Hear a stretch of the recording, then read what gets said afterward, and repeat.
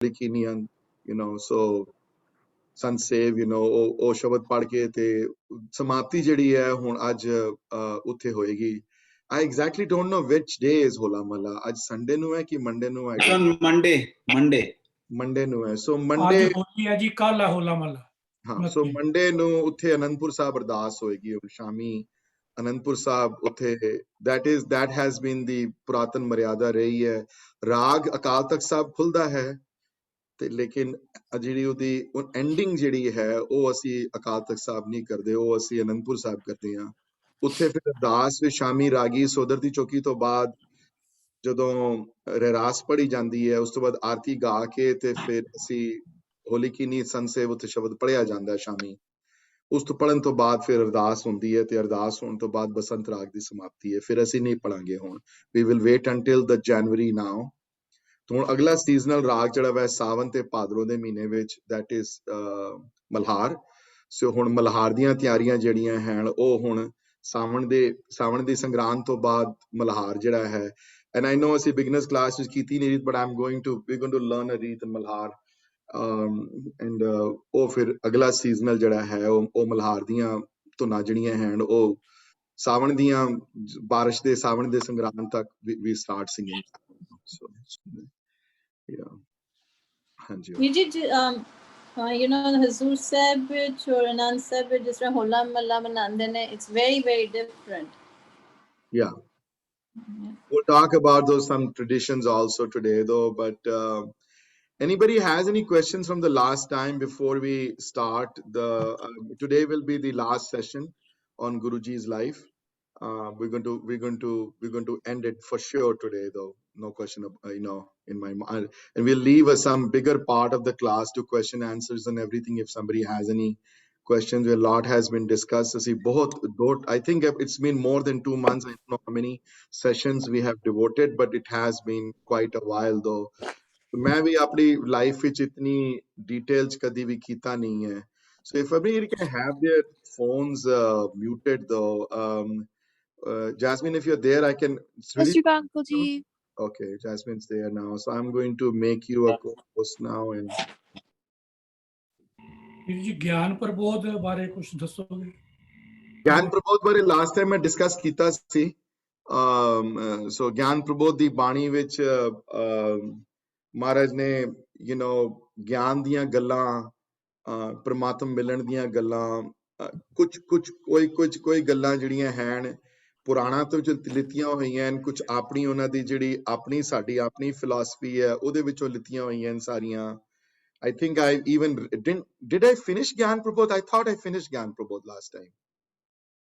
Can somebody tell me whether I did or not? In my mind I have finished it because I thought I even quoted a line from Gyan Prabodh. Anji Viji, we did it last time.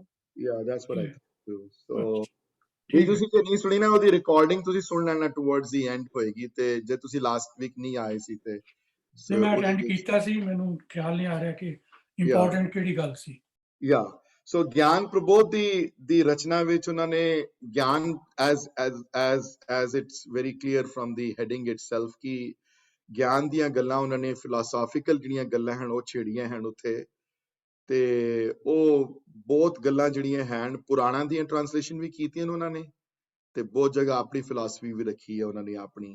Towards the and ਜਾ ਕੇ ਮੈਂ ਜਿਹੜਾ ਅਖੀਰਲਾ ਜਿਹੜਾ ਸ਼ਬਦ ਸੀ ਗਿਆਨ ਪ੍ਰਬੋਧ ਦਾ, I think I ਟ੍ਰਾਂਸਲੇਟਡ that ਸ਼ਬਦ last time, ਤੇ ਉਹ ਉੱਥੇ ਕੋਈ ਬਹੁਤ ਲੰਬੀ ਨਹੀਂ ਹੈ ਚੈਪਟਰ, ਉਹ ਗਿਆਨ ਪ੍ਰਬੋਧ ਵਾਲਾ ਚੈਪਟਰ ਕੋਈ ਬਹੁਤ ਲੰਬਾ ਚੈਪਟਰ ਨਹੀਂ ਹੈ। ਸੋ ਹੁਣ ਤੱਕ ਜੋ ਅਸੀਂ ਡਿਸਕਸ ਕਰ ਆਏ ਹਾਂ ਉਹਨਾਂ ਦੀਆਂ ਬਾਣੀਆਂ, ਉਹਦੇ ਵਿੱਚ ਉਹ ਜਾਪ ਸਾਹਿਬ ਡਿਸਕਸ ਕੀਤਾ ਸੀ ਪਹਿਲੇ, ਫਿਰ ਉਸ ਤੋਂ ਬਾਅਦ ਅਕਾਲ ਉਸਤਤ ਹੈ, ਅਕਾਲ ਉਸਤਤ ਤੋਂ ਬਾਅਦ ਫਿਰ ਵਿਚਿੱਤਰ ਨਾਟਕ ਹੈ, ਵਿਚਿੱਤਰ ਨਾਟਕ ਤੋਂ ਬਾਅਦ ਚੰਡੀ ਚਰਿੱਤਰ ਹੈ। ਕਈ ਚੰਡੀ ਚਰਿੱਤਰ ਨੂੰ 2 ਪਾਰਟ ਵਿੱਚ ਗਿਣਦੇ ਹਨ, ਕਈ 1 ਪਾਰਟ ਚ ਗਿਣਦੇ ਹਨ। ਉਸ ਤੋਂ ਬਾਅਦ ਚੰਡੀ ਕੀ ਵਾਰ ਹੈ, ਉਹ ਡਿਸਕਸ ਕਰ ਰਹੇ ਹਾਂ ਲਾਸਟ ਟਾਈਮ। ਚੰਡੀ ਕੀ ਵਾਰ ਤੋਂ ਬਾਅਦ 24 ਅਵਤਾਰ ਦੀ ਬਾਣੀ ਹੈ, ਜਿਹਦੇ ਵਿੱਚੋਂ ਰਾਮਾ ਅਵਤਾਰ ਕ੍ਰਿਸ਼ਨਾ ਅਵਤਾਰ ਦੀਆਂ ਬਾਣੀਆਂ ਜ਼ਿਆਦਾ ਪਪੂਲਰ ਹਨ, ਜ਼ਿਆਦਾ people have read more of those. Krishna Avtar ਦੀ ਬੜੀ ਲੰਬੀ ਬਾਣੀ ਹੈ, ਰਾਮਾ ਅਵਤਾਰ ਦੀ ਵੀ ਲੰਬੀ ਹੈ। ਉਹਦੇ ਐਂਡ ਮੈਂ ਤੁਹਾਨੂੰ ਡਿਸਕਸ ਕੀਤੇ ਸਨ ਜਿੱਥੇ ਕਿ ਬਾਦ ਵਿਵਾਦ ਵਾਲੀ ਗੱਲ ਆਈ ਹੈ, ਜਿੱਥੇ ਉਹ ਡਿਸਕਸ ਕਰ ਰਹੇ ਹਾਂ। ਉਸ ਤੋਂ ਬਾਅਦ ਫਿਰ ਅਸੀਂ ਗਿਆਨ ਪ੍ਰਬੋਧ ਦੀ ਬਾਣੀ ਡਿਸਕਸ ਕੀਤੀ ਹੈ, ਤੇ ਜਿਹੜੀਆਂ 2-3 ਜਿਹੜੀਆਂ ਰਹਿੰਦੀਆਂ ਹਨ ਉਹਨਾਂ ਦੀਆਂ ਰਚਨਾਵਾਂ, ਉਹਨਾਂ ਵਿੱਚੋਂ ਅਗਲਾ ਜਿਹੜਾ ਹੈ ਉਹ ਸ਼ਬਦ ਹਨ, about 10 ਸ਼ਬਦ ਹੈ ਉਹਨਾਂ ਦੇ ਡਿਫਰੈਂਟ ਰਾਗਾਂ ਵਿੱਚ ਲਿਖੇ ਹੋਏ। ਉਹਨਾਂ ਦੇ ਹੈਡਿੰਗ ਉੱਤੇ ਜਿਹੜਾ ਹੈ ਉਹ ਸ਼ਬਦ ਲਿਖਿਆ ਹੋਇਆ, ਉੱਤੇ ਲਿਖਿਆ ਸ਼ਬਦ ਏਕ ਓਮਕਾਰ ਸਤਿਗੁਰ ਪ੍ਰਸਾਦ ਵਾਹਿਗੁਰੂ ਜੀ ਕੀ ਫਤਿਹ, ਰਾਗ ਰਾਮਕਲੀ ਪਾਤਸ਼ਾਹੀ 10ਵੀਂ, ਰੇ ਮਨ ਐਸੋ ਕਰ ਸੰਨਿਆਸਾ। ਫਿਰ ਅਗਲਾ ਸ਼ਬਦ ਰਾਮਕਲੀ ਦਾ ਇੱਕ ਹੋਰ ਹੈ, ਰੇ ਮਨ ਇਹ ਬਿਦ ਜੋਗ ਕਮਾਓ। ਫਿਰ ਰਾਮਕਲੀ ਦਾ ਦੂਸਰਾ ਹੈ, ਪ੍ਰਾਨੀ ਪਰਨ ਪੁਰਖ ਪ੍ਰਗ ਲਾਗੋ। ਫਿਰ ਉਸੇ ਤਰ੍ਹਾਂ ਫਿਰ ਰਾਗ ਸੋਰਠ ਵਿੱਚ ਇੱਕ ਸ਼ਬਦ ਹੈ, ਪ੍ਰਭਜੂ ਤੋਂ ਕੇ ਲਾਜ ਹਮਾਰੀ, ਜਿਹੜਾ ਅਸੀਂ ਸਿੱਖਿਆ ਹੋਇਆ, ਅਸੀਂ ਵੀ ਗਾਉਂਦੇ ਹਾਂ। ਰਾਗ ਕਲਿਆਣ ਵਿੱਚ ਰੀਤ ਹੈ ਬੜੀ ਪਪੂਲਰ, ਬੜੇ ਰਾਗੀ ਗਾਉਂਦੇ ਹਨ, ਬਿਨ ਕਰਤਾਰ ਨਾ ਕੀਰਤਮ ਮਾਨੋ। most probably I'm planning to put this shabad in the next ਜਿਹੜੀ workshops ਅਸੀਂ ਸਿੱਖਦੇ ਹਾਂ ਜਿੱਥੋਂ। ਫਿਰ ਇੱਕ ਮਿੱਤਰ ਪਿਆਰੇ ਨੂੰ ਖਿਆਲ ਹੈ, ਉੱਥੇ ਉਹ ਵੀ ਕਲਿਆਣ ਸ਼ਲੋਕ ਗਾਉਂਦੇ ਨੇ ਬੜਾ। ਤਿਲੰਗ ਵਿੱਚ ਹੈ ਕੇਵਲ ਕਾਲ ਹੀ ਕਰਤਾਰ। ਉਸੇ ਤਰ੍ਹਾਂ ਦੇ 10 ਸ਼ਬਦ ਹਨ, ਲੇਕਿਨ ਇਹ ਰਾਗਬੱਧ ਬਾਣੀ ਹੈ, ਉੱਤੇ ਰਾਗਾਂ ਦੇ ਨਾਂ ਲਿਖੇ ਹੋਏ ਹਨ। ਰਾਗ ਬਿਲਾਵਲ ਸ਼ਬਦ ਹੈ। ਦੇਵਗੰਧਾਰੀ ਦੇ 2 ਸ਼ਬਦ ਹਨ, ਉਹਨਾਂ ਚੋਂ ਇੱਕ ਅਸੀਂ ਗਾਉਂਦੇ ਹਾਂ ਬੜਾ, ਇੱਕ ਬਿਨ ਦੂਸਰ ਸੋਨਾ ਚਿਰਾਰ ਨਾ ਭੰਜਨ ਗਣਨ ਸਮਰਥ ਸਦਾ ਪ੍ਰਭ ਜਾਣਤ ਹੈ ਕਰਤਾਰ ਰਹਾਓ। ਇਹ ਸ਼ਬਦ ਦੇਵਗੰਧਾਰੀ ਦਾ, ਇਹ ਦੇਵਗੰਧਾਰੀ ਦੀ ਰੀਤ ਅਸੀਂ ਗਾਉਂਦੇ ਹਾਂ, ਸਿੱਖੀ ਹੋਈ ਹੈ ਅਸੀਂ ਵੀ। ਬਿਨ ਹਰ ਨਾਮ ਨਾ ਬਚਨ ਪਏ ਹੈ, ਇਹ ਵੀ ਦੇਵਗੰਧਾਰੀ ਦੀ ਦੂਸਰੀ ਰੀਤ ਹੈ। 10 ਸ਼ਬਦ ਹਨ ਟੋਟਲ, ਇਹ ਰਾਗਬੱਧ ਹੈ। ਇਹਨਾਂ ਦਾ ਜਿਹੜਾ ਉੱਤੇ ਜਿਹੜੀ ਹੈਡਿੰਗ ਹੈ ਉਹ ਹੈਡਿੰਗ ਹੈ ਸ਼ਬਦ। ਹਾਂਜੀ, ਇਹ ਅਗਲੀ ਬਾਣੀ ਉਹਨਾਂ ਦੀ। ਇਹ ਆਮ ਸਿੱਖ ਸੰਗਤਾਂ ਵਿੱਚ, ਸੋ ਗੁਰੂ ਗੋਬਿੰਦ ਸਿੰਘ ਜੀ ਮਹਾਰਾਜ ਦੀ ਬਾਣੀ ਸਾਰੀ ਸਪਿਰਿਚੁਅਲ ਨਹੀਂ ਹੈ। ਹਾਂਜੀ, have you all understood that? There are certain portions of the Bani that is all spiritual. For example, ਜਾਪ ਸਾਹਿਬ ਹੈ, ਅਕਾਲ ਉਸਤਤ ਹੈ, ਸਵਈਏ ਹਨ ਜਿਹੜੇ ਗਿਆਨਗੇ, ਸ਼ਬਦ ਹਨ, ਉਹਦੇ ਸਾਰੀ ਪ੍ਰਮਾਤਮਾ ਦੀ ਉਸਤਤੀ ਬਾਰੇ ਗੱਲ ਆਈ ਹੈ ਸਾਰੀ। ਵਿਚਿੱਤਰ ਨਾਟਕ ਵਿੱਚ ਹਰ ਜਗ੍ਹਾ ਪ੍ਰਮਾਤਮਾ ਦੀ ਉਸਤਤੀ ਬਾਰੇ ਗੱਲ ਨਹੀਂ ਆਈ। ਕਈ ਵਾਰੀ ਬੈਟਲ ਫੀਲਡਸ ਦੀ ਡਿਸਕ੍ਰਿਪਸ਼ਨ ਬਾਰੇ ਗੱਲ ਆਈ ਹੈ, ਕਈ ਵਾਰੀ ਆਪਣੀ ਲਾਈਫ ਬਾਰੇ ਗੱਲ ਕੀਤੀ ਹੈ ਉਹਨਾਂ ਨੇ, ਪਰ ਕਈ ਵਾਰੀ ਕਈ ਜਗ੍ਹਾ ਤੇ ਪ੍ਰਮਾਤਮਾ ਦੀ ਜਿਹੜੀ ਬਿਗਨਿੰਗ ਪਾਰਟ ਆਫ ਬਿਗਨਿੰਗ ਜਿਹੜੀ ਵਿਚਿੱਤਰ ਨਾਟਕ, ਉਹ ਸਾਰੀ ਪ੍ਰਮਾਤਮਾ ਦੀ ਉਸਤਤੀ ਹੈ। ਜਿੱਥੇ ਜਿੱਥੇ ਪ੍ਰਮਾਤਮਾ ਦੀ ਉਸਤਤੀ ਆਈ ਹੈ, ਉਹ ਹਿੱਸੇ ਜਿਹੜੇ ਹਨ ਸ਼ੁਰੂ ਤੋਂ ਸਿੱਖ ਸੰਗਤਾਂ ਵਿੱਚ ਗਾਣ ਦਾ, ਸੁਣਾਉਣ ਦਾ, ਵਿਆਖਿਆ ਕਰਨ ਦੀ ਰਹੀ ਹੈ ਪੂਰੀ ਰੀਤ। ਜਿਹੜੀ ਕਈ ਜਿਹੜੇ ਅਨੁਵਾਦ ਕੀਤੇ ਹਨ ਗ੍ਰੰਥ ਉਹਨਾਂ ਨੇ, ਜਿਸ ਤਰ੍ਹਾਂ ਰਾਮਾ ਅਵਤਾਰ ਹੈ, ਕ੍ਰਿਸ਼ਨਾ ਅਵਤਾਰ ਹੈ, 24 ਅਵਤਾਰ ਦੀ ਬਾਣੀ ਹੈ, ਚੰਡੀ ਚਰਿਤ੍ਰ ਹੈ, ਚੰਡੀ ਕੀ ਵਾਰ ਹੈ, ਇਹ ਕਿਸੇ ਸਿੱਖ ਸੈਕਸ਼ਨ ਵਿੱਚ ਜ਼ਿਆਦਾ ਮਸ਼ਹੂਰ ਸੀ। ਆਬਵੀਅਸਲੀ ਜਿਹੜੇ ਸਹਿਜੇ ਸਿੱਖੀ ਵਾਰੀ ਆ ਰਹੇ ਸਨ, ਜਿਹੜੇ ਹਲੇ ਸਿੱਖ ਬਣੇ ਨਹੀਂ ਸਨ, ਜਿਨ੍ਹਾਂ ਨੂੰ ਆਪਣੇ ਹਿੰਦੂ ਧਰਮ ਬਾਰੇ ਜ਼ਿਆਦਾ ਲੋੜ ਸੀ, ਉਹ ਜ਼ਿਆਦਾ ਪੜ੍ਹਦੇ ਸਨ, ਜਾਂ ਜਿਨ੍ਹਾਂ ਨੂੰ ਪ੍ਰੇਰਿਤ ਕਰਦੇ ਸਨ ਮਹਾਰਾਜ ਕਿ ਤੁਸੀਂ ਵੀਰ ਰਸ ਵਿੱਚ ਆਓ, ਉਹ ਜ਼ਿਆਦਾ ਪੜ੍ਹਿਆ ਕਰਦੇ ਸਨ ਬਾਣੀ। ਹੁਣ ਵੀ ਬਾਣੀ ਜਿਹੜੀਆਂ ਹਨ, ਇਹਨਾਂ ਹਿੱਸਿਆਂ ਵਿੱਚੋਂ ਬਾਣੀਆਂ ਜਿਹੜੀਆਂ ਹਨ, ਜ਼ਿਆਦਾਤਰ ਕੀਰਤਨ ਬਾਣੀਆਂ ਵਿੱਚੋਂ ਘੱਟ ਹੁੰਦਾ। ਅਸੀਂ ਸਿੱਖੇ ਹੋਏ ਸ਼ਬਦ 1-2 ਸਿੱਖੇ ਹੋਏ, ਚੰਡੀ ਚਰਿਤ੍ਰ ਵਿੱਚੋਂ ਸਿੱਖੇ ਹੋਏ, ਚੰਡੀ ਕੀ ਵਾਰ ਵਿੱਚੋਂ ਅਸੀਂ ਕਈ ਸ਼ਬਦ ਪੁਰਾਤਨ ਰੀਤਾਂ ਮਿਲਦੀਆਂ ਹਨ ਜਿਹੜੀਆਂ ਵੀਰ ਰਸ ਭਰੀਆਂ ਗਈਆਂ ਹਨ। ਪਰ ਹੋਰ ਬਾਣੀਆਂ ਵਿੱਚੋਂ ਜਿਹੜੀਆਂ ਇੰਪੋਰਟੈਂਟ ਹਨ ਬਣੀਆਂ ਫਰਮ ਅ ਕਾਵੇ ਐਂਗਲ ਤੋਂ, ਫਰਮ ਅ ਪੋਇਟਿਕ ਐਂਗਲ ਤੋਂ, ਲੇਕਿਨ ਰਿਵਾਜ ਨਹੀਂ ਹੈ ਇਹਨਾਂ ਬਾਣੀਆਂ ਦਾ ਗੁਰਦੁਆਰਿਆਂ ਵਿੱਚ ਵਿਆਖਿਆ ਕਰਨੀ। ਇਹ ਰਵਾਇਤ ਨਹੀਂ ਰਹੀ। ਅਕਾਲ ਉਸਤਤ ਦੀ ਬੜੀ ਪਪੂਲਰ ਹੈ, ਜਾਪ ਸਾਹਿਬ ਦੀ ਵਿਆਖਿਆ ਬੜੀ ਪਪੂਲਰ ਹੈ, ਸਵਈਆਂ ਦੀ ਵਿਆਖਿਆ ਬੜੀ ਪਪੂਲਰ ਹੈ, ਸ਼ਬਦਾਂ ਦੀ ਵਿਆਖਿਆ ਬੜੀ ਪਪੂਲਰ ਹੈ, ਵਿਚਿੱਤਰ ਨਾਟਕ ਦੇ ਕਈ ਹਿੱਸਿਆਂ ਦੀ ਵਿਆਖਿਆ ਬੜੀ ਪਪੂਲਰ ਹੈ, ਬਹੁਤ ਗਾਉਂਦੇ ਵੀ ਹਾਂ ਅਸੀਂ ਉਹਨਾਂ ਨੂੰ। ਪਰ ਉਹਨਾਂ ਦੀ ਸਾਰੀ ਬਾਣੀਆਂ ਦੀ ਵਿਆਖਿਆ ਜਿਹੜੀ ਹੈ ਸਿੱਖ ਸੰਗਤਾਂ ਵਿੱਚ ਇੰਨੀ ਪਪੂਲਰ ਨਹੀਂ ਰਹੀ, ਬਿਕਾਜ਼ ਉਹ ਸਪਿਰਿਚੁਅਲ ਨਹੀਂ ਹੈ ਬਾਣੀ, ਉਹ ਖਾਲੀ ਇੱਕ ਅਨੁਵਾਦ ਹੈ ਗ੍ਰੰਥਾਂ ਦਾ। ਸੋ ਪੜ੍ਹਨੀ ਚਾਹੀਦੀ ਹੈ ਸਾਰਿਆਂ ਨੂੰ, ਜਿਹੜੇ ਪੜ੍ਹਨੇ ਚਾਹਣ। ਜਿਹੜੇ remember one more thing I want to tell you ਕਿ ਪੁਰਾਤਨ ਟਾਈਮ ਵਿੱਚ ਆਮ ਬੰਦਿਆਂ ਨੂੰ ਇਹ ਚੀਜ਼ਾਂ ਪੜ੍ਹਨ ਦੀ ਅਲਾਉਡ ਨਹੀਂ ਹੁੰਦਾ ਸੀ। ਪੰਡਤ ਸਿਰਫ ਸੰਸਕ੍ਰਿਤ ਜਿਹੜੀ ਉਹਨਾਂ ਨੂੰ guide, they used to guide those, ਦੇ ਨੌਲੇਜ ਆਪਣੇ ਘਰ ਹੀ ਰੱਖਦੇ ਸਨ, ਦੂਸਰਿਆਂ ਨੂੰ ਦੇਣ ਦੀ ਇਜਾਜ਼ਤ ਨਹੀਂ ਹੁੰਦੀ ਸੀ। ਇੱਕ ਇਹ ਵੀ ਬੜਾ ਵੱਡਾ ਕਾਰਨ ਸੀ ਮਹਾਰਾਜ ਨੇ ਅਨੁਵਾਦ ਕੀਤੇ ਨੇ ਗ੍ਰੰਥ ਸਾਰੇ। ਸੋ ਉਹਨਾਂ ਵਿੱਚੋਂ ਫਿਰ ਅਗਲੀ ਬਾਣੀ ਸ਼ਬਦ ਤੋਂ ਬਾਅਦ ਜਿਹੜੀ ਬਾਣੀ ਹੈ ਉਹ ਸਵਈਏ ਹੈ।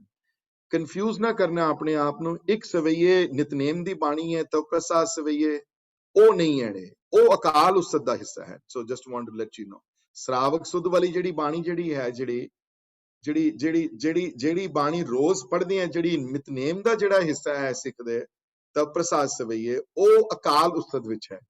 That is not a part of these ਸਵਈਆਸ। ਇਹ ਸਵਈਏ ਅਲੱਗ ਲਿਖੇ ਹੋਏ ਹੈ ਦਸਮ ਗ੍ਰੰਥ ਵਿੱਚ, ਤੇ ਇੱਥੇ ਉਹਨਾਂ ਦੇ ਉੱਥੇ ਸਿਰਲੇਖ ਹੈ ਨਾ ਸਵਈਏ ਦਾ, ਸਵਈਏ ਇੱਕ ਓੰਕਾਰ ਵਾਹਿਗੁਰੂ ਜੀ ਕੀ ਫਤਿਹ ਸ੍ਰੀ ਮੁਖਵਾਕ ਪਾਤਸ਼ਾਹੀ 10ਵੀਂ ਸਵਈਆ ਹਾਂਜੀ ਇਹ 33 ਸਵਈਏ ਹਨ 33 ਤੇ ਇਹਨਾਂ ਵਿੱਚੋਂ ਪਹਿਲਾ ਜਿਹੜਾ ਸ਼ਬਦ ਪੜ੍ਹਦੇ ਆ ਕਿਉਂਕਿ ਸਾਰੇ ਸਪਿਰਿਚੁਅਲ ਹਨ ਬੜੇ ਪ੍ਰਮਾਤਮਾ ਦੀ ਹੋਂਦ ਨੂੰ ਕ੍ਰੀਏਟ ਕਰਦੇ ਹਨ ਪ੍ਰਮਾਤਮਾ ਦੀ ਮੈਨੀਫੈਸਟੇਸ਼ਨ ਬਾਰੇ ਡਿਸਕਸ਼ਨ ਆਈ ਹੈ ਜਾਗਤ ਜੋਤ ਜਪੇ ਨਿਸਬਾਸਰ ਏਕ ਬਿਨਾ ਮਨ ਨੇਕ ਨਾ ਮਾਨੇ ਪੂਰਨ ਪ੍ਰੇਮ ਪ੍ਰਤੀਤ ਸਜੈ ਬ੍ਰਤ ਗੌਰ ਮਣੀ ਮਨ ਭੂਲ ਨਾ ਮਾਨੇ ਇਹ ਜਿਹੜਾ ਪਹਿਲਾ ਜਿਹੜਾ ਸ਼ਬਦ ਹੈ ਸਵਈਆਂ ਦਾ ਇਹ 33 ਸਵਈਆਂ ਵਿੱਚੋਂ ਪਹਿਲਾ ਸਵਈਆ ਹੈ ਇਹ ਵੀ ਦਸਮ ਬਾਣੀ ਦਾ ਹਿੱਸਾ ਹੈ ਔਰ ਇਹ ਸ਼ਬਦ ਅਸੀਂ ਵੀ ਗਾਏ ਹੋਏ ਹਨ ਕਈ ਸ਼ਬਦ ਅਸੀਂ ਸਿੱਖੇ ਹੋਏ ਨੇ ਇਹਨਾਂ ਚੋਂ ਜਦੋਂ ਅਸੀਂ ਕੀਰਤਨ ਸਿੱਖਦੇ ਹਾਂ ਤੇ ਇਹ ਸਿੱਖ ਸੰਗਤਾਂ ਵਿੱਚ ਇਹ ਸ਼ਬਦ ਗਾਣ ਦੀ ਮਰਿਆਦਾ ਬਹੁਤ ਪੁਰਾਤਨ ਹੈ ਬਹੁਤ ਪੁਰਾਤਨ ਰਾਗੀ ਜਿਹੜੇ ਹਨ ਇਹਨਾਂ ਸ਼ਬਦਾਂ ਦਾ ਗਾਇਨ ਕਰਦੇ ਹੁੰਦੇ ਸਨ ਔਰ ਇਹਨਾਂ ਚੋਂ ਕਈ ਸ਼ਬਦ ਅਸੀਂ ਆਪ ਸਿੱਖੇ ਹੋਏ ਹਨ ਗਾਉਂਦੇ ਹਾਂ ਜਿਹੜੀ ਸ਼ਬਦ ਜੋ ਤੁਸੀਂ ਪੜ੍ਹ ਸਕਦੇ ਹੋ ਆਪ ਸਤ ਸदैव ਸਰੂਪ ਸਤ ਬ੍ਰਤ ਆਦ ਅਨਾਦ ਅਗਾਧ ਅਜੈ ਹੈ ਇਹਨਾਂ ਚੋਂ ਬੜੇ ਸ਼ਬਦ ਇਹੋ ਜਿਹੇ ਹਨ ਜਿਹੜੇ ਅਸੀਂ ਸਿੱਖ ਸੰਗਤਾਂ ਵਿੱਚ ਗਾਣ ਦੀ ਜਿਹੜੀ ਹੈ ਇਹ 33 ਸਵਈਏ ਹਨ ਜੇ ਕਹੋ ਰਾਮ ਅਜੋਨ ਅਜੈ ਅਤ ਕਹੇ ਕੋ ਕੋਮਲ ਕੁਖ ਜਯੋ ਜੋ ਮਨੇ ਇਹ ਸਾਰੇ ਸ਼ਬਦ ਜਿਹੜੇ ਹਨ ਪ੍ਰਮਾਤਮਾ ਦੀ ਸਿਫਤ ਸਲਾਹ ਉਹਨਾਂ ਦੀ ਮੈਨੀਫੈਸਟੇਸ਼ਨ ਨਾਮ ਦੀ ਵਿਆਖਿਆ ਤੇ ਇਹ ਉਹਦੇ ਉੱਤੇ ਸਾਰਾ ਕੁਝ ਹੈ ਤੇ ਇਹ ਜਿਹੜਾ ਅਖੀਰਲਾ ਜਿਹੜਾ ਹੈ ਜਿਹੜਾ ਸਵਈਆ ਨੰਬਰ 33 ਜਿਹੜਾ ਹੈ ਤੋ ਤਨ ਤਿਆਗਤ ਹੈ ਸੁਨ ਰੇ ਜੋੜ ਪ੍ਰੇਤ ਬਖਾਨ ਕਿਰਿਆ ਭਜਜੇ ਹੈ ਸੋ ਇੱਥੇ ਸਾਰੀ ਦੀ ਸਾਰੇ ਸਵਈਏ ਜਿਹੜੇ ਹਨ ਪ੍ਰਮਾਤਮਾ ਦੀ ਸਿਫਤ ਸਲਾਹ ਦੇ ਉੱਤੇ ਫੋਕਸ ਹਨ ਸਾਰੇ ਸਵਈਏ ਹੈ ਜਿਨ੍ਹਾਂ ਨੇ ਨਹੀਂ ਪੜ੍ਹੇ ਉਹ ਜ਼ਰੂਰ ਪੜ੍ਹਿਓ ਅਵੇਲੇਬਲ ਹਨ ਸੈਵਰਲ ਵੈਬਸਾਈਟਸ ਤੇ ਵੀ ਐਂਡ ਐਵਰੀਥਿੰਗ ਵਿਆਖਿਆ ਵੀ ਕੀਤੀ ਹੋਈ ਹੈ ਬੜੇ ਆਥਰਸ ਨੇ ਇਹ 33 ਸਵਈਏ ਹਨ ਟੋਟਲ 33 ਇਨ ਟੋਟਲ ਹੈ ਜੀ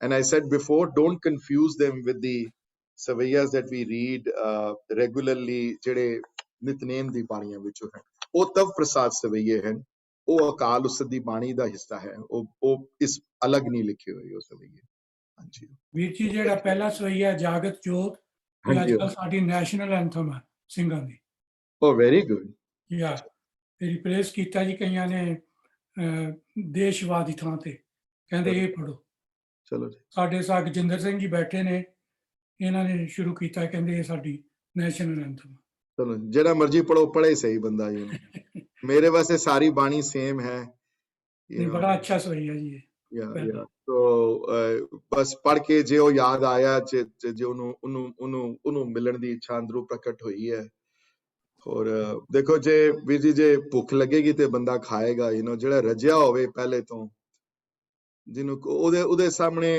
20 ਖਾਣੇ ਪਰੋਸ ਦਿਓ ਤੁਸੀਂ ਉਹਨੂੰ ਹਰ ਚੀਜ਼ ਮਨਪਸੰਦ ਬਣਾ ਕੇ ਦੇ ਦਿਓ ਤੇ ਜਿਹੜਾ ਪਹਿਲੇ ਹੀ ਰਜਿਆ ਹੋਇਆ ਹੈ ਉਹ ਨਹੀਂ ਕੁਝ ਖਾ ਸਕਦਾ ਸੋ ਇਹ ਸਾਰੀਆਂ ਕਲਾਸਾਂ ਦਾ ਮਨੋਰਥ ਇੱਕੋ ਹੀ ਹੈ ਕਿ ਹੋਰ ਕੋਈ ਨਹੀਂ ਹੈ ਮੇਰਾ ਆਪਣਾ ਵੀ ਮਨੋਰਥ ਕੋਈ ਨਹੀਂ ਹੈ ਹੋਰ ਮਨੋਰਥ ਇੱਕੋ ਹੀ ਹੈ ਕਿ ਗੁਰੂ ਜੀ ਦੀ ਲਾਈਫ ਤੋਂ ਤੁਸੀਂ ਇਹ ਕਰਕੇ ਤੇ ਆਪਣੇ ਅੰਦਰ ਉਹ ਭਗਤੀ ਤੇ ਸ਼ਕਤੀ ਦੀ ਭਾਵਨਾ ਪੈਦਾ ਕਰਕੇ ਪ੍ਰਮਾਤਮਾ ਦੀ ਮਿਲਣ ਦੀ ਅੰਦਰੋਂ ਜਿਹੜਾ ਸ਼ੌਕ ਹੈ ਉਹ ਤੁਹਾਡੇ ਅੰਦਰ ਪੈਦਾ ਹੋਵੇ ਕਿਸੇ ਵੀ ਤਰੀਕੇ ਨਾਲ which is not very easy to do unfortunately but ਤੁਸੀਂ ਸਾਰਿਆਂ ਨੇ ਕੋਸ਼ਿਸ਼ ਕਰਨੀ ਹੈ ਸਾਰਿਆਂ ਨੇ ਅਰਦਾਸ ਇਸ ਗੱਲ ਤੇ ਕਰਨੀ ਹੈ ਹਾਂਜੀ ਇਹਨਾਂ 33 ਸਵਈਏਸ ਬਾਰੇ ਜਾਂ ਪਹਿਲੇ ਜਿਹੜੇ ਸ਼ਬਦ ਆਏ ਹਨ ਉਹਨਾਂ ਬਾਰੇ ਅਗਰ ਕੋਈ ਕੁਐਸਚਨ ਹੋਵੇ ਤੇ ਡਿਸਕਸ ਕਰੋ ਨਹੀਂ ਤੇ ਅਗਰ ਨਹੀਂ ਹੈ ਕੋਈ ਕੁਐਸਚਨ ਅਗਰ then I will move on to his next chapter of the Dasam Granth.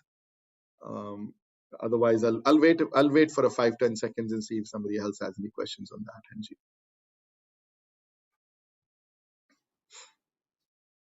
कोई क्वेश्चन नहीं है ठीक है जी अगला ਜਿਹੜਾ ਚੈਪਟਰ ਹੈ ਬੜਾ ਯੂਨੀਕ ਹੈ ਉਹ ਸ਼ਸਤਰ ਮਾਲਾ ਹੈ ਨੈਕਸਟ ਜਿਹੜਾ ਅਗਲਾ ਜਿਹੜਾ ਚੈਪਟਰ ਦਸਮ ਬਾਣੀ ਦਾ ਜਿਹੜਾ ਚੈਪਟਰ ਹੈ ਉਹ ਸ਼ਸਤਰ ਮਾਲਾ ਹੈ ਸੋ ਇੱਥੇ ਮੈਂ ਹੁਣ ਰੁਕ ਜਾ ਇੱਕ ਸੈਕਿੰਡ ਵਾਸਤੇ to make sure that we are all on the same page here ਮਹਾਰਾਜ ਨੇ ਨਾਮ ਦੀ ਵਿਆਖਿਆ ਅਗਰ ਗੁਰੂ ਗ੍ਰੰਥ ਸਾਹਿਬ ਮਹਾਰਾਜ ਦੀ ਬਾਣੀ ਚ ਦੇਖੋਗੇ ਨਾ ਤੁਸੀਂ ਅਗਰ ਨਾਮ ਕੀ ਹੈ ਤੇ ਨਾਮ ਕੰਟੈਕਸਚੁਅਲ ਵਰਡ ਹੈ ਬੜਾ maybe one day we will I don't know whether we have talked about Naam in the Zoom sessions or not. Maybe we'll devote a session or two on that. Naam di vyakhya karni okhi is waste hai ki naam bada contextual ja word hai. Kidre alag context vich aaya hai naam.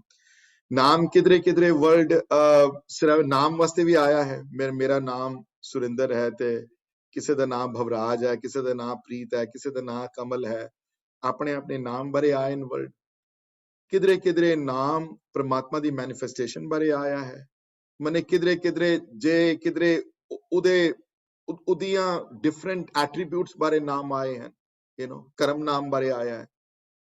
So for example ਅਗਰ ਉਹ ਬਹੁਤ ਕਰੁਣਾਨਿਧ ਹੈ ਬੜਾ, ਉਹ ਵੀ ਉਹਦਾ ਨਾਮ ਹੈ। ਜੇ ਉਹ ਬੜਾ ਬਖਸ਼ੰਦ ਹੈ, ਉਹ ਵੀ ਉਹਦਾ ਨਾਮ ਹੈ। ਜੇ ਉਹ ਫॉरगिवनेस ਵਾਲਾ ਹੈ, ਉਹ ਵੀ ਬੜਾ ਵੱਡਾ ਨਾਮ ਹੈ। ਉਹਦੀ ਬ੍ਰਿਧ ਹੈ, ਲਾਜ ਰੱਖਣੀ, ਦੀਨਨ ਕੀ ਪ੍ਰਤਪਾਲ ਕਰੇ, ਉਹ ਵੀ ਉਹਦਾ ਨਾਮ ਹੈ। ਉਸ ਬਾਰੇ ਵੀ ਵਰਡ ਆਇਆ ਹੈ। ਲੇਕਿਨ ਇੱਕ ਵਾਰੀ ਨਾਮ ਪ੍ਰੇਮਾ ਭਗਤੀ ਵਾਸਤੇ ਆਇਆ ਹੈ, ਬੜਾ ਪ੍ਰੇਮ ਵਾਸਤੇ ਆਇਆ ਹੈ ਨਾਮ। ਪ੍ਰੇਮ ਵਾਸਤੇ ਨਾਮ ਔਰ ਪ੍ਰੇਮ ਇੰਟਰਚੇਂਜੇਬਲੀ ਵਰਡ ਬੜੀ ਵਾਰੀ ਗੁਰਬਾਣੀ ਚ ਵਰਡ ਯੂਜ਼ ਕੀਤੇ ਹਨ ਗੁਰੂਆਂ ਨੇ, ਬਹੁਤ ਵਾਰੀ ਕੀਤੇ। ਗੁਜਰੀ ਮਹੱਲਾ ਪਹਿਲਾ, ਤੇਰਾ ਨਾਮ ਕਰੀ ਚਰਨਾਠੀਆ ਦੇ ਸ਼ਬਦ ਵਿੱਚ ਗੁਰੂ ਨਾਨਕ ਦੇਵ ਜੀ ਇਸ ਬਾਰੇ ਡਿਸਕਸ ਕਰਦੇ ਹਨ। ਉੱਥੇ ਇੱਕ ਵਰਡ ਆਉਂਦੇ ਹਨ, ਪੂਜਾ ਕੀਜੇ ਨਾਮ ਧਿਆਈਏ ਬਿਨ ਨਾਵੇਂ ਪੂਜ ਨਾ ਹੋਏ। ਹੁਣ ਬਿਨ ਨਾਵੇਂ ਪੂਜ ਨਾ ਹੋਏ ਮਨੇ ਪਿਆਰ ਤੋਂ ਬਿਨਾਂ ਪੂਜਾ ਨਹੀਂ ਹੋ ਸਕਦੀ। ਜਿੰਨੀਆਂ ਮਰਜ਼ੀ ਅਰਚਨਾ ਪਿਆ ਕਰੇ ਪਿਆ, ਜਿੰਨੀਆਂ ਮਰਜ਼ੀ ਪਿਆ ਪੂਜਾ ਕਰਦਾ ਪਿਆ ਹੋਵੇ, ਜਿੰਨੇ ਮਰਜ਼ੀ ਫੁੱਲ ਚੜਾਏ ਵੇ, ਪਰ ਬਿਨ ਨਾਵੇਂ ਪੂਜ ਨਾ ਹੋਈ, ਉੱਥੇ ਮਤਲਬ ਆਏ ਹਨ ਕਿ ਬਗੈਰ ਪ੍ਰੇਮਾ ਭਗਤੀ ਦੇ, ਬਗੈਰ ਪ੍ਰੇਮ ਦੇ, ਬਗੈਰ ਉਹਦੀ ਪੂਜਾ ਨਹੀਂ ਹੋ ਸਕਦੀ। ਲੇਕਿਨ ਸਭ ਤੋਂ ਜ਼ਿਆਦਾ ਜਿਹੜਾ ਮੀਨਿੰਗ ਜਿਹੜਾ ਨਾਮ ਦਾ ਆਇਆ ਹੈ, ਗੁਰੂ ਗ੍ਰੰਥ ਸਾਹਿਬ ਮਹਾਰਾਜ ਦੀ ਬਾਣੀ ਦੀ ਮੈਂ ਗੱਲ ਕਰ ਰਿਹਾ ਹੁਣ, ਉਹ ਆਇਆ ਹੈ ਪ੍ਰਮਾਤਮਾ ਦੀ ਸ਼ਕਤੀ ਬਾਰੇ, ਪ੍ਰਮਾਤਮਾ ਦੀ ਤਾਕਤ ਬਾਰੇ।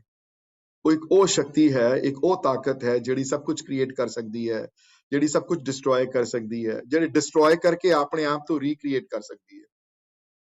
ਤੇ ਉਸ ਨਾਮ ਦੀ ਡੈਫੀਨੇਸ਼ਨ ਸੁਖਮਨੀ ਚ ਦਿੰਦੇ ਨੇ ਲੋਕ, ਨਾਮ ਕੇ ਧਾਰੇ ਵਾਲੀ ਜਿਹੜੀਆਂ ਅਸ਼ਪਦੀ number, if I am not wrong, is number 16 ਵਿੱਚ ਆਈ ਥਿੰਕ 5ਵੇਂ ਜਾਂ 6ਵੇਂ ਸਟੈਂਜ਼ਾ ਵਿੱਚ ਉਹ ਲਾਈਨ ਆਏ ਕਿ ਨਾਮ ਕੇ ਧਾਰੇ ਸਗਲ ਆਕਾਰ, ਨਾਮ ਕੇ ਧਾਰੇ ਪੁਰੀਆ ਸਭ ਭਵਨ, ਨਾਮ ਕੇ ਧਾਰੇ, ਉਹ ਉੱਥੇ ਨਾਮ ਕੇ ਧਾਰੇ ਦੀ ਲਾਈਨਾਂ ਵਿੱਚ ਉੱਥੇ ਸ਼ਕਤੀ ਬਾਰੇ ਵਰਡ ਆਏ ਹਨ।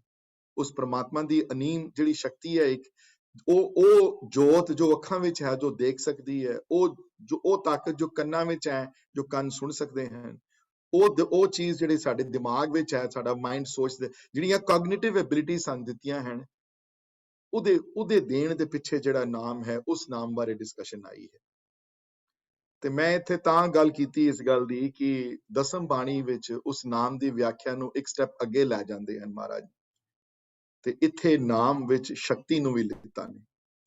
ਤੇ ਨਾਮ ਸ਼ਕਤੀ ਉਹ ਹੈ ਜਿਹੜੀ ਸੱਚ ਦੀ ਤਰਫ ਹੋਵੇ, ਝੂਠ ਦੀ ਤਰਫ ਨਾ ਹੋਵੇ। ਉਹ ਸ਼ਕਤੀ ਹੈ ਜਿੱਥੇ ਸੱਚ ਖੜਾ ਹੋਵੇ ਤੇ ਉਹ ਸ਼ਕਤੀ ਫਿਰ ਸੱਚ ਨਾਲ ਖੜੀ ਹੁੰਦੀ ਹੈ, ਝੂਠ ਨਾਲ ਖੜੀ ਨਹੀਂ ਹੁੰਦੀ ਜਾ ਕੇ। ਤੇ ਉਹ ਸ਼ਕਤੀ ਭਗਉਤੀ ਹੈ, ਉਹ ਸ਼ਕਤੀ ਮਹਾਕਾਲ ਹੈ। ਕਾਲ ਕਹਿੰਦੇ ਹਨ ਉਹਨੂੰ, ਜਿਹੜਾ ਕਾਲ ਦੀ ਜਿਹੜੀ ਡੈਫੀਨੇਸ਼ਨ ਜਿਹੜੀ ਹੈ ਕਾਲ ਦੀ, ਉਹ ਟਾਈਮ ਹੈ। ਤੇ ਕਾਲ ਜਦੋਂ ਪ੍ਰਮਾਤਮਾ ਵਾਸਤੇ ਵਰਡ ਕੀਤਾ ਜਾਂਦਾ ਹੈ, ਜਿਹੜਾ ਮਤਲਬ ਕਿ ਉਹ ਟਾਈਮ ਦੇ ਅਧੀਨ ਨਹੀਂ ਹੈ। ਤੇ ਮਹਾਕਾਲ ਜਿਹੜਾ ਸਭ ਤੋਂ ਵੱਡਾ ਕਾਲ, ਸਭ ਤੋਂ ਵੱਡਾ ਟਾਈਮ ਦੇ ਉੱਤੇ ਕਾਬੂ ਕਰਨ ਵਾਲਾ ਭਾਵ ਪ੍ਰਮਾਤਮਾ ਬਾਰੇ ਡਿਸਕਸ਼ਨ ਆਈ ਹੈ। ਉੱਥੇ ਪ੍ਰਮਾਤਮਾ ਨੂੰ ਸ਼ਿਵ ਵੀ ਕਿਹਾ ਗਿਆ ਹੈ, ਉੱਥੇ ਪ੍ਰਮਾਤਮਾ ਨੂੰ ਭਗਵਤ ਵੀ ਕਿਹਾ ਗਿਆ ਹੈ, ਭਗਵਤੀ ਵੀ ਕਿਹਾ ਗਿਆ ਹੈ। ਉਹ ਸ਼ਕਤੀ ਦੇ ਰੂਪ ਵਿੱਚ ਦੇਖਿਆ ਉਹਨਾਂ ਨੇ ਚੰਡੀ ਦੇ ਰੂਪ ਵਿੱਚ ਪ੍ਰਮਾਤਮਾ ਨੂੰ ਦੇਖਿਆ ਕਿ ਪ੍ਰਮਾਤਮਾ ਦੀ ਸ਼ਕਤੀ ਮੈਨੀਫੈਸਟ ਹੋ ਕੇ ਚੰਡੀ ਦੇ ਰੂਪ ਵਿੱਚ ਆਈ ਥੱਲੇ, ਤੇ ਆ ਕੇ ਉਹਨੇ ਦੈਂਤਾਂ ਦਾ ਨਾਸ਼ ਕੀਤਾ। ਤੇ ਇਹ ਮੈਨੀਫੈਸਟੇਸ਼ਨ ਜਿਹੜੀ ਹੈ ਉਹਨਾਂ ਦੀ ਬਾਣੀ ਵਿੱਚ ਰਿਫਲੈਕਟ ਹੁੰਦੀ ਹੈ ਬੜੀ। ਹੁਣ ਆਮ ਬੰਦਾ ਇਹਦੇ ਨਾਲ ਰਿਲੇਟ ਨਹੀਂ ਕਰ ਸਕਦਾ। ਕਿਉਂ ਨਹੀਂ ਰਿਲੇਟ ਕਰ ਸਕਦਾ? ਬਿਕਾਜ਼ ਅਸੀਂ ਉਸ ਟਾਈਮ ਵਿੱਚ ਨਹੀਂ ਹਾਂ, ਅਸੀਂ ਔਰੰਗਜ਼ੇਬ ਦੇ ਉਸ ਕਰੂਅਲ ਰਜੀਮ ਦੇ ਥੱਲੇ ਨਹੀਂ ਹਾਂ, ਅਸੀਂ ਇੰਡੀਪੈਂਡੈਂਟ। ਸਾਡੇ ਮਾਈਂਡ ਵਿੱਚ ਮਤਲਬ ਕਿ ਇਹ ਸਭ ਚੀਜ਼ਾਂ ਜਿਹੜੀਆਂ ਹਨ, ਜਿਹੜੀਆਂ ਉਹ ਜ਼ਿਆਦਾ ਸਾਨੂੰ ਬਾਦਰ ਨਹੀਂ ਕਰਦੀਆਂ, ਬਿਕਾਜ਼ ਸਾਡੇ ਸਾਹਮਣੇ ਕੋਈ ਤਲਵਾਰਾਂ ਲੈ ਕੇ ਪਿਆ ਨਹੀਂ ਹੋਇਆ ਪਿੱਛੇ, so we don't know what that really means today, ਪਰ ਉਸ ਵੇਲੇ it had a lot of relevance though। So ਇਹ ਜਿਹੜੀ ਸ਼ਕਤੀ ਦਾ ਜਿਹੜਾ ਰੂਪ ਜਿਹੜਾ ਹੈ, ਜਦੋਂ ਕਦੀ ਚੰਡੀ ਬਣ ਕੇ ਥੱਲੇ ਆਉਂਦੀ ਹੈ, ਕਦੀ ਭਗਵਤੀ ਬਣ ਕੇ ਥੱਲੇ ਆਉਂਦੀ ਹੈ, ਕਦੀ ਹੋਰ ਰੂਪ ਧਾਰ ਕੇ ਥੱਲੇ ਆਉਂਦੀ ਹੈ, ਤੇ ਉਸ ਸ਼ਕਤੀ ਦਾ ਹਿੱਸਾ ਜਿਹੜਾ ਹੈ ਉਹ ਸ਼ਸਤਰ ਹੈ। ਮਹਾਰਾਜ ਉਹਨਾਂ ਸ਼ਸਤਰਾਂ ਨੂੰ ਪੀਰ ਦਾ ਰੂਪ ਦਿੰਦੇ ਹਨ ਮਹਾਰਾਜ। ਮੈਂ ਕਈ ਵਾਰੀ ਕਲਾਸ ਪਹਿਲੇ ਵੀ ਕਹੀ ਹੈ, ਕਿਸੇ ਵੀ ਕਲਾਸ ਵੀ ਕਹਿੰਦਾ ਹੁੰਦਾ, ਸਿੱਖ ਜਦੋਂ ਜੰਗਲਾਂ 'ਚ ਰਹਿੰਦੇ ਸਨ, 1714-13 ਤੋਂ ਬਾਅਦ ਸਿੱਖਾਂ ਨੇ ਸ਼ਹਿਰ ਬਾਹਰ ਛੋੜ ਦਿੱਤੇ ਸਾਰੇ। ਇਹ ਇੱਕ ਅਲੱਗ ਕਹਾਣੀ ਹੈ, ਕਦੀ ਸੁਣਾਵਾਂਗੇ। It will take a long time to narrate this story, but ਇਹ ਇੱਕ ਅਲੱਗ ਸਟੋਰੀ ਹੈ। ਕਿਸ ਤਰ੍ਹਾਂ, can you imagine those days though, ਕਿ ਤੁਸੀਂ ਘਰ ਆਪਣੇ ਰਹਿੰਦੇ ਪਏ ਹੋ, ਜਿਸ ਤਰ੍ਹਾਂ ਅਸੀਂ ਤੁਸੀਂ ਰਹਿੰਦੇ ਪਏ ਆ, ਤੁਹਾਡੇ ਬੱਚੇ ਸਕੂਲ ਜਾਂਦੇ ਹਨ, ਤੁਸੀਂ ਆਫਿਸ ਜਾਂਦੇ ਹੋ, ਉਹਨਾਂ ਦੇ ਫਰੈਂਡਸ ਹਨ, ਆਸ-ਪਾਸ ਲੋਕ ਖੇਲਦੇ ਹਨ, ਰੈਗੂਲਰ ਲਾਈਫ ਹੈ, ਵੈਕੇਸ਼ਨ ਤੇ ਜਾਂਦੇ ਹੋ, ਲੋਕਾਂ ਦੇ ਘਰ ਜਾਂਦੇ ਹੋ। ਅਚਾਨਕ 2 ਦਿਨਾਂ ਬਾਅਦ ਕੋਈ ਕਹਿੰਦਾ, you know what, gas what, all the Sikhs have to leave their homes right now and we are going to go live in a ਇੱਕ ਜੁਆਇੰਟ ਦੀ ਜਗ੍ਹਾ ਜਿਹੜੀ ਮੂਵਿੰਗ ਸਿਟੀ ਹੋਵੇਗੀ, ਜਿਹਨੂੰ ਵਹੀਰ ਕਿਹਾ ਜਾਂਦਾ ਜੀ, ਕਿਉਂਕਿ ਤੁਹਾਡੇ ਪਿੱਛੇ ਜਾਣ ਦੇ ਪਿੱਛੇ ਲਾਲੇ ਪੈ ਗਏ, 10-10 ਰੁਪਏ ਤੁਹਾਡੀ ਕੀਮਤ ਹੈ। ਅੱਜ ਹੀ ਘਰ ਛੋੜ ਦੇਣੇ ਨੇ ਸਾਰਿਆਂ ਨੇ ਆਪਣੇ, ਸਭ ਸਕੂਲ ਗਏ, ਸਭ ਘਰ ਗਏ, ਬਿਸਤਰੇ ਵੀ ਗਏ, ਜੋ ਤੁਸੀਂ ਚੁੱਕਿਆ ਛੋਟਾ ਬਹੁਤ ਚੁੱਕਿਆ, ਜੋ ਨਾਲ ਲੈ ਕੇ ਜਾ ਸਕਦੇ ਸੀ, and you just ran from your homes and you joined this wahir. I ਮੇਰੇ ਮਾਈਂਡ ਨਹੀਂ ਕਰ ਸਕਦਾ ਕਿ what they must have gone through, you know. ਤੇ ਉੱਥੇ ਜਦੋਂ ਇਹ ਹਿੱਸਾ ਜਦੋਂ ਬਣਿਆ ਹੈ, ਇਹ ਜਦੋਂ ਵੱਡੀ ਜਦੋਂ ਚੇਂਜ ਆਈ ਸਿੱਖਾਂ ਵਿੱਚ, ਜਦੋਂ ਤੇ ਗੁਰਦੁਆਰੇ ਛੁੱਟ ਗਏ ਸਾਰੇ, ਫਿਰ ਗੁਰਦੁਆਰੇ ਫਿਰ ਕੌਣ ਜਾਏਗਾ ਗੁਰਦੁਆਰੇ? ਹਾਂਜੀ, ਸੋਚ ਕੇ ਦੇਖੋ ਤੁਸੀਂ, ਹੁਣ ਜਿਹੜੇ ਲੋਕਲ ਗੁਰਦੁਆਰੇ ਹੋਣੇ ਉਹਨਾਂ ਦਾ ਕੌਣ ਫਿਰ ਖਿਆਲ ਰੱਖਦਾ ਹੋਣਾ? ਹਿੰਦੂ ਵੀਰ ਰੱਖਦੇ ਹੋਣੇ ਖਿਆਲ, ਕੋਈ ਮੁਸਲਮਾਨ ਵੀਰ ਰੱਖਦੇ ਹੋਣੇ ਖਿਆਲ, ਉਦਾਸੀ ਰੱਖਦੇ ਹੋਣੇ, ਨਿਰਮਲੇ ਰੱਖਦੇ ਹੋਣੇ ਖਿਆਲ। ਤੇ ਉਸ ਵੇਲੇ ਹਰ ਜਗ੍ਹਾ ਗੁਰੂ ਗ੍ਰੰਥ ਸਾਹਿਬ ਮਹਾਰਾਜ ਦੀਆਂ ਬੀੜਾਂ ਤੇ ਨਹੀਂ ਸੜਨਾ, ਇਤਨੀਆਂ ਬੀੜਾਂ ਦੀ ਕਾਪੀ ਤੇ ਨਹੀਂ ਹੋਈਆਂ ਸੜਨਾ ਹਾਲੇ। ਤੇ ਉੱਥੇ ਕੀ ਰੱਖਿਆ ਜਾਂਦਾ ਸੀ? ਉੱਥੇ ਮੈਂ ਪਹਿਲੀ ਵਾਰੀ ਬੜੀ ਵਾਰੀ ਉੱਥੇ ਮਹਾਰਾਜ ਦੇ ਸ਼ਸਤਰ ਰੱਖੇ ਜਾਂਦੇ ਸਨ, ਸ਼ਸਤਰਾਂ ਨੂੰ ਪ੍ਰਵਾਨ ਕੀਤਾ ਜਾਂਦਾ ਸੀ। ਤੇ ਸ਼੍ਰੀ ਸਾਹਿਬ ਰੱਖੀ ਜਾਂਦੀ ਸੀ, ਚੱਕਰ ਰੱਖੇ ਜਾਂਦੇ ਸਨ, ਤੀਰ ਰੱਖੇ ਜਾਂਦੇ ਸਨ, ਬੰਦੂਕਾਂ ਰੱਖੀਆਂ ਜਾਂਦੀਆਂ ਸਨ, ਚਾਦਰ ਵਿਛਾਈ ਜਾਂਦੀ ਸੀ, ਉੱਥੇ ਫੁੱਲ ਰੱਖੇ ਜਾਂਦੇ ਸਨ, ਉਹਦੇ ਉੱਤੇ ਸ਼ਸਤਰ ਰੱਖਦੇ ਸਨ, ਤੇ ਉਹਦੇ ਸਾਹਮਣੇ ਕੀਤਾ, ਉੱਥੋਂ ਮੱਥਾ ਟੇਕਦੇ ਸਨ। ਔਰ ਇਹ ਸ਼ਸਤਰਾਂ ਨੂੰ ਮੱਥਾ ਟੇਕਣ ਦੀ ਪ੍ਰਥਾ ਹੁਣ ਤੱਕ ਹੈ। ਕੋਈ ਗੁਰਦੁਆਰਾ ਨਹੀਂ ਹੈ ਹੁਣ ਤੱਕ ਜਿੱਥੇ ਮਹਾਰਾਜ ਦੀ ਸਰੂਪ ਦੇ ਥੱਲੇ ਸ਼ਸਤਰ ਨਾ ਪਏ ਹੋਣ।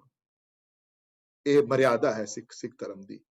ਹੁਣ ਵੀ ਘਰ ਦੇ ਕਿਸੇ ਵੀ, ਈਵਨ ਤੁਹਾਡੇ ਆਪਣੇ ਘਰ ਵੀ ਗੁਰੂ ਗ੍ਰੰਥ ਸਾਹਿਬ ਮਹਾਰਾਜ ਦਾ ਪ੍ਰਕਾਸ਼ ਹੋਵੇ ਤੇ ਮਹਾਰਾਜ ਦੇ ਸਰੂਪ ਦੇ ਥੱਲੇ ਸ਼ਸਤਰ ਰੱਖਣ ਦੀ ਮਰਿਆਦਾ ਹੁਣ ਤੱਕ ਹੈ।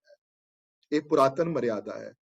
ਤੇ ਜਿੱਥੇ ਤੁਸੀਂ ਹੁਣ ਤੁਸੀਂ ਨੋਟਿਸ ਕਰੋ, ਹੁਣ ਤੁਸੀਂ ਸੋਚੋ, ਤੁਸੀਂ ਜਿੱਥੇ ਸ਼੍ਰੀ ਸਾਹਿਬ ਪਈ ਹੋਈ ਹੈ, ਜਿੱਥੇ ਮਹਾਰਾਜ ਦੇ ਚਰਨਾਂ ਦੇ ਥੱਲੇ ਸ਼੍ਰੀ ਸਾਹਿਬ ਪਈ ਹੋਈ ਹੈ, ਬਾਣੀ ਦੇ ਥੱਲੇ, ਬੰਦਾ ਜਦੋਂ ਸਿੱਖ ਮੱਥਾ ਟੇਕਦਾ ਹੈ ਤੇ ਸਿਰਫ ਬਾਣੀ ਨੂੰ ਮੱਥਾ ਨਹੀਂ ਟੇਕਦਾ, ਸ਼੍ਰੀ ਸਾਹਿਬ ਨੂੰ ਵੀ ਮੱਥਾ ਟੇਕਦਾ ਪਿਆ, ਉਹ ਤੀਰ ਕਮਾਨ ਨੂੰ ਵੀ ਮੱਥਾ ਟੇਕਦਾ ਪਿਆ, ਹਾਂਜੀ, ਉਹ ਚੱਕਰ ਨੂੰ ਵੀ ਮੱਥਾ ਟੇਕਦਾ ਪਿਆ, ਉਹ ਬੰਦੂਕ ਨੂੰ ਵੀ ਮੱਥਾ ਟੇਕ ਰਿਹਾ ਹੈ।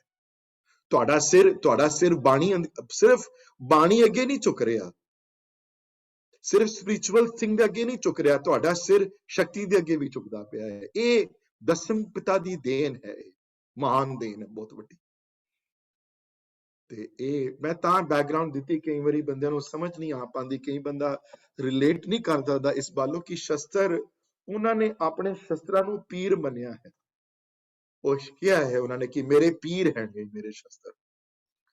ਤੇ ਹੁਣ ਵੀ ਸਿੱਖ ਮਰਿਆਦਾ ਵਿੱਚ ਸ਼ਸਤਰ ਪੀਰ ਹੈ। ਸ਼ਸਤਰਾਂ ਨੂੰ ਮੱਥਾ ਟੇਕਦੇ ਹਾਂ, ਰੋਜ਼ ਟੇਕਦੇ ਹਾਂ ਅਸੀਂ ਮੱਥਾ ਸ਼ਸਤਰਾਂ ਨੂੰ। ਸ਼੍ਰੀ ਸਾਹਿਬ ਗੁਰੂ ਗ੍ਰੰਥ ਸਾਹਿਬ ਮਹਾਰਾਜ ਦੇ ਥੱਲੇ ਰਹਿੰਦੇ ਹਨ, ਹਮੇਸ਼ਾ ਥੱਲੇ ਵਿਛਾਈ ਜਾਂਦੀ ਹੈ, ਔਰ ਸੋਹਣੇ ਸ਼ਸਤਰ ਸਜਾਏ ਜਾਂਦੇ ਹਨ ਥੱਲੇ, ਹੁਣ ਤੱਕ ਸਜਾਏ ਜਾਂਦੇ ਹਨ। ਤੇ ਇਹ ਸ਼ਸਤਰਾਂ ਦੀ ਪੂਜਾ ਜਿਹੜੀ ਹੈ, ਸ਼ਸਤਰਾਂ ਨੂੰ ਨਮਸਕਾਰ ਕਰਨਾ ਜਿਹੜਾ ਹੈ, ਇਹ ਉਸ ਮਹਾਨ ਗੁਰੂ ਦੀ ਦੇਣ ਹੈ, ਕਿਉਂਕਿ ਉਹ ਸ਼ਸਤਰ ਜਿਹੜੇ ਹਨ ਉਹ ਸੱਚ ਨਾਲ ਲੜਨ ਵਿੱਚ ਸਹਾਇਕ ਹਨ। ਜਿਹੜੀ ਚੀਜ਼ ਮਦਦ ਕਰੇ ਸੱਚ ਨਾਲ ਪਹੁੰਚਣ ਦੀ, ਉਹ ਸਾਡਾ ਗੁਰੂ ਹੈ, ਉਹ ਸਾਡੇ ਪੀਰ ਪੈਗੰਬਰ ਹਨ। ਬਾਣੀ ਮਦਦ ਕਰਦੀ ਹੈ ਸੱਚ ਨਾਲ ਪ੍ਰਮਾਤਮਾ ਤੱਕ ਪਹੁੰਚਣ ਦੀ, ਬਾਣੀ ਦਾ ਪ੍ਰਿੰਸੀਪਲ ਮਦਦ ਕਰਦਾ ਹੈ ਸੱਚ ਤੱਕ ਪਹੁੰਚਣ ਦੀ। ਇਸ ਵਾਸਤੇ ਸਾਡੇ ਪੀਰ ਹਨ, ਸਾਡੀ ਪੀਰ ਹੈ ਬਾਣੀ, ਸਾਡੀ ਗੁਰੂ, ਸਾਡੀ ਉਹ ਬਾਣੀ ਸਾਡੀ ਅਗਵਾਈ ਕਰਦੀ ਹੈ। ਤੇ ਸ਼ਸਤਰ ਸਾਡੇ ਪੀਰ ਇਸ ਵਾਸਤੇ ਰਹੇ ਹਨ ਕਿ ਇਹਨਾਂ ਸ਼ਸਤਰਾਂ ਦੀ ਵਜ੍ਹਾ ਦੇ ਨਾਲ ਅਸੀਂ ਸੱਚ ਉੱਤੇ ਜਿੱਤ ਪਾਏ, ਸੱਚ ਤੇ ਜਿੱਤ ਪਾਈ, ਅਸੀਂ ਆਪਣੀ ਅਣਖ ਨੂੰ ਕਾਇਮ ਰੱਖਿਆ, ਅਸੀਂ ਆਪਣੀ ਹੋਂਦ ਨੂੰ ਕਾਇਮ ਰੱਖਿਆ, ਅਸੀਂ ਆਪਣੀਆਂ ਦਸਤਾਰਾਂ ਨੂੰ ਕਾਇਮ ਰੱਖਿਆ। ਇਸ ਵਾਸਤੇ ਉਹ ਸ਼ਸਤਰ ਪੀਰ ਬਣੇ ਉਹਨਾਂ ਦੇ। ਕਿਉਂਕਿ ਬਹੁਤ ਲੋਕ ਕੁਐਸਚਨ ਕਰ ਲੈਂਦੇ, ਸ਼ਸਤਰ ਮਾਲਾ ਕਿਉਂ ਲਿਖੀ ਜੀ ਉਹਨਾਂ ਨੇ, ਕਿਉਂ ਕੀਤਾ ਜੀ ਕੰਮ ਹੈ। I'm just trying to build a background behind it ਕਿ ਇਹ ਸ਼ਸਤਰਾਂ ਦੇ ਪਿੱਛੇ ਜਿਹੜੇ ਹਨ ਇਹ ਰੀਜ਼ਨ ਕੀ ਸੀ ਉਹਨਾਂ ਦਾ। ਕਦੀ ਜੇ ਟਾਈਮ ਮਿਲੇ ਤੁਹਾਨੂੰ, ਤੁਹਾਡੇ ਆਪਣੇ ਬਿਜ਼ੀ ਸਕੇਜੂਲ ਵਿੱਚੋਂ ਕਦੀ, ਇਹ ਬਾਣੀ ਬਹੁਤ ਯੂਨੀਕ ਹੈ। ਸ਼ਸਤਰ ਮਾਲਾ ਦੀ ਬਾਣੀ ਉੱਤੇ ਹੈਡਿੰਗ ਹੈ ਇਹਦਾ, ਸ਼ਸਤਰ ਨਾਮ ਮਾਲਾ ਏਕ ਓੰਕਾਰ ਵਾਹਿਗੁਰੂ ਜੀ ਕੀ ਫਤਿਹ, श्री भगवती जी सहाय, अब श्री शस्त्र नाम माला पुराण लिखवाते, पातशाही 10वीं दोहरा। ਤੇ ਇਹ ਸ਼ਸਤਰ ਨਾਮ ਥੱਲੇ ਫਿਰ ਸ਼ਸਤਰਾਂ ਦਾ ਜ਼ਿਕਰ ਆਇਆ ਹੈ। 5 ਵੱਡੇ ਸ਼ਸਤਰਾਂ ਦਾ ਜ਼ਿਕਰ ਆਇਆ ਹੈ। ਪਹਿਲੇ ਤਲਵਾਰ ਦੇ ਸ਼੍ਰੀ ਸਾਹਿਬ ਦੇ ਬੜੇ ਡੈਫੀਨੇਸ਼ਨ ਦਿੱਤੀਆਂ ਉਹਨਾਂ ਨੇ, ਬੜੀ ਤਰ੍ਹਾਂ ਦੀਆਂ, ਕਿੰਨੇ ਕਿੰਨੇ ਕਿਸਮ ਦੀਆਂ ਹਨ। ਫਿਰ ਚੱਕਰਾਂ ਦਾ ਆਇਆ ਹੈ, ਫਿਰ ਤੀਰ ਕਮਾਨ ਦਾ ਆਇਆ ਹੈ, ਤੀਰਾਂ ਦਾ ਆਇਆ ਹੈ, ਫਿਰ ਬਰਛੇ ਨੇਜ਼ਿਆਂ ਦਾ ਆਇਆ ਹੈ, ਫਿਰ ਤੁਪਕ ਕਹਿੰਦੇ ਹਨ, ਗਨ ਬੰਦੂਕਾਂ ਦਾ ਆਇਆ ਹੈ, ਤਰ੍ਹਾਂ ਤਰ੍ਹਾਂ ਦੀਆਂ। ਮਹਾਰਾਜ ਇਹਨਾਂ ਨੂੰ ਇੱਕ ਆਪਣਾ, ਉਹਨਾਂ ਨੇ ਇਹਨਾਂ ਨੂੰ ਇੱਕ ਆਪਣਾ ਇਸ਼ਟ ਮੰਨਿਆ ਹੈ, ਆਪਣੇ ਆਪ ਆਪਣਾ ਗੁਰੂ ਆਪਣਾ ਮੰਨਿਆ ਹੈ। ਕਿਉਂ? ਕਿਉਂਕਿ ਇਹਨਾਂ ਦੇ ਨਾਲ ਦੁਸ਼ਟਾਂ ਦਾ ਅੰਤ ਹੋਣਾ ਹੈ, ਇਹਨਾਂ ਦੇ ਨਾਲ ਸਿੱਖਾਂ ਦੀ ਅਣਖ ਪੈਦਾ ਹੋਣੀ ਹੈ, ਇਹਨਾਂ ਦੇ ਨਾਲ ਤੇ ਇਹ ਸਿੱਖ ਕੌਮ ਵਿੱਚ ਅਸੀਂ ਮਤਲਬ ਕਿ ਇਸ ਉੱਤੇ ਕੋਈ ਜ਼ਿਆਦਾ ਫੋਕਸ ਨਹੀਂ ਕਰਦੇ, ਪਰ ਜਦ ਤੱਕ ਗੁਰਦੁਆਰੇ ਨੈਕਸਟ ਟਾਈਮ ਜਾਇਓ ਤੇ ਜ਼ਰਾ ਨੈਕਸਟ ਟਾਈਮ ਜਦੋਂ ਮੱਥਾ ਟੇਕਿਓ ਬੀੜ ਨੂੰ, ਜਦੋਂ ਮਹਾਰਾਜ ਦੇ ਦਰਸ਼ਨ ਜਦੋਂ ਕਰਨ ਜਾਂਦੇ ਹੋ ਤੇ ਬੀੜ ਦੇ ਥੱਲੇ ਹੋਏ ਉਹਨਾਂ ਜਿਹੜੇ ਸ਼ਸਤਰ ਜਿਹੜੇ ਰੱਖੇ ਉਹਨਾਂ ਬਾਰੇ ਸੋਚਣਾ ਜੋ ਮੈਂ ਕਿਹਾ ਹੈ। ਇਹ ਕਿਉਂ ਪੀਰ ਹਨ ਤੁਹਾਡੇ? ਮਹਾਰਾਜ ਨੇ ਆਪਣੀ ਬਾਣੀ ਵਿੱਚ ਇਹਨਾਂ ਨੂੰ ਪੀਰ ਕਿਹਾ ਹੈ, ਇਸ ਵਾਸਤੇ ਪੀਰ ਕਿਹਾ ਹੈ ਜੋ ਮੈਂ ਤੁਹਾਨੂੰ ਰੀਜ਼ਨ ਦੱਸੇ ਹਨ। ਤੇ ਇੱਕ ਗੱਲ ਮੈਂ ਪਿਆਰਾ ਸਿੰਘ ਪਦਮਰਾ ਨੇ ਬਹੁਤ ਸੋਹਣਾ ਲਿਖਿਆ, ਤੇ let me read it out to you. ਤੇ ਹੁਕਮਨਾਮਿਆਂ ਵਿੱਚ ਮਹਾਰਾਜ ਦੇ ਬੜੇ ਹੁਕਮਨਾਮਿਆਂ ਵਿੱਚ ਸ਼ਸਤਰਾਂ ਬਾਰੇ ਸਿਫਤ ਉਹਨਾਂ ਦੀ ਹੁਕਮਨਾਮਿਆਂ ਚੋਂ ਮਿਲਦੀ ਹੈ। 2-3 ਹੁਕਮਨਾਮਿਆਂ ਦੀ ਮੈਂ ਕਾਪੀ ਤੇ ਨਹੀਂ ਲੈ ਕੇ ਆਇਆ, ਪਰ 1-2 ਲਾਈਨਾਂ ਮੈਂ ਪੜ੍ਹ ਕੇ ਸੁਣਾਉਣਾ ਤੁਹਾਨੂੰ। ਮਹਾਰਾਜ ਹੁਕਮ ਕਰਦੇ ਸਨ ਉਸ ਵੇਲੇ ਕਿ ਤੁਸੀਂ ਮੇਰੇ ਵਾਸਤੇ ਕੋਈ ਮੇਰੇ ਦਰਬਾਰ ਚ ਨਾ ਆਏ ਸ਼ਸਤਰਾਂ ਤੋਂ ਬਗੈਰ। ਜਿਨਨੇ ਮੇਰੇ ਦਰਸ਼ਨ ਕਰਨੇ ਹਨ ਉਹ ਸ਼ਸਤਰ ਪਹਿਨ ਕੇ ਆਏ, ਇੱਥੇ ਖਾਲੀ ਹੱਥ ਕੋਈ ਨਾ ਆਏ, ਇੱਥੇ ਮੇਰੇ ਕੋਲ ਨਾ ਆਏ। ਮੇਰੇ ਦਰਸ਼ਨ ਨਹੀਂ, ਮੈਂ ਦਰਸ਼ਨ ਨਹੀਂ ਦੇਵਾਂਗਾ ਜੇ ਸ਼ਸਤਰ ਬਣ ਕੇ ਨਾ ਆਏ ਕੋਈ। ਇੱਥੇ ਤੱਕ ਕਈ ਵਾਰੀ ਹੁਕਮਨਾਮਿਆਂ ਚ ਆਇਆ ਹੋਇਆ ਹੈ, ਜੇ ਮੇਰੀ ਤਰਫ ਤੁਹਾਡੀ ਬਹੁਤ ਰੁਚੀ ਹੈ, ਜੇ ਮੇਰੀ ਇੱਜ਼ਤ ਤੁਹਾਡੇ ਮਨ ਵਿੱਚ ਬਹੁਤ ਹੈ, ਤੇ ਜੇ ਮੈਨੂੰ ਖੁਸ਼ ਕਰਨਾ ਚਾਹੁੰਦੇ ਹੋ ਤੇ ਮੈਨੂੰ ਫਿਰ ਸ਼ਸਤਰ ਲੈ ਕੇ ਆਓ ਮੇਰੇ ਦਰਬਾਰ ਵਿੱਚ। ਮਹਾਰਾਜ ਇਸ ਗੱਲ ਤੇ ਬਿਲੀਵ ਕਰਦੇ ਸਨ। Let me read you out some lines hair.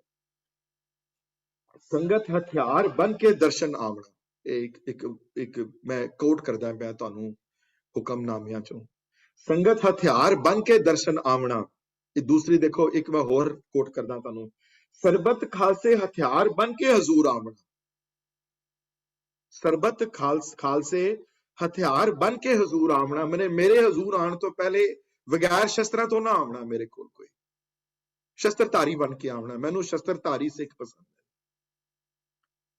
ਜੋ ਸਿੱਖ ਹਥਿਆਰ ਬਣ ਕੇ ਦਰਸ਼ਨ ਆਵਗੂ ਸੋ ਨਿਹਾਲ ਹੋਗੂ। ਇੱਕ ਹੋਰ ਹੁਕਮਨਾਮੇ ਤੋਂ ਐਗਜ਼ਾਮਪਲ ਮੈਂ ਤੁਹਾਨੂੰ ਦੇ ਰਿਹਾ ਤੁਹਾਨੂੰ।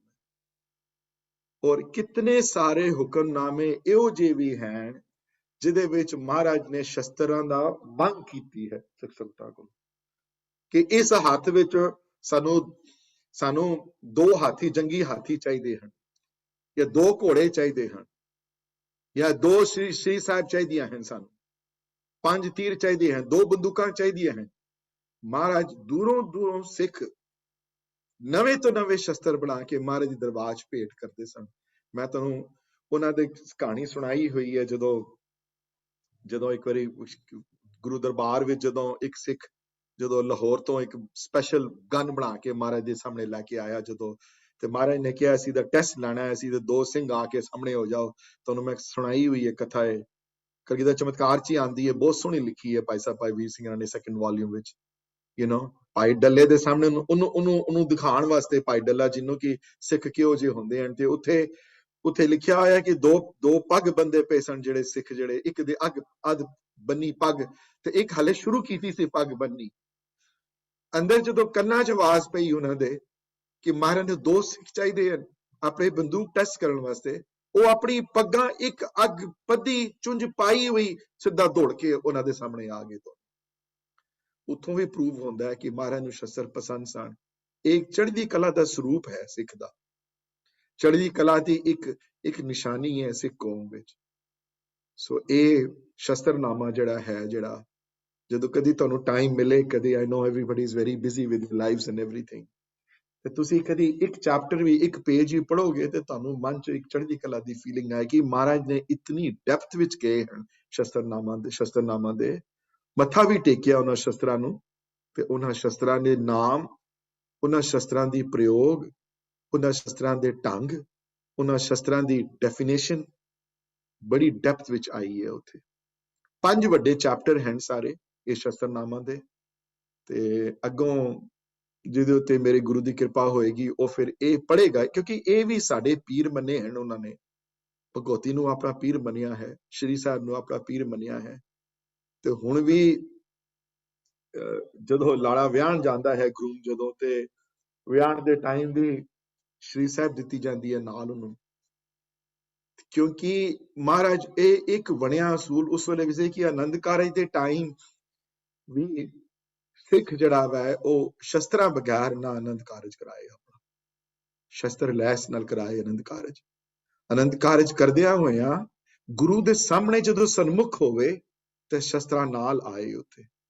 ਹੁਣ ਵੀ ਜਦੋਂ ਗਰੂਮ ਜਦੋਂ ਆਂਦਾ ਹੈ ਦਰਬਾਰ ਹਾਲ ਵਿੱਚ, ਮਰਿਆਦਾ ਪੁਰਾਤਨ ਇਹੀ ਹੈ ਕਿ ਸ਼੍ਰੀ ਸਾਹਿਬ ਨਾਲ ਹੋਵੇ ਉਹਦੇ। ਜਦੋਂ ਥੱਲੇ ਬੈਠਦੇ ਹਨ ਜਦੋਂ, ਤਾਂ ਵੀ ਸ਼੍ਰੀ ਸਾਹਿਬ ਨਾਲ ਹੁੰਦੀ ਹੈ ਉਹਨਾਂ ਦੇ। ਜਦੋਂ ਚੁੱਕ ਕੇ 4 ਲਾਵਾਂ ਸਿੱਖ ਲੈਂਦਾ ਹੈ ਗੁਰੂ ਕਾ ਸਿੱਖ, ਤੇ ਸ਼੍ਰੀ ਸਾਹਿਬ ਨਾਲ ਹੁੰਦੀ ਹੈ ਉਹਦੇ। ਇਹ ਇੱਕ ਪੁਰਾਤਨ ਮਰਿਆਦਾ ਗੁਰੂ ਘਰ ਵਿੱਚ ਦਸਮ ਗੁਰੂ ਉਸ ਕਲਗੀਧਰ ਸਰਬੰਸਦਾਨੀ ਪਿਤਾ ਨੇ ਦੇ ਟਾਈਮ ਤੋਂ ਇਹ ਮਰਿਆਦਾ ਗੁਰੂ ਘਰ ਵਿੱਚ ਚੱਲਦੀਆਂ ਪਈਆਂ ਸਾਰੀਆਂ। I'm going to stop here and see if anybody has any question on ਸ਼ਸਤਰਨਾਮਾ। ਸ਼ਸਤਰ ਨਾਮ ਮਾਲਾ ਪੂਰਾ ਨਾਮ ਹੈ ਉਹਨਾਂ ਦਾ, ਬਾਣੀ ਦਾ, ਤੇ ਬਾਣੀ ਦੇ ਵਿੱਚ ਸ਼ਸਤਰਾਂ ਦੀ ਡਿਸਕਸ਼ਨ ਹੈ, ਤੇ ਉਹਨਾਂ ਦੀ ਉਸਤਤੀ ਹੈ, ਉਹਨਾਂ ਦੀ ਡਿਸਕਸ਼ਨ ਹੈ, ਉਹਨਾਂ ਦੀ ਇਨ ਡੈਪਥ ਨਾਮ ਵੀ ਆਏ ਹਨ, ਤੇ ਉਹਨਾਂ ਬਾਰੇ ਡਿਸਕਸ਼ਨ ਹੈ ਇਸ ਬਾਰੇ। ਹਾਂਜੀ, anybody has any questions though before I move on to the next chapter,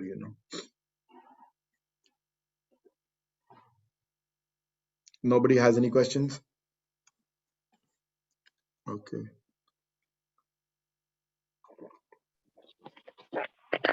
ਵੀਰ ਜੀ question ਹੈਗਾ ਜੀ। ਹਾਂਜੀ।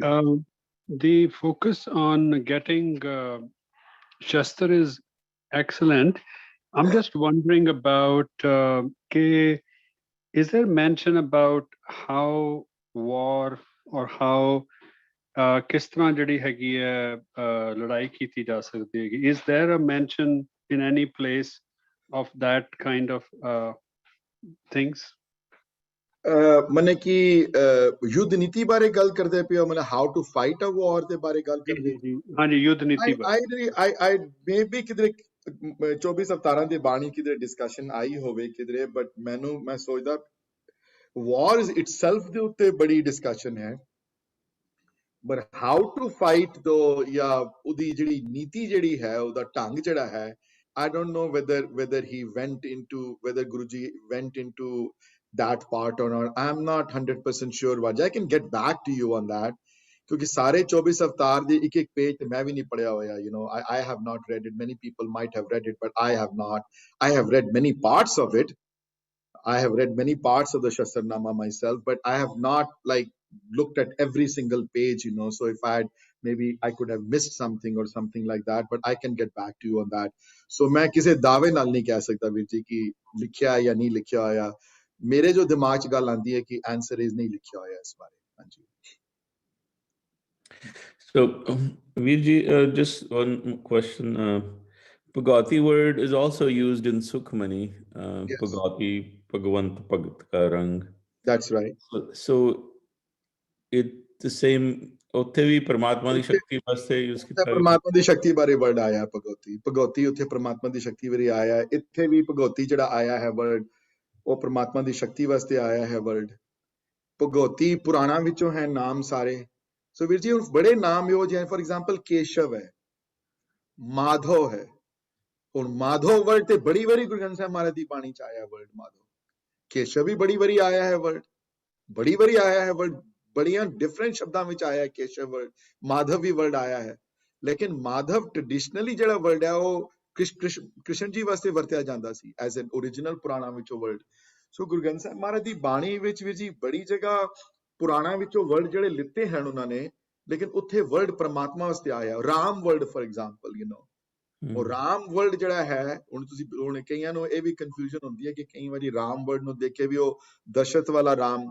ਤੁਸੀਂ ਸੋਚ ਕੇ ਦੇਖੋ ਕਿ ਦਸ਼ਰਥ ਵਾਲਾ ਰਾਮ ਅਗਰ ਵਰਡ ਹੁੰਦਾ ਉੱਥੇ, ਦਸ਼ਰਥ ਵਾਲੇ ਰਾਮ ਸਤਯੁਗ ਵਿੱਚ ਨਹੀਂ ਸਨ, Okay ji, let me, I don't know how familiar with are कि किहड़े युग आए हैं. त्रेता है, युग, सतयुग है, द्वापर है, कल युग है. हर एक युगां दे अवतार होए हैं सारे हैं जी. So सतयुग विच राम नहीं होए, राम अगे जाके होए हैं, lot later than that. सतयुग विच ध्रुव होए हैं, भगत ध्रुव होए हैं, प्रहलाद होए हैं सतयुग विच. ते प्रहलाद भी राम राम जपदे सन. By the way, ਇਹ ਮੈਂ ਨਹੀਂ ਕਹਿ ਰਿਹਾ, ਉਹਨਾਂ ਦੀਆਂ ਆਪਣੀਆਂ ਪੁਰਾਣਾ ਕਹਿੰਦੀਆਂ ਜਿਹੜੀਆਂ ਜਿੱਥੇ ਪੁਰਾਣਾ ਤੋਂ ਲਿੱਤਾ ਹੈ. ਗੁਰੂ ਗ੍ਰੰਥ ਸਾਹਿਬ ਮਹਾਰਾਜ ਦੀ ਬਾਣੀ 'ਚ ਡਿਸਕਸ਼ਨ ਆਈ ਹੈ. ਤੇ ਜੇ ਰਾਮ ਪ੍ਰਹਿਲਾਦ ਤੇ ਰਾਮ ਜੀ ਦਾ ਜਨਮ, ਅਯੋਧਿਆ ਵਾਲੇ ਰਾਮ ਜੀ ਦਾ ਜਨਮ ਤੇ thousands of years ਬਾਅਦ ਹੋਇਆ ਉਹਨਾਂ ਦੇ. ਤੋ ਇਹ ਗੱਲਾਂ ਜਿਹੜੀਆਂ ਹਨ, ਕਈ ਵਾਰੀ ਕਲੈਰਿਟੀ ਨਹੀਂ ਹੋ ਪਾਉਂਦੀ ਇਹਨਾਂ ਦੇ ਇਸ਼ੂ ਤੇ. ਉੱਥੇ ਰਾਮ ਵਰਡ ਆਇਆ ਹੈ ਰਮਿਆ ਉਤੇ, ਜਿਹੜਾ ਸਰਵ ਵਿਆਪੀ ਰਾਮ ਹੈ ਜਿਹੜਾ. ਪਰ ਰਾਮ ਵਰਡ ਦਸ਼ਰਥ ਵਾਲੇ ਰਾਮ ਦੀ ਵੀ ਡਿਸਕਸ਼ਨ ਆਈ ਹੈ ਗੁਰੂ ਗ੍ਰੰਥ ਸਾਹਿਬ ਮਹਾਰਾਜ ਦੀ ਬਾਣੀ ਵਿੱਚ. ਉਹ ਵੀ ਕਲੈਰਿਟੀ ਕਰਦੇ ਆ. ਬੜੀ ਜਗ੍ਹਾ ਪੋਜ਼ਿਟਿਵਿਟੀ ਟੋਨ ਚ ਆਈ ਹੈ, ਕਿਧਰੇ ਨੈਗੇਟਿਵ ਟੋਨ ਚ ਵੀ ਆਈ ਹੈ ਕਿਧਰੇ. ਸੋ ਉਹ ਅਲੱਗ ਚੈਪਟਰ ਹੈ, ਮੈਂ ਉਸ ਚੈਪਟਰ ਨੂੰ ਨਹੀਂ ਛੇੜਨਾ ਉਸ ਬਾਰੇ. ਪਰ ਦਸ਼ਰਥ ਵਾਲੇ ਰਾਮ ਦੀ ਵੀ ਡਿਸਕਸ਼ਨ ਆਈ ਹੈ ਨਾ, ਅਯੋਧਿਆ ਵਾਲੇ ਰਾਮ ਦੀ ਵੀ ਡਿਸਕਸ਼ਨ ਆਈ ਹੈ. ਉਸੇ ਤਰ੍ਹਾਂ ਭਗਉਤੀ ਵਰਡ ਵੀ ਕੰਟੈਕਸਚੁਅਲ ਹੈ. ਭਗਉਤੀ ਵਰਡ ਪੁਰਾਣਾ ਤੋਂ ਆਇਆ ਹੈ, ਚੰਡੀ ਵਾਸਤੇ ਵੀ ਵਰਤਿਆ ਜਾਂਦਾ ਹੈ ਭਗਉਤੀ ਵਰਡ. ਭਗਉਤੀ ਵਰਡ ਗੁਰੂ ਗ੍ਰੰਥ ਸਾਹਿਬ ਮਹਾਰਾਜ ਦੀ ਬਾਣੀ ਵਿੱਚ ਵੀ ਆਇਆ ਹੈ, as Narinder Vij just correctly pointed out right now कि ये word सुखमनी विच ही आया है word. So गुरबाणी जिहड़ी है contextual है, और ये ना कोई भुलेखा होर कढ लवे कि गुरु ग्रंथ साहिब महाराज दी बाणी विच किधरे पुराणा विचों कोई एग्जाम्पल्स नहीं आईयां. श्लोक संस्कृति विच घट्टो घट नहीं ते मेरे ख्याल 10 या 15 श्लोक इहो ਜਿਹੇ होने हैं ਜਿਹੜੀਆਂ ਪੁਰਾਣਾ ਦੀ ਕਥਾ ਦੇ ਸੰਬੰਧਿਤ ਦੇ ਉੱਤੇ ਸ਼ਲੋਕ ਉਚਾਰਿਆ ਮਹਾਰਾਜ ਨੇ ਉੱਥੇ. ਤੇ ਉਹ ਬਾਣੀ ਕਿਧਰੇ ਭਗਤਾਂ ਦੀ ਵੀ ਨਹੀਂ ਹੈ, ਗੁਰੂ ਗੋਬਿੰਦ ਸਿੰਘ ਮਹਾਰਾਜ ਦੀ ਆਪਣੀ ਬਾਣੀ ਉਚਾਰੀ ਹੋਈ ਹੈ. ਸ਼ਲੋਕ ਸੰਸਕ੍ਰਿਤੀ ਮਹਲਾ 5, ਸਪੈਸ਼ਲੀ ਜਿੱਥੇ ਉਹ ਸ਼ਲੋਕ ਆਏ ਹਨ ਜਿੱਥੇ ਕਿ 2 ਸ਼ਲੋਕ ਆਉਂਦੇ ਹਨ ਸੰਸਕ੍ਰਿਤੀ ਵਿੱਚ ਡੈਥ ਦੇ ਉੱਤੇ. ਤੇ ਇੱਕ ਸ਼ਲੋਕ ਵਿੱਚ ਹੈ ਕਿ ਜੇ ਉਸ ਪ੍ਰਮਾਤਮਾ ਦੀ ਮਰਜ਼ੀ ਨਾ ਹੋਵੇ, ਜੇ ਉਹ ਕਿਸ ਨੂੰ ਨਾ ਮਾਰਨਾ ਚਾਹੇ ਤੇ ਬੰਦਾ ਕਰੋੜਾਂ ਕੋਸ਼ਿਸ਼ ਕਰ ਲੇ, ਉਸ ਬੰਦੇ ਨੂੰ ਮਾਰ ਨਹੀਂ ਸਕਦਾ ਕਦੇ. ਉਹਦੇ ਉੱਤੇ ਇੱਕ ਸ਼ਲੋਕ ਹੈ. ਤੇ ਇੱਕ ਸ਼ਲੋਕ ਐਗਜ਼ੈਕਟਲੀ ਆਪੋਜ਼ਿਟ ਹੈ. ਉਹ ਹੈ ਕਿ ਜੇ ਕਿਸ ਨੂੰ ਮਾਰਨਾ ਚਾਹੇ ਤੇ ਬੰਦਾ ਫਿਰ ਕਰੋੜਾਂ ਯਤਨ ਕਰ ਲੇ, ਜੋ ਮਰਜ਼ੀ ਕਰ ਲੇ, ਉਹ ਹਜ਼ਾਰਾਂ ਦੀਵਾਰਾਂ ਖੜੀਆਂ ਕਰ ਲੇ, ਆਪਣੇ ਆਪ ਦੀ ਸੁਰੱਖਿਆ ਪੈਦਾ ਕਰ ਲਵੇ, ਪਰ ਜਿੱਥੇ ਫਿਰ ਉਹ ਜਿਹਨੂੰ ਉਹ ਮਾਰਨਾ ਚਾਹਵੇ ਤੇ ਫਿਰ ਉਹ ਉਹਨੂੰ ਕੋਈ ਬਚਾ ਨਹੀਂ ਸਕਦਾ. ਇਹ ਦੋ ਸ਼ਲੋਕ ਨਾਲ ਆਏ ਹਨ, ਦੋਨੋਂ ਮਨੇ one after the other ਆਏ ਹਨ ਸ਼ਲੋਕ ਦੋਨੋਂ. ਤੇ ਦੋਨਾਂ ਵਿੱਚੋਂ ਜਿਹੜੀਆਂ ਐਗਜ਼ਾਮਪਲ ਦਿੱਤੀਆਂ ਮਹਾਰਾਜ ਨੇ, ਉਹ ਦੋਨੋਂ ਪੁਰਾਣਾ ਵਿੱਚੋਂ ਦਿੱਤੀਆਂ ਨੇ ਐਗਜ਼ਾਮਪਲ. ਪੁਰਾਣੀ ਕਥਾ ਹਨ ਦੋਨੋਂ.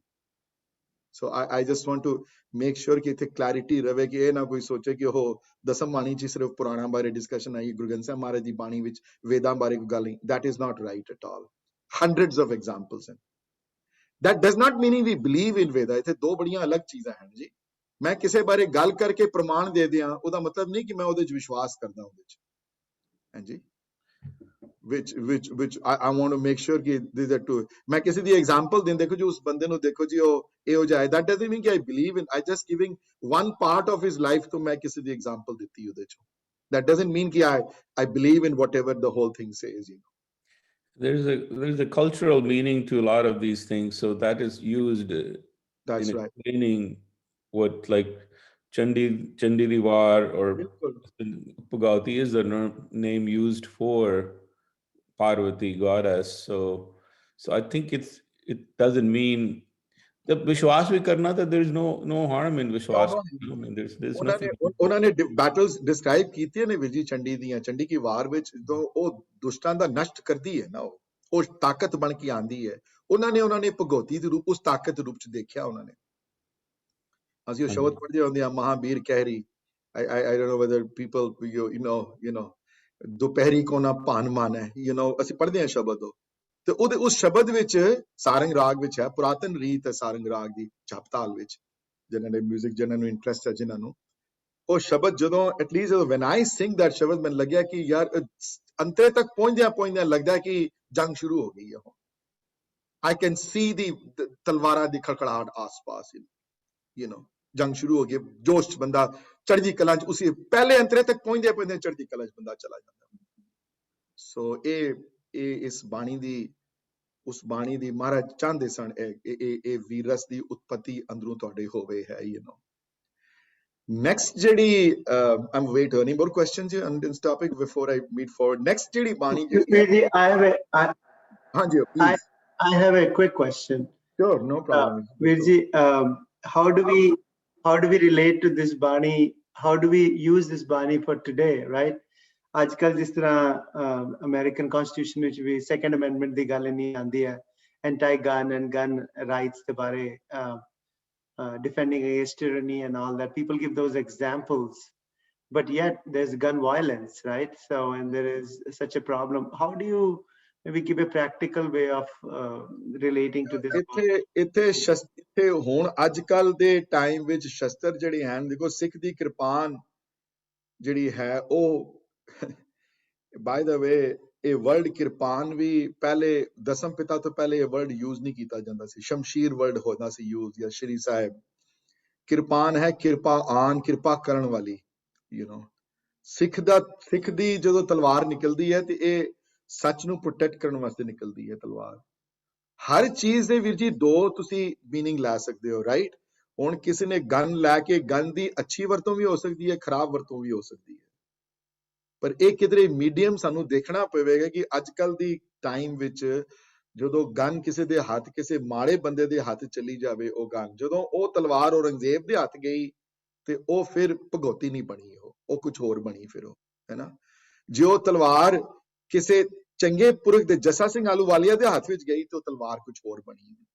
ਹਾਂਜੀ ਸੋ ਇਹ ਜਿਹੜਾ ਟੌਪਿਕ ਜਿਹੜਾ ਗਨ ਵਾਲਾ ਜਿਹੜਾ ਟੌਪਿਕ ਜਿਹੜਾ ਹੈ ਉੱਥੇ there has to be a ਕਿਧਰੇ ਮੀਡੀਅਮ ਸਾਨੂੰ we have to find a perfect medium ਜਿਹੜੇ ਦੋਨੋਂ ਪਾਸੇ ਤੇ ਲੋਕ ਸੈਟੀਸਫਾਈਡ ਹੋਣ ਜਿਹਨੇ ਰੱਖਣੀ ਹੈ ਔਰ ਉਹ ਦਿੱਤਾ ਗਿਆ ਹੈ ਤੁਹਾਨੂੰ ਇਹ ਦੇਣ ਵਾਸਤੇ ਕਨਸਟੀਟਿਊਸ਼ਨ ਅਲਾਉ ਕਰਦਾ ਹੈ ਤੁਹਾਨੂੰ ਸੋ ਰੱਖੋ ਜਿਹੜੇ ਰੱਖਣੀਆਂ ਪਰ ਇੱਕ ਐਸੀ ਤਰ੍ਹਾਂ ਬੰਦਾ ਰੱਖੇ ਕਿ ਜਿਹੜੇ ਗਲਤ ਬੰਦੇ ਦੇ ਹੱਥ ਵਿੱਚ ਨਾ ਆਵੇ that is my only thing ਤੇ ਗਲਤ ਬੰਦਾ ਯੂਜ਼ ਨਾ ਕਰ ਸਕੇ ਦੋਨੋਂ ਐਕਸਟ੍ਰੀਮ ਖਰਾਬ ਹਨ ਕਿਧਰੇ ਵਿਚਕਾਰ ਕਿਧਰੇ ਪਰ ਮੈਂ ਹੁਣ ਸੈਕੰਡ ਅਮੈਂਡਮੈਂਟ ਰਾਈਟਸ ਦੇ ਉੱਤੇ that is not my goal here ਪਰ ਸਿੱਖ ਦੇ ਸ਼ਸਤਰ ਦਾ ਸੰਬੰਧ ਉਸ ਵੇਲੇ ਤੇ ਹੁਣ ਤੱਕ ਇਹ ਹੈ ਕਿ ਇਹਨਾਂ ਸ਼ਸਤਰਾਂ ਨਾਲ ਗੁਰੂ ਯਾਦ ਆਵੇ ਤੁਹਾਨੂੰ ਇਹਨਾਂ ਸ਼ਸਤਰਾਂ ਵਿੱਚੋਂ ਪੀਰ ਸਮਝੇ ਤੇ ਜਿੱਥੇ ਚੜ੍ਹਦੀ ਕਲਾ ਵਿੱਚ ਰਵੇ ਸਿੱਖ ਹਮੇਸ਼ਾ ਤੇ ਦੂਸਰੀ ਗੱਲ ਹੈ ਕਿ ਸੱਚ ਦੀ ਜੇਕਰ ਕੋਈ ਗੱਲ ਕਰੇ ਤੇ ਸਿੱਖ ਡਰੇ ਨਾ ਸੱਚ ਦੀ ਗੱਲ ਕਰਨ ਤੋਂ ਜੁਝ ਜਾਏ ਉੱਥੇ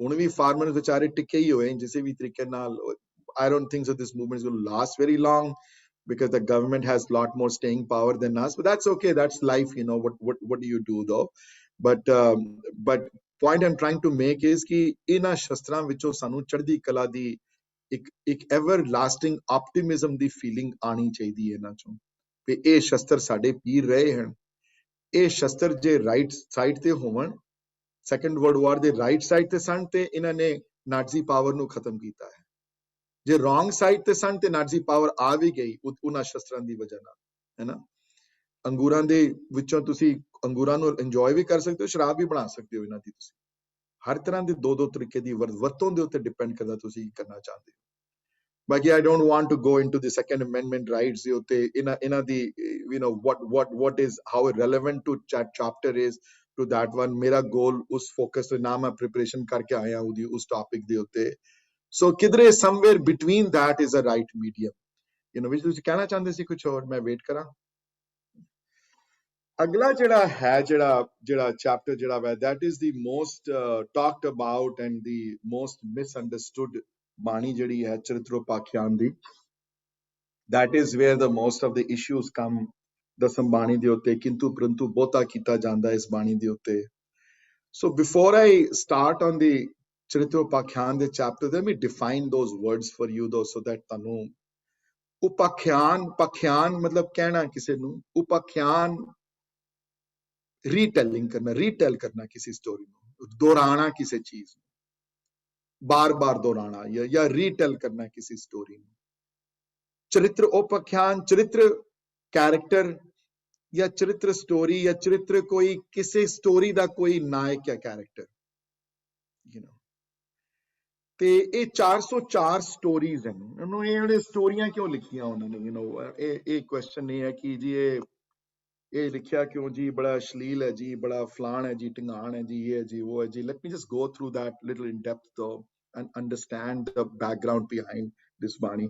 And now many of us will not agree with me, and that's fine with me. You don't need to argue with me. So if you're not convinced, or if you think this is not right, that's fine. That's okay. Everybody has their own entitled to their own opinion. मैं अपने गुरु दी गल करनी है और मैं दसना है ਤੁਹਾਨੂੰ ਕਿ ਇਸ ਬਾਣੀ ਵਿੱਚ ਕੀ ਕੀ ਲਿਖਿਆ ਹੋਇਆ ਹੈ, ਕਿਹੜੇ ਕਿਹੜੇ ਵੱਡੀ ਜਿਹੜੀਆਂ ਚੀਜ਼ਾਂ ਆਈਆਂ ਨੇ ਇਸ ਬਾਣੀ ਵਿੱਚ. ਸੋ ਗੱਲ ਇਹ ਹੈ ਕਿ ਸਭ ਦੇ ਅੰਦਰ ਵਿਕਾਰ ਹਨ, ਸਾਰੇ ਹੈ ਨਾ, ਕਾਮ ਕ੍ਰੋਧ ਲੋਭ ਮੋਹ ਅਹੰਕਾਰ ਸਭ ਦੇ ਅੰਦਰ ਚੱਲਦੇ ਹਨ. ਬੜੇ ਘੱਟ ਬੰਦੇ ਹਨ ਜਿਹੜੇ ਪ੍ਰਮਾਤਮਾ ਇਹਨਾਂ ਚੀਜ਼ਾਂ ਤੋਂ ਬਚਾ ਕੇ ਜਿਨ੍ਹਾਂ ਨੂੰ ਰੱਖਦਾ ਹੈ, ਉਹ ਬ੍ਰਹਮ ਗਿਆਨੀ ਹਨ. ਮੇਰੇ ਵਰਗੇ ਬੰਦੇ ਇਹ ਹਨ ਕਿ ਇਹਨਾਂ ਦਾ ਲੈਵਲ ਘਟ ਜਾਏ ਕਿਸੇ ਵੀ ਤਰੀਕੇ ਨਾਲ. ਅਗਰ ਕਾਮ ਦਾ ਲੈਵਲ 20 ਹੈ ਤੇ ਘਟ ਕੇ 2 ਤੇ ਆ ਜਾਏ, ਅਗਰ ਕ੍ਰੋਧ ਦਾ ਲੈਵਲ 10 ਹੈ ਤੇ ਘਟ ਕੇ 4 ਤੇ ਆ ਜਾਏ. ਕੀਰਤਨ ਕਰਨ ਨਾਲ, ਬਾਣੀ ਪੜਨ ਨਾਲ, ਸਤਸੰਗਤ ਕਰਨ ਨਾਲ, ਸੇਵਾ ਬਹੁਤੀ ਕਰਨ ਨਾਲ ਇਹਨਾਂ ਚੀਜ਼ਾਂ ਦਾ ਪ੍ਰਭਾਵ ਤੁਹਾਡੀ ਜ਼ਿੰਦਗੀ 'ਚ ਘਟ ਜਾਂਦਾ ਹੈ. ਤੇ ਇਹਨਾਂ ਪੰਜਾਂ ਦਾ ਜਿਹੜਾ ਗੁਰੂ ਹੈ, ਜਿਹੜਾ ਇਹਨਾਂ ਪੰਜ ਜਿਹੜੇ ਹਨ, ਜਿਹੜੇ ਇਹਨਾਂ ਪੰਜਾਂ ਦਾ ਜਿਹੜਾ ਹੈਡ ਜਿਹੜਾ ਉਹ ਕਾਮ ਹੈ. ਕਾਮ ਪਹਿਲੇ ਆਉਂਦਾ. ਇਸੇ ਵਾਸਤੇ ਪੰਜਾਂ ਦੀ ਜਦੋਂ ਵਿਆਖਿਆ ਕਰਦੇ ਆ ਤੇ ਕਾਮ ਸਭ ਤੋਂ ਪਹਿਲੇ ਕਾਮ ਹੈ. ਕਾਮ ਹਰ ਚੀਜ਼, ਕਾਮ ਤੋਂ ਪੈਦਾ ਹੋਏ ਆ, ਹਾਂਜੀ, ਕਾਮ ਤੋਂ ਬਿਨਾਂ ਪੈਦਾਇਸ਼ ਨਹੀਂ ਹੈ. ਰਿਪਰੋਡਕਟਿਵ ਜਿਹੜਾ ਸਿਸਟਮ ਹੈ ਸਾਡਾ, ਉਹ ਕਾਮ ਤੋਂ ਆਇਆ ਹੈ ਪੈਦਾ. ਸੋ ਕਾਮ ਜਿਹੜਾ ਹੈ, ਕਾਮ ਪੋਜ਼ਿਟਿਵ ਹੈ. ਜਦੋਂ ਕਾਮ ਜਿਹੜਾ ਹੈ, ਕਾਮ ਦੀ ਫੀਲਿੰਗ ਆਪਣੀ ਵਾਈਫ ਨਾਲ ਜਾਂ ਆਪਣੇ ਹਸਬੈਂਡ ਨਾਲ ਹੋਵੇ ਤੇ ਉਹ ਉਸ ਕਾਮ ਨੂੰ ਖਰਾਬ ਨਹੀਂ ਮੰਨਿਆ ਗਿਆ. ਉਹ ਕਾਮ ਨਹੀਂ ਹੈ, ਉਹ ਪਿਆਰ ਹੈ. ਮੈਂ ਚਿਤੋਪਾਖਿਆਨ ਚੋਂ ਤੁਹਾਨੂੰ ਮੈਂ ਥੋੜੇ ਐਗਜ਼ਾਮਪਲ ਵੀ ਦਿਆਂਗਾ. ਅੱਜ ਮੈਂ ਉਸ ਗੁਰੂ ਦੀ ਰਚਾ ਉਸ ਬਾਣੀ ਤੋਂ ਐਗਜ਼ਾਮਪਲ ਵੀ ਤੁਹਾਨੂੰ ਦੇ ਕੇ ਸਮਝਾਵਾਂਗਾ. ਤੇ ਉਹ ਕਾਮ ਨਹੀਂ ਮੰਨਿਆ ਗਿਆ. ਹਾਂਜੀ, ਅ ਫਿਜ਼ੀਕਲ ਰਿਲੇਸ਼ਨਸ਼ਿਪ ਜਾਂ ਪਿਆਰ ਹਸਬੈਂਡ ਵਾਈਫ ਦੇ ਵਿਚਕਾਰ ਜਿਹੜਾ ਉਸਨੂੰ ਇਨਫੈਕਟ ਕਹਿੰਦੇ ਨੇ, ਮਹਾਰਾਜ ਕਹਿੰਦੇ ਨੇ, ਉਹਨੂੰ, ਉਸ ਪਿਆਰ ਨੂੰ ਵਧਾਓ. ਵਡਈਓ ਵਰਡ ਆਏ ਹਨ. ਉਸ ਪਿਆਰ ਨੂੰ ਵਧਾਉਣਾ ਚਾਹੀਦਾ, ਪਿਆਰ ਨੂੰ ਘਟਾਓ ਨਾ. ਉਸ ਪਿਆਰ ਨੂੰ, ਉਹ ਪਿਆਰ ਪਵਿੱਤਰ ਹੈ ਬੜਾ.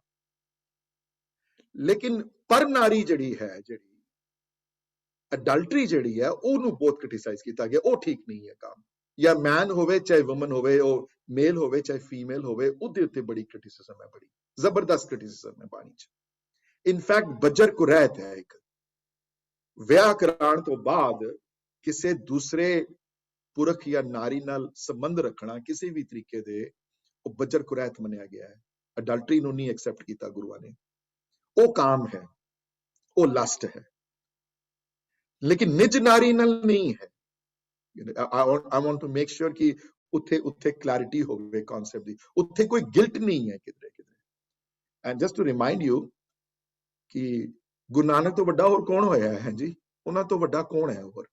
ਸਭ ਤੋਂ ਵੱਡਾ ਸਤਿਗੁਰੂ ਨਾਨਕ ਹੈ ਜੀ. ਉਹ ਆਦਿ ਗੁਰੂ ਹਨ, ਜਨਮ ਤੋਂ ਗੁਰੂ ਸਨ, ਪਰਮਾਤਮ ਰੂਪ ਸਨ. ਉਹਨਾਂ ਨੇ ਵਿਆਹ ਕਰਾਇਆ ਨਾ ਆਪਣਾ. 2 ਬੇਟੇ ਸਨ ਉਹਨਾਂ ਦੇ ਆਪਣੇ. ਕੀ ਉਹ ਕਾਮੀ ਸਨ? ਕਾਮ ਤਾਂ ਛੁਇਆ ਨਹੀਂ ਉਹਨਾਂ ਨੂੰ ਕੋਈ. ਹਾਂਜੀ. So having a physical relationship with your own wife and having kids, that is the way of God. Is nothing wrong with that at all. Absolutely nothing wrong. ਕੋਈ ਗਿਲਟ ਨਹੀਂ ਹੈ ਇਹਦੇ ਚ ਕੋਈ ਕਿਸੇ ਕਿਸਮ ਦੀ. ਸਾਰੇ ਗੁਰੂਆਂ ਨੇ ਵਿਆਹ ਕਰਾਏ ਹੋਏ. ਗੁਰੂ ਅੰਗਦ ਦੇਵ ਮਹਾਰਾਜ ਦਾ ਵਿਆਹ ਹੋਇਆ ਹੈ. ਗੁਰੂ ਅਮਰਦਾਸ ਪਾਤਸ਼ਾਹ ਨੇ ਵਿਆਹ ਕਰਾਇਆ ਹੋਇਆ ਹੈ. ਗੁਰੂ ਰਾਮਦਾਸ ਪਾਤਸ਼ਾਹ ਨੇ ਵਿਆਹ ਕਰਾਇਆ ਹੋਇਆ ਹੈ. ਗੁਰੂ ਅਰਜਨ ਦੇਵ ਮਹਾਰਾਜ ਨੇ ਵਿਆਹ ਕਰਾਇਆ ਹੋਇਆ ਹੈ. ਗੁਰੂ ਹਰਗੋਬਿੰਦ ਮਹਾਰਾਜ ਨੇ ਵਿਆਹ ਕਰਾਇਆ ਹੋਇਆ ਹੈ. ਗੁਰੂ ਹਰਿਰਾਏ ਪਾਤਸ਼ਾਹ ਨੇ ਵਿਆਹ ਕਰਾਇਆ ਹੋਇਆ ਹੈ. ਗੁਰੂ ਹਰਕ੍ਰਿਸ਼ਨ ਜੀ ਛੋਟੇ ਸਨ, ਉਹ ਬਾਲਾ ਪ੍ਰੀਤਮ ਹਨ, ਉਹਨਾਂ ਦਾ ਵਿਆਹ ਨਹੀਂ ਹੋਇਆ because of his age. Guru Tegh Bahadur ਮਹਾਰਾਜ ਨੇ ਵਿਆਹ ਕਰਾਇਆ ਹੋਇਆ ਹੈ. ਉਹ ਤੇ ਤਿਆਗ ਦੀ ਮੂਰਤੀ ਸਨ ਗੁਰੂ ਤੇਗ ਬਹਾਦਰ ਮਹਾਰਾਜ. ਬਾਣੀ ਪੜ੍ਹ ਕੇ ਦੇਖੋ ਉਹਨਾਂ ਨੇ ਵਿਆਹ ਕਰਾਇਆ ਹੋਇਆ. ਉਹਨਾਂ ਦੀ ਸੰਤਾਨ ਹੋਈ ਹੈ. ਉਹਨਾਂ ਦੀ ਦਸਮ ਪਿਤਾ ਉਹਨਾਂ ਨੇ ਵਿਆਹ ਕਰਾਇਆ. ਉਹਨਾਂ ਦੇ ਸੰਤਾਨ ਸਨ, 4 ਬੇਟੇ ਸਨ ਉਹਨਾਂ ਦੇ ਆਪਣੇ. ਲੇਕਿਨ ਜਦੋਂ ਇਹ ਕਾਮ, ਜਦੋਂ ਇਹ ਪਿਆਰ, ਜਦੋਂ ਕਾਮ ਦੇ ਵਿੱਚ ਤਬਦੀਲ ਹੋ ਜਾਂਦਾ, ਜਦੋਂ when it becomes calm though, when lust ਵਿੱਚ ਆ ਜਾਂਦਾ ਹੈ, ਜਦੋਂ ਪਰ ਨਾਰੀ ਦੇ ਨਾਲ ਸੰਬੰਧ ਸ਼ੁਰੂ ਹੋ ਜਾਂਦੇ ਨੇ ਜਾਂ ਪਰ ਪੁਰਖ ਨਾਲ ਸੰਬੰਧ ਸ਼ੁਰੂ ਹੋ ਜਾਂਦੇ ਨੇ, ਉੱਥੇ ਕੰਮ ਵਿਗੜਦਾ ਹੈ ਸਾਰਾ. ਉੱਥੇ ਫਿਰ ਕੀ ਹੁੰਦਾ ਕਿ when that happens though, then ਉਹਦੇ ਨਾਲ ਬੜੀਆਂ ਹੋਰ ਚੀਜ਼ਾਂ ਜੁੜ ਜਾਂਦੀਆਂ. ਉਹਦੇ ਨਾਲ ਫਿਰ ਕ੍ਰੋਧ ਵੀ ਆ ਜਾਂਦਾ ਹੈ. ਉਹਦੇ ਨਾਲ ਫਿਰ ਉਸ ਕਾਮ ਦੇ ਨਾਲ ਪ੍ਰਬੋਧ ਚੰਦਰ ਨਾਟਕ ਇੱਕ ਬਹੁਤ ਵੱਡੇ, I think I might have talked about this gentleman ਇਸ ਬਾਰੇ ਜਦੋਂ ਮੈਂ ਵਿਆਖਿਆ ਪ੍ਰਣਾਲੀਆਂ ਦੀਆਂ ਗੱਲ ਕੀਤੀਆਂ ਸਨ। Maybe I brought that chapter up, you know। ਪ੍ਰਬੋਧ ਚੰਦਰ ਨਾਟਕ ਇੱਕ ਬਹੁਤ ਮਸ਼ਹੂਰ ਗ੍ਰੰਥ ਹੈ, you know। ਅੱਜ ਕੱਲ ਹੁਣ ਪੜ੍ਹਨ ਦਾ ਕਿਸੇ ਨੂੰ ਕੋਲ ਟਾਈਮ ਨਹੀਂ ਹੈ ਕਿਸੇ ਕੋਲ, ਸੋ ਮੈਂ ਵੀ ਇਹਦਾ ਬਹੁਤ ਡਿਸਕਸ ਨਹੀਂ ਕਰਦਾ ਹੁੰਦਾ। ਤੇ ਪ੍ਰਬੋਧ ਚੰਦਰ ਨਾਟਕ ਵਿੱਚ ਵੱਡੇ ਆਥਰ ਹਨ, ਬੜੇ ਨਿਰਮਲੇ ਆਥਰ, ਦੇਖੋ ਮੇਰਾ ਖਿਆਲ ਨਹੀਂ ਆ ਰਿਹਾ ਹੁਣ, ਕਿਸੇ ਨੂੰ ਅਗਰ ਯਾਦ ਆਏ ਤੇ ਪਲੀਜ਼ ਸ਼ੇਅਰ ਵਿਦ ਮੀ। ਉਹਨੂੰ ਅਚਾਨਕ I have read all his books and everything, ਹੁਣ ਮੇਰਾ ਮਾਈਂਡ ਚ ਚਲੇਗੀ ਗੱਲ ਕੌਣ ਹੈ ਰਾਈਟਰ ਉਹਨਾਂ ਦੇ। ਗੁਰੂ ਸਨ ਇਹਨਾਂ ਦੇ, ਗਿਆਨੀ ਗਿਆਨ ਸਿੰਘ ਰਨ ਤੋਂ ਉੱਤੇ ਸਨ। ਮੈਨੂੰ ਗਿਆਨੀ ਗਿਆਨ ਸਿੰਘ ਰਨ ਦੀ ਜਿਹੜੀ ਪੰਥ ਪ੍ਰਕਾਸ਼ ਲਿਖੀ ਹੈ, ਜਿਨ੍ਹਾਂ ਨੇ ਨਿਰਮਲੇ ਸਨ ਲਿਖਣ ਵਾਲੇ, ਪੰਡਿਤ ਗੁਲਾਬ ਸਿੰਘ ਹੋਰੀ, ਨਾਂ ਯਾਦ ਆ ਗਿਆ ਮੈਨੂੰ, ਪੰਡਿਤ ਗੁਲਾਬ ਸਿੰਘ ਹੋਰੀ ਮਹਾਨ ਬ੍ਰਹਮ ਗਿਆਨੀ ਸਨ ਆਪ, ਕਿਸੇ ਬ੍ਰਹਮ ਗਿਆਨੀ ਤੋਂ ਘੱਟ ਨਹੀਂ ਸਨ। ਨਾਮ ਪ੍ਰਮਾਤਮਾ ਦਾ ਪਿਆਰ ਅੰਗ ਅੰਗ ਚ ਵਸਿਆ ਸੀ ਉਹਨਾਂ ਦੇ। ਬਹੁਤ ਪੰਡਿਤ ਸਨ, ਬਹੁਤ ਸਿਆਣੇ, ਸੰਸਕ੍ਰਿਤ ਦੇ ਜਾਣੂ।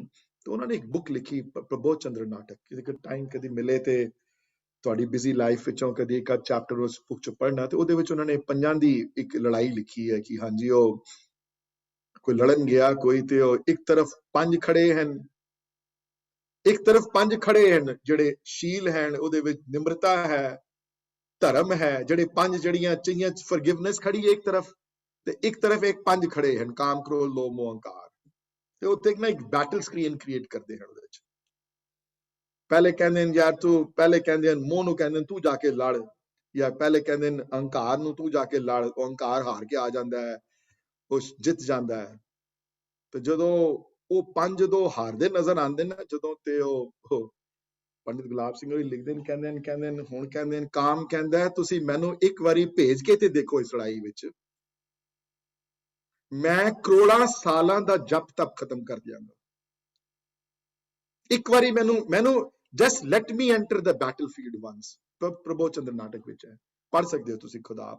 ਮੇਰੇ ਕੋਲ ਹੈ ਬੁੱਕ, ਜੇ ਕਿਸੇ ਨੇ ਬਹੁਤੀ ਕੋਈ ਸ਼ੌਂਕ ਹੋਵੇ ਤਾਂ ਮੈਂ ਇੱਕ ਪੇਜ ਪੜ੍ਹ ਕੇ ਉਹਦਾ ਤੁਹਾਨੂੰ ਸੁਣਾ ਸਕਦਾ ਉਹਦੇ ਵਿੱਚ। I don't know whether the book is available in print or not, but ਅੱਜ ਕੱਲ ਹੁਣ ਪੜ੍ਹਦੇ ਘੱਟ ਹਨ ਤੇ ਕਹਿੰਦੇ ਨਾ ਹੀ ਨਹੀਂ ਸੁਣਿਆ ਨਾ ਕਿਤਾਬਾਂ ਦਾ। ਉੱਥੇ ਵਰਡ ਆਏ ਹਨ, ਤੁਸੀਂ ਮੈਨੂੰ ਭੇਜ ਕੇ ਇੱਕ ਵਾਰੀ ਮੈਨੂੰ ਉਤਾਰੋ ਮੈਦਾਨ ਚ, ਮੈਨੂੰ ਫਿਰ ਦੇਖੋ ਮੈਂ ਕੀ ਕਰਦਾ ਇਹਨਾਂ ਸਾਰਿਆਂ ਦਾ। ਵੱਡੇ ਵੱਡੇ ਜਤੀਆਂ ਦਾ ਜੱਤ ਮੈਂ ਖਤਮ ਕਰ ਸਕਦਾ ਇੱਕ ਸੈਕਿੰਡ ਵਿੱਚ। ਤੇ ਇੰਦਰ ਵਰਗਿਆਂ ਦਾ ਖਤਮ ਕੀਤਾ। ਇੰਦਰ ਵਰਗੇ ਰਾਜੇ, ਇੰਦਰ ਵਰਗੇ ਵੱਡੇ, ਬ੍ਰਹਮਾ ਵਰਗੇ ਆਪਣੀ ਬੇਟੀ ਦੇ ਰੂਪ ਵਿੱਚ ਉਹਨੂੰ ਆਪਣੀ ਕ੍ਰੀਏਟ ਕੀਤੀ ਹੋਈ ਦੇਵੀ ਨੂੰ he had feelings for her। ਇਸ ਵਾਸਤੇ ਉਹਦੇ ਕੋਈ ਮੰਦਿਰ ਨਹੀਂ ਉੱਥੇ।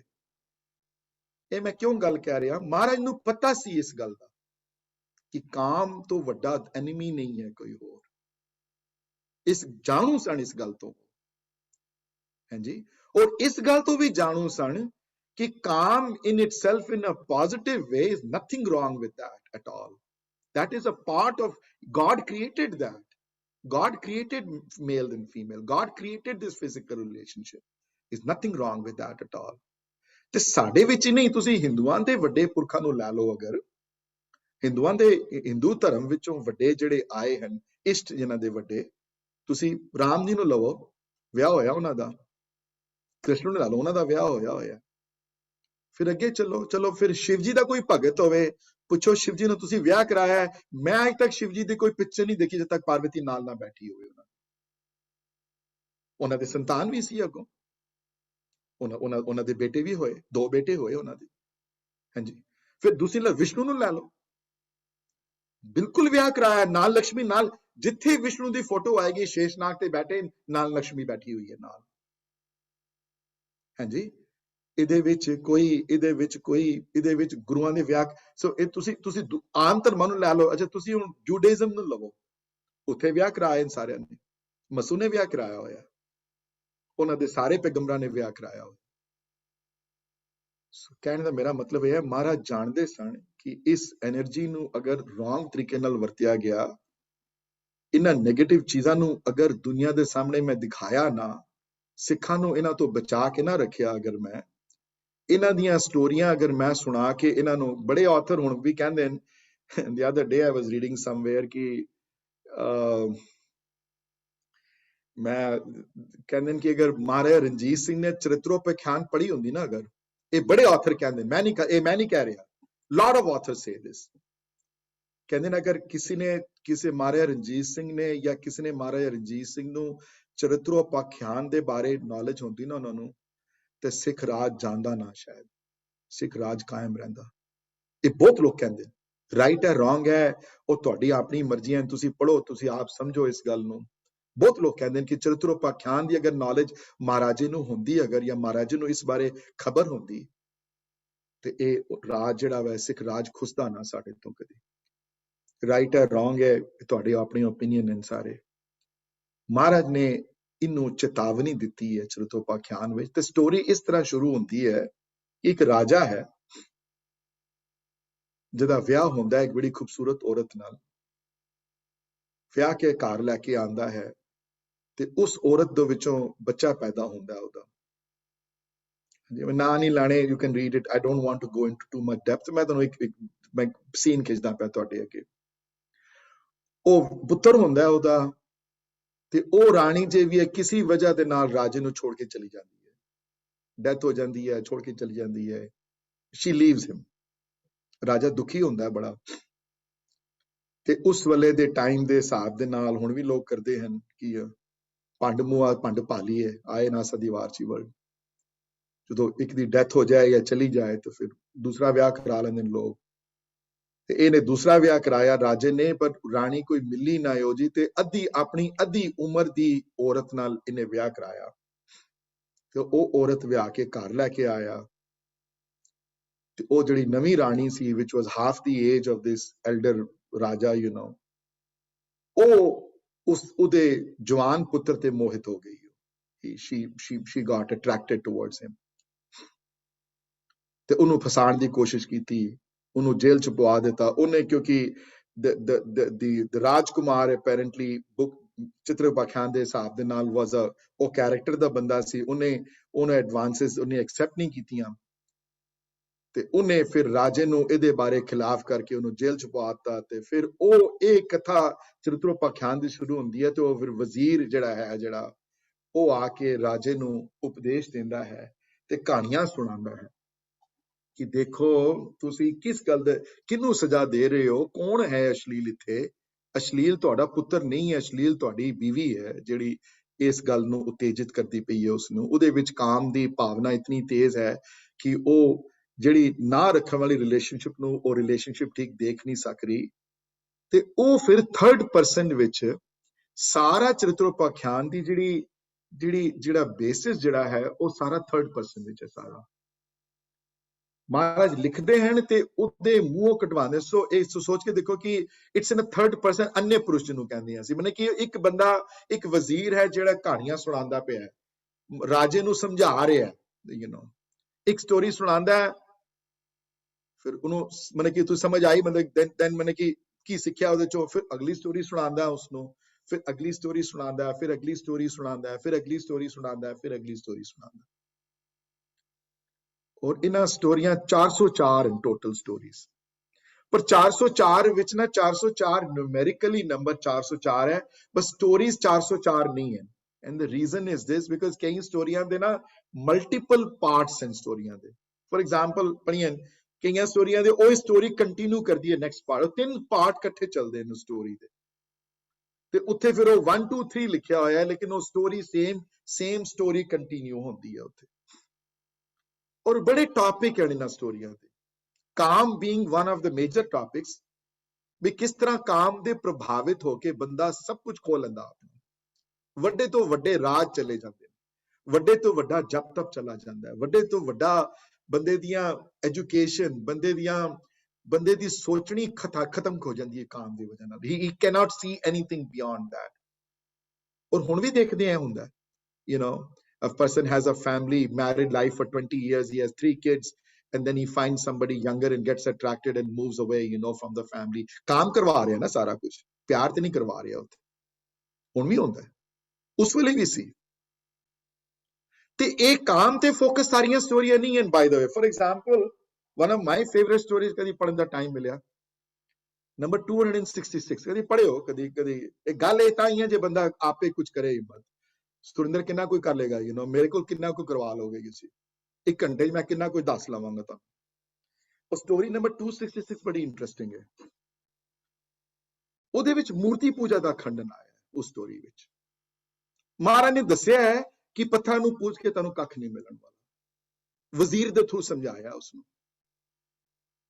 ਵਜ਼ੀਰ ਦੇ ਥਰੂ ਐਕਸਪਲੇਨੇਸ਼ਨ ਦਿੱਤੀ ਹੈ ਉਸਨੂੰ ਕਿ ਦੇਖ ਜੇ ਇਹ ਕੰਮ ਕਰੇਗਾ ਤੇ ਇਹਨਾਂ ਚੋਂ ਤੈਨੂੰ ਕੁਝ ਪ੍ਰੇਮਾ ਭਗਤੀ ਚ ਨਹੀਂ ਆਏਗਾ, ਤੈਨੂੰ ਪ੍ਰਮਾਤਮਾ ਦੀ ਪ੍ਰਾਪਤੀ ਨਹੀਂ ਹੋ ਸਕਦੀ। ਤੇ ਉਸੇ ਤਰ੍ਹਾਂ ਫॉर ਐਗਜ਼ਾਮਪਲ ਵਿੱਚ ਸਟੋਰੀ ਨੰਬਰ 81 ਬੜੀ ਇੰਟਰਸਟਿੰਗ ਹੈ, ਜਿਹਨੇ ਪੜ੍ਹਨੀ ਹੋਵੇ। ਮੈਂ 2-3 ਐਗਜ਼ਾਮਪਲ ਦੇਣੇ, ਮੈਂ ਸਾਰੇ ਐਗਜ਼ਾਮਪਲ ਨਹੀਂ ਦੇਣੇ, ਤੁਸੀਂ ਖੁਦ ਕਰੋ ਜਿੰਨੇ ਕਰਨਾ ਹੈ। reason I'm saying all this stuff is because lot of misinformation ਹੈ ਬੜੀ, ਲੋਕ ਫालतू ਦੀਆਂ ਦੇ ਪਾ ਦੇਣਗੇ। most of them who say that have never read these things themselves, they just hearsay ਹੈ ਸਾਰਾ। most of it ਮੇਰਾ hearsay ਨਹੀਂ ਹੈ ਜ਼ਿਆਦਾ, ਮੈਂ ਪੜ੍ਹੀ ਥੋੜਾ ਬਹੁਤ, ਮੈਂ ਸਾਰਾ ਮੈਂ ਵੀ ਨਹੀਂ ਪੜ੍ਹਿਆ ਹੋਇਆ। ਤੇ 81 ਵਿੱਚ ਹੈ ਕਿ ਸੱਚਾ ਯੋਗ ਕੀ ਹੈ, ਉਹਦੇ ਉੱਤੇ ਡਿਸਕਸ਼ਨ ਆਈ ਹੈ। ਸਟੋਰੀ ਨੰਬਰ 81 ਦੇ ਵਿੱਚ ਮਹਾਰਾਜ ਦੱਸਿਆ ਉੱਥੇ ਕਿ ਯੋਗ ਅਸਲੀ ਕੀ ਹੈ, ਅਸਲੀ ਯੋਗ ਕਿਹੜਾ ਹੈ, ਯੋਗ ਅਸਲੀ ਕਿੰਜ ਕਰਨਾ ਹੈ, ਪ੍ਰਮਾਤਮਾ ਦਾ ਭਜਨ ਕਿੰਜ ਕਰਨਾ ਹੈ, ਪ੍ਰੇਮਾ ਭਗਤੀ ਕੀ ਹੈ, ਉਹਦੇ ਉੱਤੇ ਡਿਸਕਸ਼ਨ ਆਈ। ਤੇ ਇੱਕ ਹੋਰ ਸਟੋਰੀ ਮੈਂ ਸ਼ੇਅਰ ਕਰਾਂ, ਪਿਆਰਾ ਸਿੰਘ ਪਦਮ ਹੋਰੀ ਡਿਸਕਸ ਕਰਦੇ ਨੇ ਤੇ ਮੈਂ ਉਹ ਵੀ ਸਟੋਰੀ ਨੰਬਰ 374 ਜੇ ਟਾਈਮ ਮਿਲੇ ਤਾਂ ਉਹ ਵੀ ਪੜ੍ਹ ਲੈਣਾ। ਤੇ 374 ਸਟੋਰੀ ਬੜੀ ਇੰਟਰਸਟਿੰਗ ਹੈ। ਉਹਦੇ ਵਿੱਚ ਮਹਾਰਾਜ ਡਿਸਕਸ ਕਰਦੇ ਹਨ ਕਿ ਅਸਲੀ ਕਰਾਮਾਤ ਕੀ ਹੈ, ਅਸਲੀ ਮੈਜਿਕ ਕੀ ਹੈ, ਅਸਲੀ ਜਿਹੜੇ ਤੁਸੀਂ ਕਹਿੰਦੇ ਹੋ ਮੈਜਿਕ ਐਂਡ ਕਰਾਮਾਤ, ਅਸਲੀ ਕਰਾਮਾਤ ਕੀ ਹੈ ਕਰਾਮਾਤ। ਤੇ ਉਹ ਜਿਹੜੇ ਹਨ ਉਹਨਾਂ ਸਟੋਰੀਆਂ ਵਿੱਚ ਇਹ ਤੇ ਹਨ, ਪਰ ਕਈ ਸਟੋਰੀ ਵਿੱਚ ਜਿਹੜੀਆਂ ਜ਼ਿਆਦਾ ਆਬਜੈਕਸ਼ਨੇਬਲ ਸਟੋਰੀ ਜਿਹੜੇ ਕਰਦੇ ਹਨ, ਉਹਦੇ ਵਿੱਚ ਕਾਮ ਦਾ ਇੱਕ ਖੁੱਲਾ ਰੂਪ ਦੱਸਿਆ ਹੋਇਆ ਉਹਨਾਂ ਨੇ, ਫਿਜ਼ੀਕਲ ਰਿਲੇਸ਼ਨਸ਼ਿਪ ਦਾ, ਤੇ ਉੱਥੇ ਉਸਨੂੰ ਅਸ਼ਲੀਲ ਮੰਨ ਲਿਆ ਗਿਆ। ਇੱਕ ਗੱਲ ਯਾਦ ਰੱਖਿਓ, ਹਿੰਦੁਸਤਾਨ ਦੇ ਪੁਰਾਤਨ ਗ੍ਰੰਥਾਂ ਵਿੱਚ ਇਸ ਨੂੰ ਇੱਕ ਆਪਣਾ ਗ੍ਰੰਥ ਮੰਨਿਆ ਉਹਨਾਂ ਨੂੰ, ਇਸ ਕਾਮ ਦੇ ਗ੍ਰੰਥ ਨੂੰ। ਹਾਂਜੀ, ਕੋਨਾਰਕ ਦੇ ਮੰਦਿਰ ਅਗਰ ਤੁਸੀਂ ਦੇਖਣ ਅਗਰ ਗਏ ਹੋ ਨਹੀਂ ਦੇ ਕੇ, ਮੈਨੂੰ ਨਹੀਂ ਪਤਾ we visited Konark or not Orissa ਵਿੱਚ, ਜਾਂ ਤੁਸੀਂ ਕਿਹੜੀਆਂ ਗੁਫਾ ਜਿਹੜੀਆਂ ਹਨ, ਆਈ ਫੋਰਗਾਟ ਦ ਨੇਮ ਨਾਓ, ਖੁਜਰਾਓ ਮੈਂ ਗਿਆ ਹੋਇਆ ਖੁਜਰਾਓ, ਆਈ ਹੈਵ ਸੀਨ ਉਹਦਾ। ਅਗਰ ਤੁਸੀਂ ਤੇ ਇੱਕ ਟਾਈਮ ਉਹਨਾਂ ਮੂਰਤੀਆਂ ਦੀ ਪੂਜਾ ਹੁੰਦੀ ਸੀ ਕੋਨਾਰਕ ਦੇ। ਔਰ ਇੱਕ ਗੱਲ ਮੈਂ ਹੋਰ ਵੀ ਕਹਿ ਦਿਆਂ, ਕੋਨਾਰਕ ਗੁਰੂ ਨਾਨਕ ਦੇਵ ਮਹਾਰਾਜ ਵੀ ਗਏ ਕੋਨਾਰਕ। ਹਾਂਜੀ, ਹੁਣ ਵੀ ਉੱਥੇ ਪੂਜਾ ਹੁੰਦੀ ਹੈ। ਉੱਥੇ ਕਾਮ ਨੂੰ ਅਗਰ ਰਾਈਟ ਪੁਆਇੰਟ ਤੋਂ ਦੇਖੋਗੇ ਤੇ ਸਟਰੈਂਥ ਹੈ, ਕਾਮ ਨੂੰ ਜਦੋਂ ਰੋਂਗ ਪੁਆਇੰਟ ਤੋਂ ਦੇਖੋਗੇ ਤੇ ਸਭ ਤੋਂ ਵੱਡੀ ਵੀਕਨੈਸ ਹੈ। ਮਹਾਰਾਜ ਨੇ ਉੱਥੇ ਉਹਨਾਂ ਨੂੰ ਉਹਦੇ ਵਿੱਚੋਂ ਵੀ, ਉਸ ਰਿਲੇਸ਼ਨਸ਼ਿਪ ਵਿੱਚੋਂ ਵੀ ਪਰਮਾਤਮਾ ਦਾ ਤਾਕਤ ਨਜ਼ਰ ਆਈ। ਉਹਦੇ ਵਿੱਚੋਂ ਬਣਾਇਆ ਹੀ ਉਹਨਾਂ ਨੇ ਇੱਕ ਮੇਲ ਫੀਮੇਲ ਦੀ ਰਿਪਰੋਡਕਟਿਵ ਜਿਹੜਾ ਸਾਰਾ, ਜਿਹੜੀ ਚਾਰ ਜਿਹੜੀਆਂ ਖਾਣੀਆਂ ਜਿਹੜੀਆਂ ਹਨ, ਅੰਡਰ ਜੇਰਜ ਸੇਤਜ ਕੀਨੀ, ਉਦਬੁਜ ਖਾਨ ਭਇਓ ਰਚਦੀਨੀ, ਕੌਮਫੁਲ ਰਾਜਾ ਹੈ ਬੈਠਾ, ਇਹ ਜਿਹੜੀਆਂ ਚਾਰ ਜਿਹੜੀਆਂ ਖਾਣੀਆਂ ਜਿਹੜੀਆਂ ਆਈਆਂ, ਇਹ ਅਸੀਂ ਤੇ ਨਹੀਂ ਬਣਾਈਆਂ ਚਾਰ ਖਾਣੀਆਂ। we didn't create those ਚਾਰ ਖਾਣੀਆਂ ਵੀ ਹਾਂਜੀ ਸੇਤਜ ਤੋਂ ਮਿਲ ਜਾਏਗਾ ਤੇ ਬਿੰਦ ਤੋਂ ਪੈਦਾ ਹੋਏਗਾ ਇਨਸਾਨ, ਜਾਂ ਕੋਈ ਅੰਡੇ ਤੋਂ ਪੈਦਾ ਹੋਏਗਾ, ਜਾਂ ਕੋਈ ਉਦਬੁਜ ਹੈ। ਉਦਬੁਜ ਮਤਲਬ ਜ਼ਮੀਨ ਦੇ ਥੱਲੋਂ ਪੈਦਾ ਹੋਣ ਵਾਲੀ ਚੀਜ਼, ਵੈਜੀਟੇਸ਼ਨ ਜਿਹੜੀ ਹੈ ਉਹ ਵੀ ਤੇ ਰਿਪਰੋਡਕਟਿਵ ਹੈ, ਅੰਡੇ ਵਾਲੀ ਵੀ ਰਿਪਰੋਡਕਟਿਵ ਹੈ। ਤੇ ਅੰਡੇ ਵਾਲੀ ਰਿਪਰੋਡਕਟਿਵ ਨੂੰ ਖਰਾਬ ਨਹੀਂ ਮੰਨਦੇ ਅਸੀਂ, ਜਾਨਵਰਾਂ ਵਿੱਚ ਹੀ ਹੈ। ਤੇ ਉਹਨਾਂ ਨੂੰ ਉਹਦੇ ਚ ਅਸ਼ਲੀਲਤਾ ਨਜ਼ਰ ਨਹੀਂ ਆਏ। ਜਿਨ੍ਹਾਂ ਨੂੰ ਅਸ਼ਲੀਲਤਾ ਨਜ਼ਰ ਆਉਂਦੀ ਹੈ ਨਾ ਚਰਿਤ੍ਰੋਪਾਖਿਆਨ ਵਿੱਚ, ਉਹ ਸਰੀਰ ਦੇ ਰੂਪ ਚ ਬੈਠੇ ਨਾਲੇ, ਉਹ ਹਲੇ ਉਸ ਰੂਪ ਚ ਗਏ ਨਹੀਂ, ਉਹ ਪ੍ਰਮਾਤਮਾ ਦਾ ਉਹ ਰੂਪ ਦੇਖਿਆ ਨਹੀਂ। ਮਹਾਰਾਜ ਦੀ ਬਾਣੀ ਜਿਹੜੀ ਹੈ, ਉਹਨਾਂ ਦੀ ਰਚਨਾਵਾਂ ਜਿਹੜੀਆਂ ਹਨ, ਉਹ ਹਾਇਰ ਇੱਕ ਉੱਚੀ ਲੰਬੀ ਗਹਿਰੀ ਸੋਚ ਔਰ ਬ੍ਰੌਡ ਮਾਈਂਡਡ ਵਿੱਚ ਹਨ। ਹੁਣ ਮੈਂ ਜੋ ਗੱਲ ਕਹਿਣ ਲੱਗਾ ਉਹ ਤੁਹਾਨੂੰ ਚੰਗੀ ਨਾ ਲੱਗੇ ਸ਼ਾਇਦ ਬਹੁਤ। ਹੁਣ ਤੱਕ ਤੇ ਚਰਿਤ੍ਰੋਪਾਖਿਆਨ ਦੀ ਗੱਲ ਸੀ, ਤੇ ਕਾਮ ਬਾਰੇ ਜਿਹੜੀ ਗੱਲ ਗੁਰੂ ਗ੍ਰੰਥ ਸਾਹਿਬ ਮਹਾਰਾਜ ਚਾਹੀਏ, ਉਹਦਾ ਕੀ ਕਰੋਗੇ? ਉਹਦਾ ਕੀ ਇਲਾਜ ਆ ਹੁਣ ਤੁਹਾਡੇ ਕੋਲ? ਕਾਮ ਬਾਰੇ ਗੱਲ ਗੁਰੂ ਗ੍ਰੰਥ ਸਾਹਿਬ ਮਹਾਰਾਜ ਦੀ ਬਾਣੀ ਚਾਹੀਏ, ਵਿਸਥਾਰ ਨਾਲ ਆਈ ਹੈ ਬੜੀ। ਹਾਂਜੀ, ਜੇ ਪੇਜ ਨੰਬਰ ਚਾਹੀਦੇ ਹੁਣ ਤੇ ਪੁੱਛ ਲੈਣਾ ਮੇਰੇ ਕੋਲ, ਮੈਂ ਦੇ ਦਿਆਂਗਾ ਤੁਹਾਨੂੰ। ਹਾਂਜੀ, ਜਿੱਥੇ ਸੁਸੱਚੀ ਦੀ ਗੱਲ ਆਈ ਹੈ ਉੱਥੇ ਕੁਕੱਚੀ ਦੀ ਗੱਲ ਆਈ ਹੈ, ਜਿੱਥੇ ਸੁਹਾਗਣ ਦੀ ਗੱਲ ਆਈ ਹੈ ਉੱਥੇ ਦੁਹਾਗਣ ਦੀ ਵੀ ਗੱਲ ਆਈ ਹੈ, ਨਾਲ ਕਾਮ ਦੀ ਗੱਲ ਬਿਲਕੁਲ ਆਈ ਹੈ। ਸ਼ਲੋਕ ਸੰਸਕ੍ਰਿਤੀ ਚ ਆਈ ਹੈ ਗੱਲ, ਗੁਰੂ ਨਾਨਕ ਦੇਵ ਜੀ ਮਹਾਰਾਜ ਦੀ ਅਸੀਂ ਸ਼ਬਦ ਸਿੱਖਿਆ ਆਸਾ ਦੀ ਰਾਗ ਦਾ, ਉੱਥੇ ਵਰਡ ਆਇਆ ਤਾਂ ਨਾਨਕ ਭੋਗ ਕਰੇ ਹੀ, ਆਇਨ ਵਰਡ, ਜਿੱਥੇ Sudhir, if you remember remember Asa there, agar can you, if you take give me the first line of the Shabad, Asa Mahla Pehla, Kar Chhema, you know, Kaman Bhog Kaman Mohi, you know, Uthe Khema Singar, Uthe Khema Singar bare gal aayi hai, Kaman roop vich unhone Paramatma nu accept kita, us Shabad vich, pure Shabad vich Kam bare gal aayi hai, kehde singar kar diye. ਤੇ ਨਾਲ ਚ ਭੋਗ word ਆਇਆ ਹੈ, word ਨਾਲ ਥੱਲੇ ਨਾਨਕ ਭੋਗ ਕਰੇ ਵਰਡ ਆਏ ਹੈ। ਇਹ ਗੁਰੂ ਗ੍ਰੰਥ ਸਾਹਿਬ ਮਹਾਰਾਜ ਦੀ ਬਾਣੀ ਹੈ, ਦਸਮ ਪਿਤਾ ਦੀ ਬਾਣੀ ਨਹੀਂ ਮੈਂ ਗੱਲ ਕਰ ਰਿਹਾ। ਦੇਖਣ ਦੇ ਨਜ਼ਰੀਏ ਵਿੱਚ ਤੁਹਾਡਾ ਕੀ ਹੈ ਫਰਕ, ਉਹ ਫਰਕ ਹੈ ਬਸ ਇੱਥੇ ਸਾਰਾ। ਕਈ ਇਹੋ ਜਿਹੀਆਂ ਰਿਲੀਜਨ ਹਨ, ਮੈਨੂੰ ਯਾਦ ਹੈ ਇੱਕ ਵਾਰੀ ਮਾਈ ਸਨ ਅੰਗਦ ਦੇ ਫਰੈਂਡ, ਉਹਨਾਂ ਦੇ ਉਹ ਬਿਲੀਵ ਹਿੰਦੂਇਜ਼ਮ ਦਾ ਐਕਸੈਕਟ ਹੈ ਇੱਕ, ਜਿਹੜਾ ਕਿਸੇ ਔਰਤ ਨੂੰ ਸਾਹਮਣੇ ਨਹੀਂ ਆਉਣ ਦਿੰਦਾ, ਯੂ ਨੋ, ਕਿਸੇ ਔਰਤ ਨੂੰ ਦੇਖਣਾ ਉਹਨਾਂ ਵਾਸਤੇ ਪਾਪ ਹੈ, ਯੂ ਨੋ। ਉਹ ਸਾਡੇ ਘਰ ਕਿਧਰੇ ਆ ਗਏ, ਬੜੀ ਪ੍ਰੋਬਲਮ ਹੋ ਗਈ। Ritu and my daughter and my wife had to like hide in a small room and they couldn't come out those 3 hours, and I was shocked that ਕਿ ਇਹਨਾਂ ਦੀ ਤੁਹਾਡੀ ਅੱਖਾਂ ਵਿੱਚ ਪ੍ਰਮਾਤਮਾ ਨੇ ਕਿ ਯਾਰ ਇਤਨਾ ਤੁਹਾਡੀ ਅੱਖਾਂ ਤੇ ਕੰਟਰੋਲ ਨਹੀਂ ਹੈ, ਤੁਸੀਂ ਆਪਣੀ ਮਾਂ ਨੂੰ ਨਹੀਂ ਦੇਖਿਆ, ਤੁਸੀਂ ਆਪਣੀ ਸਿਸਟਰ ਨੂੰ ਨਹੀਂ ਦੇਖਿਆ, ਕਮਾਲ ਹੈ ਯਾਰ, ਤੁਸੀਂ ਆਪਣੀ ਦਾਦੀ ਨਾਨੀ ਨੂੰ ਨਹੀਂ ਦੇਖਿਆ, ਇਤਨਾ ਤੁਹਾਡੇ ਅੱਖਾਂ 'ਚ ਕੰਟਰੋਲ ਨਹੀਂ ਹੈ ਤੁਹਾਡੇ ਤੇ ਘਰ ਹੈ ਉਸ ਜ਼ਿੰਦਗੀ ਨੂੰ, ਜਿੱਦਾਂ ਇਤਨਾ ਅੱਖਾਂ ਤੇ ਕੰਟਰੋਲ ਨਹੀਂ ਹੈ ਆਪਣੀ ਮਦਰ ਵਿੱਚ, ਉਹਨੇ ਬੜੀ ਮਾਮ ਨੂੰ ਨਹੀਂ ਦੇਖਿਆ ਤੁਸੀਂ ਆਪਣੇ। ਤੇ ਅਸ਼ਲੀਲਤਾ ਉਹਨਾਂ ਵਾਸਤੇ ਹੈ ਜਿਹੜੇ ਸਰੀਰ ਰੂਪ ਪਛਾ ਸੀ, ਉਹਨਾਂ ਨੂੰ ਨਹੀਂ ਨਜ਼ਰ ਆਈ ਅਸ਼ਲੀਲਤਾ ਉਹਦੇ ਵਿੱਚ, ਉਹਨਾਂ ਨੂੰ ਪ੍ਰਮਾਤਮਾ ਦਾ ਹੁਕਮ ਨਜ਼ਰ ਆਇਆ ਉਹਦੇ ਵਿੱਚ, ਔਰ ਉਹਨਾਂ ਨੂੰ ਸਿੱਖਾਂ ਨੂੰ ਵਾਰਨ ਕੀਤਾ ਹਰ ਜਗ੍ਹਾ ਵੀ ਦੇਖੋ ਮੈਂ ਗੁਰੂ ਕਾ ਸਿੱਖ ਇਹ ਕੰਮ ਨਾ ਕਰੇ, ਗੁਰੂ ਕਾ ਸਿੱਖ ਚ ਨਾ ਫਸੇ, ਗੁਰੂ ਕਾ ਸਿੱਖ ਇਹਨਾਂ ਕੰਮਾਂ ਤੋਂ ਬਚੇ ਉਹਨਾਂ ਨੂੰ। ਤੇ ਇਹ 404 ਸਟੋਰੀਜ਼ ਹਨ ਜਿਹੜੀਆਂ ਬਹੁਤ ਟਾਕਡ ਅਬਾਊਟ ਹਨ, ਕਿਉਂਕਿ ਉਹ people what they do is, let me tell you what they do, they figured out those 4 pages ਦੀਆਂ 4 ਲਾਈਨਾਂ ਜਿਹਦੇ ਚ ਉਹ ਅਸ਼ਲੀਲਤਾ ਬਾਰੇ, ਉਹ ਅਸ਼ਲੀਲ ਕਹਿੰਦੇ ਹਨ, ਮੇਰੇ ਹਿਸਾਬ ਨਾਲ ਅਸ਼ਲੀਲ ਨਹੀਂ ਹੈ। ਨੋ, ਮੈਂ ਹੁਣ ਇੱਕ ਗੱਲ ਕਹਿਣ ਲੱਗਾ, ਹੁਣ ਕਿਧਰੇ ਬੁਰਾ ਨਾ ਮਨਾਇਓ ਮੇਰੀ ਗੱਲ ਦਾ। ਹਿੰਦੂਆਂ ਵਿੱਚ, ਹਿੰਦੂ ਕੌਮ ਵਿੱਚ ਲਿੰਗ ਦੀ ਪੂਜਾ ਹੁੰਦੀ ਹੈ, ਸ਼ਿਵ ਦੇ ਮੰਦਿਰ ਹਨ ਲਿੰਗ ਦੇ, ਜਿੱਥੇ ਸ਼ਿਵ ਜੀ ਦਾ ਮੰਦਿਰ ਹੈ ਉੱਥੇ ਲਿੰਗ ਦੀ ਪੂਜਾ ਹੈ। ਤੇ ਲਿੰਗ ਕੀ ਹੈ ਨਾ, ਉੱਥੇ ਪੂਜਦੇ ਹਨ ਲੋਕ, ਹਿੰਦੁਸਤਾਨ ਚ ਲੋਕ ਲਿੰਗ ਦੀ ਪੂਜਾ ਹੁੰਦੀ ਹੈ ਉੱਥੇ, ਔਰ ਇੱਕ ਜਗ੍ਹਾ ਨਹੀਂ, ਹਜ਼ਾਰਾਂ ਮੰਦਿਰ ਹਨ ਸ਼ਿਵ ਜੀ ਦੇ। ਹਾਂਜੀ, ਤੇ ਲਿੰਗ ਦੀ ਪੂਜਾ ਕੀ ਹੈ ਪੁਰਾਣਾ ਵਿੱਚੋਂ, ਤੇ ਉਹ ਅਸ਼ਲੀਲਤਾ ਤੇ ਨਹੀਂ ਹੈ, ਉਹ ਅਸ਼ਲੀਲ ਤੇ ਨਹੀਂ ਹੈ, ਕੋਈ ਪੂਜਾ ਕਰੇ ਨਾ ਕਰੇ ਉਹ ਗੱਲ, ਉਹ ਮੂਰਤੀ ਕਿਸੇ ਨੂੰ, ਉਹ ਮੂਰਤੀ ਕਿਸੇ ਆਰਗਨ ਦੀ ਮੂਰਤੀ ਹੈ ਨਾ, ਮਤਲਬ ਕੋਈ ਉਹਦੇ ਚ ਕੋਈ there is no like a person manifestation ਤੇ ਨਹੀਂ ਕਿਸੇ ਪਰਸਨ ਦੀ ਹੈ। ਪਾਰਵਤੀ ਤੋਂ ਨਹੀਂ ਬਿਠਾਇਆ ਹੋਇਆ ਨਾਲ ਉਹਦੇ ਨਾਲ, ਉਹਦੇ ਅਸ਼ਲੀਲਤਾ ਸਾਡੇ ਅੰਦਰ ਹੈ, ਮਹਾਰਾਜ ਉਸ ਨੂੰ ਬਾਹਰ ਕਰਨਾ ਚਾਹੁੰਦੇ ਸਨ, ਮਹਾਰਾਜ ਦਾ ਕੋਈ ਇਹਦੇ ਚ ਕੋਈ ਦੱਸਣਾ ਚਾਹੁੰਦੇ ਸਨ ਤੁਹਾਨੂੰ।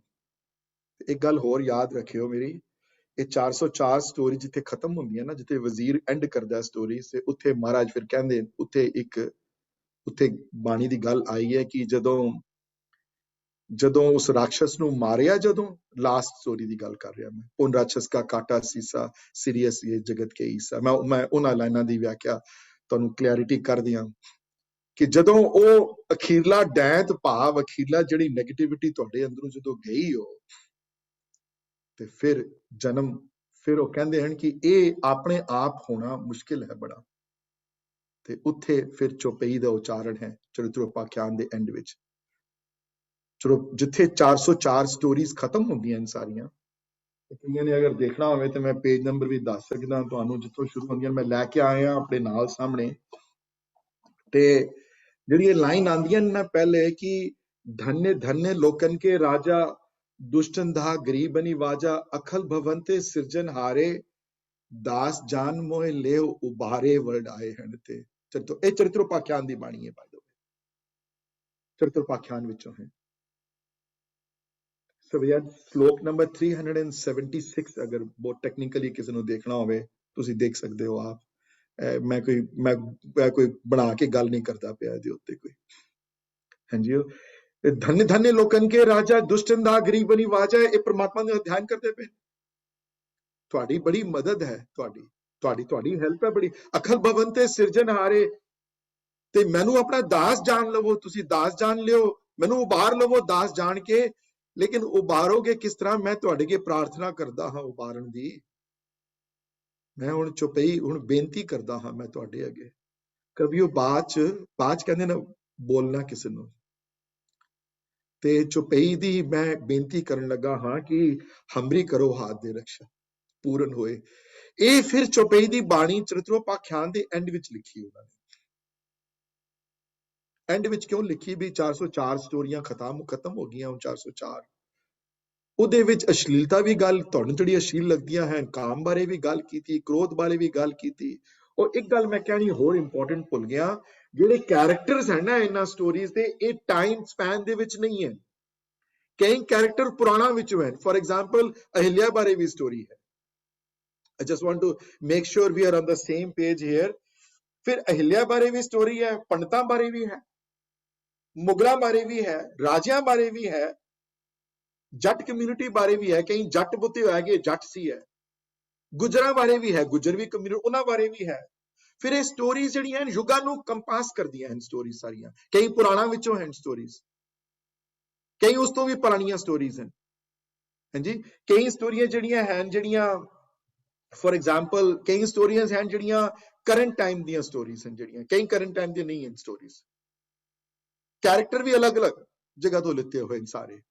ਕੋਈ ਰਾਜੇ ਹਨ, ਕੋਈ ਮੁਗਲ ਹਨ, ਕੋਈ ਮੁਸਲਮਾਨ ਹਨ, ਕੋਈ ਸਿੱਖ ਹਨ।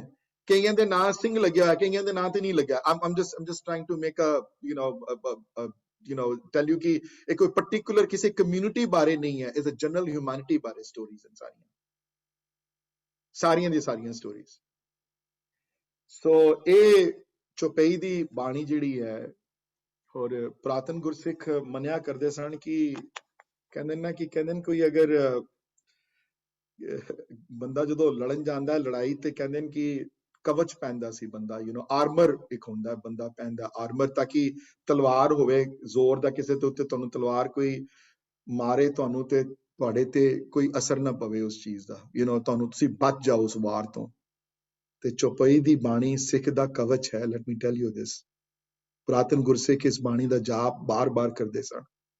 ਔਰ ਹੁਣ ਵੀ ਕੋਈ ਚੀਜ਼ ਅਗਰ ਕਿਸੇ ਨੂੰ ਬਾਦਰ ਕਰ ਰਹੀ ਹੋਵੇ, ਕੋਈ ਚੀਜ਼ ਅਗਰ ਆਦੀਆਂ ਵਿਆਦੀਆਂ ਹੋਵਣ, ਆਦਿ ਤੇ ਵਿਆਦ ਦੋ ਤਰ੍ਹਾਂ ਦੇ ਰੋਗ ਹੁੰਦੇ ਨੇ। ਆਦ ਹੁੰਦਾ ਹੈ ਜਿਹੜੇ ਫਿਜ਼ੀਕਲ ਰੋਗ ਹੁੰਦੇ ਨੇ ਜਿਹਨਾਂ ਨੂੰ, ਹੈਨਾ, ਤੇ ਵਿਆਦ ਹੁੰਦਾ ਹੈ ਕੋਈ ਮੈਂਟਲ ਇਸ਼ੂ ਹੋਵੇ, ਕਿਸੇ ਚੀਜ਼ ਤੋਂ ਡਰ ਲੱਗਦਾ ਹੋਵੇ, ਕੋਈ ਚੀਜ਼ ਬਹੁਤ ਬਾਦਰ ਕਰਦੀ ਹੋਵੇ ਕਿਸੇ ਨੂੰ, ਜਾਂ ਕਿਸੇ ਚੀਜ਼ ਤੋਂ ਪੜ੍ਹਨ ਨਾਲ ਤੁਹਾਡੇ ਅੰਦਰ ਮਨ 'ਚ ਡਰ ਪੈਦਾ ਹੁੰਦਾ ਹੋਵੇ, ਕਿਸੇ ਚੀਜ਼ ਤੋਂ ਕੋਈ ਚੀਜ਼ ਤੁਹਾਨੂੰ ਬਾਦਰ ਕਰਦੀ ਹੋਵੇ, ਤੇ ਕਹਿੰਦੇ ਚੁਪਈ ਸਾਹਿਬ ਦੇ ਪਾਠ ਕੀਤਿਆਂ ਕਵਚ ਹੈ ਇਹ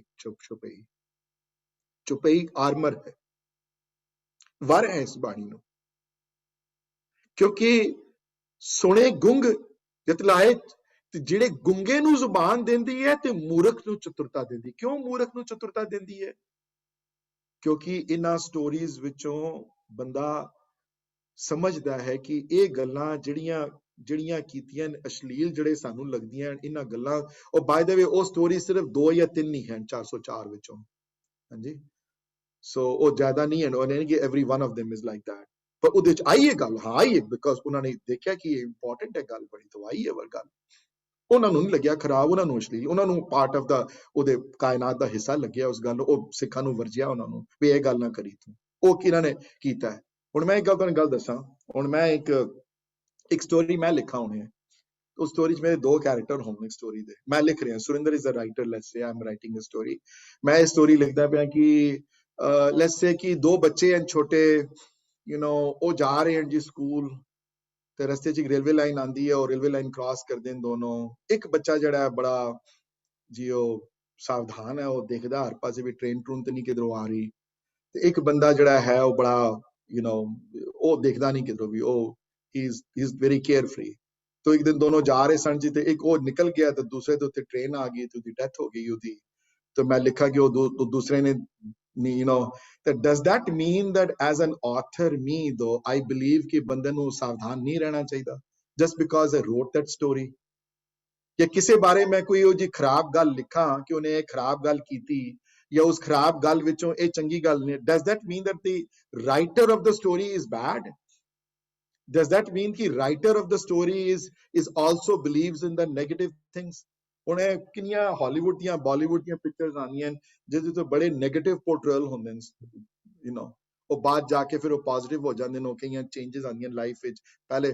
Does that mean that the writer of the story or the director of the story is himself negative or he believed in the stuff?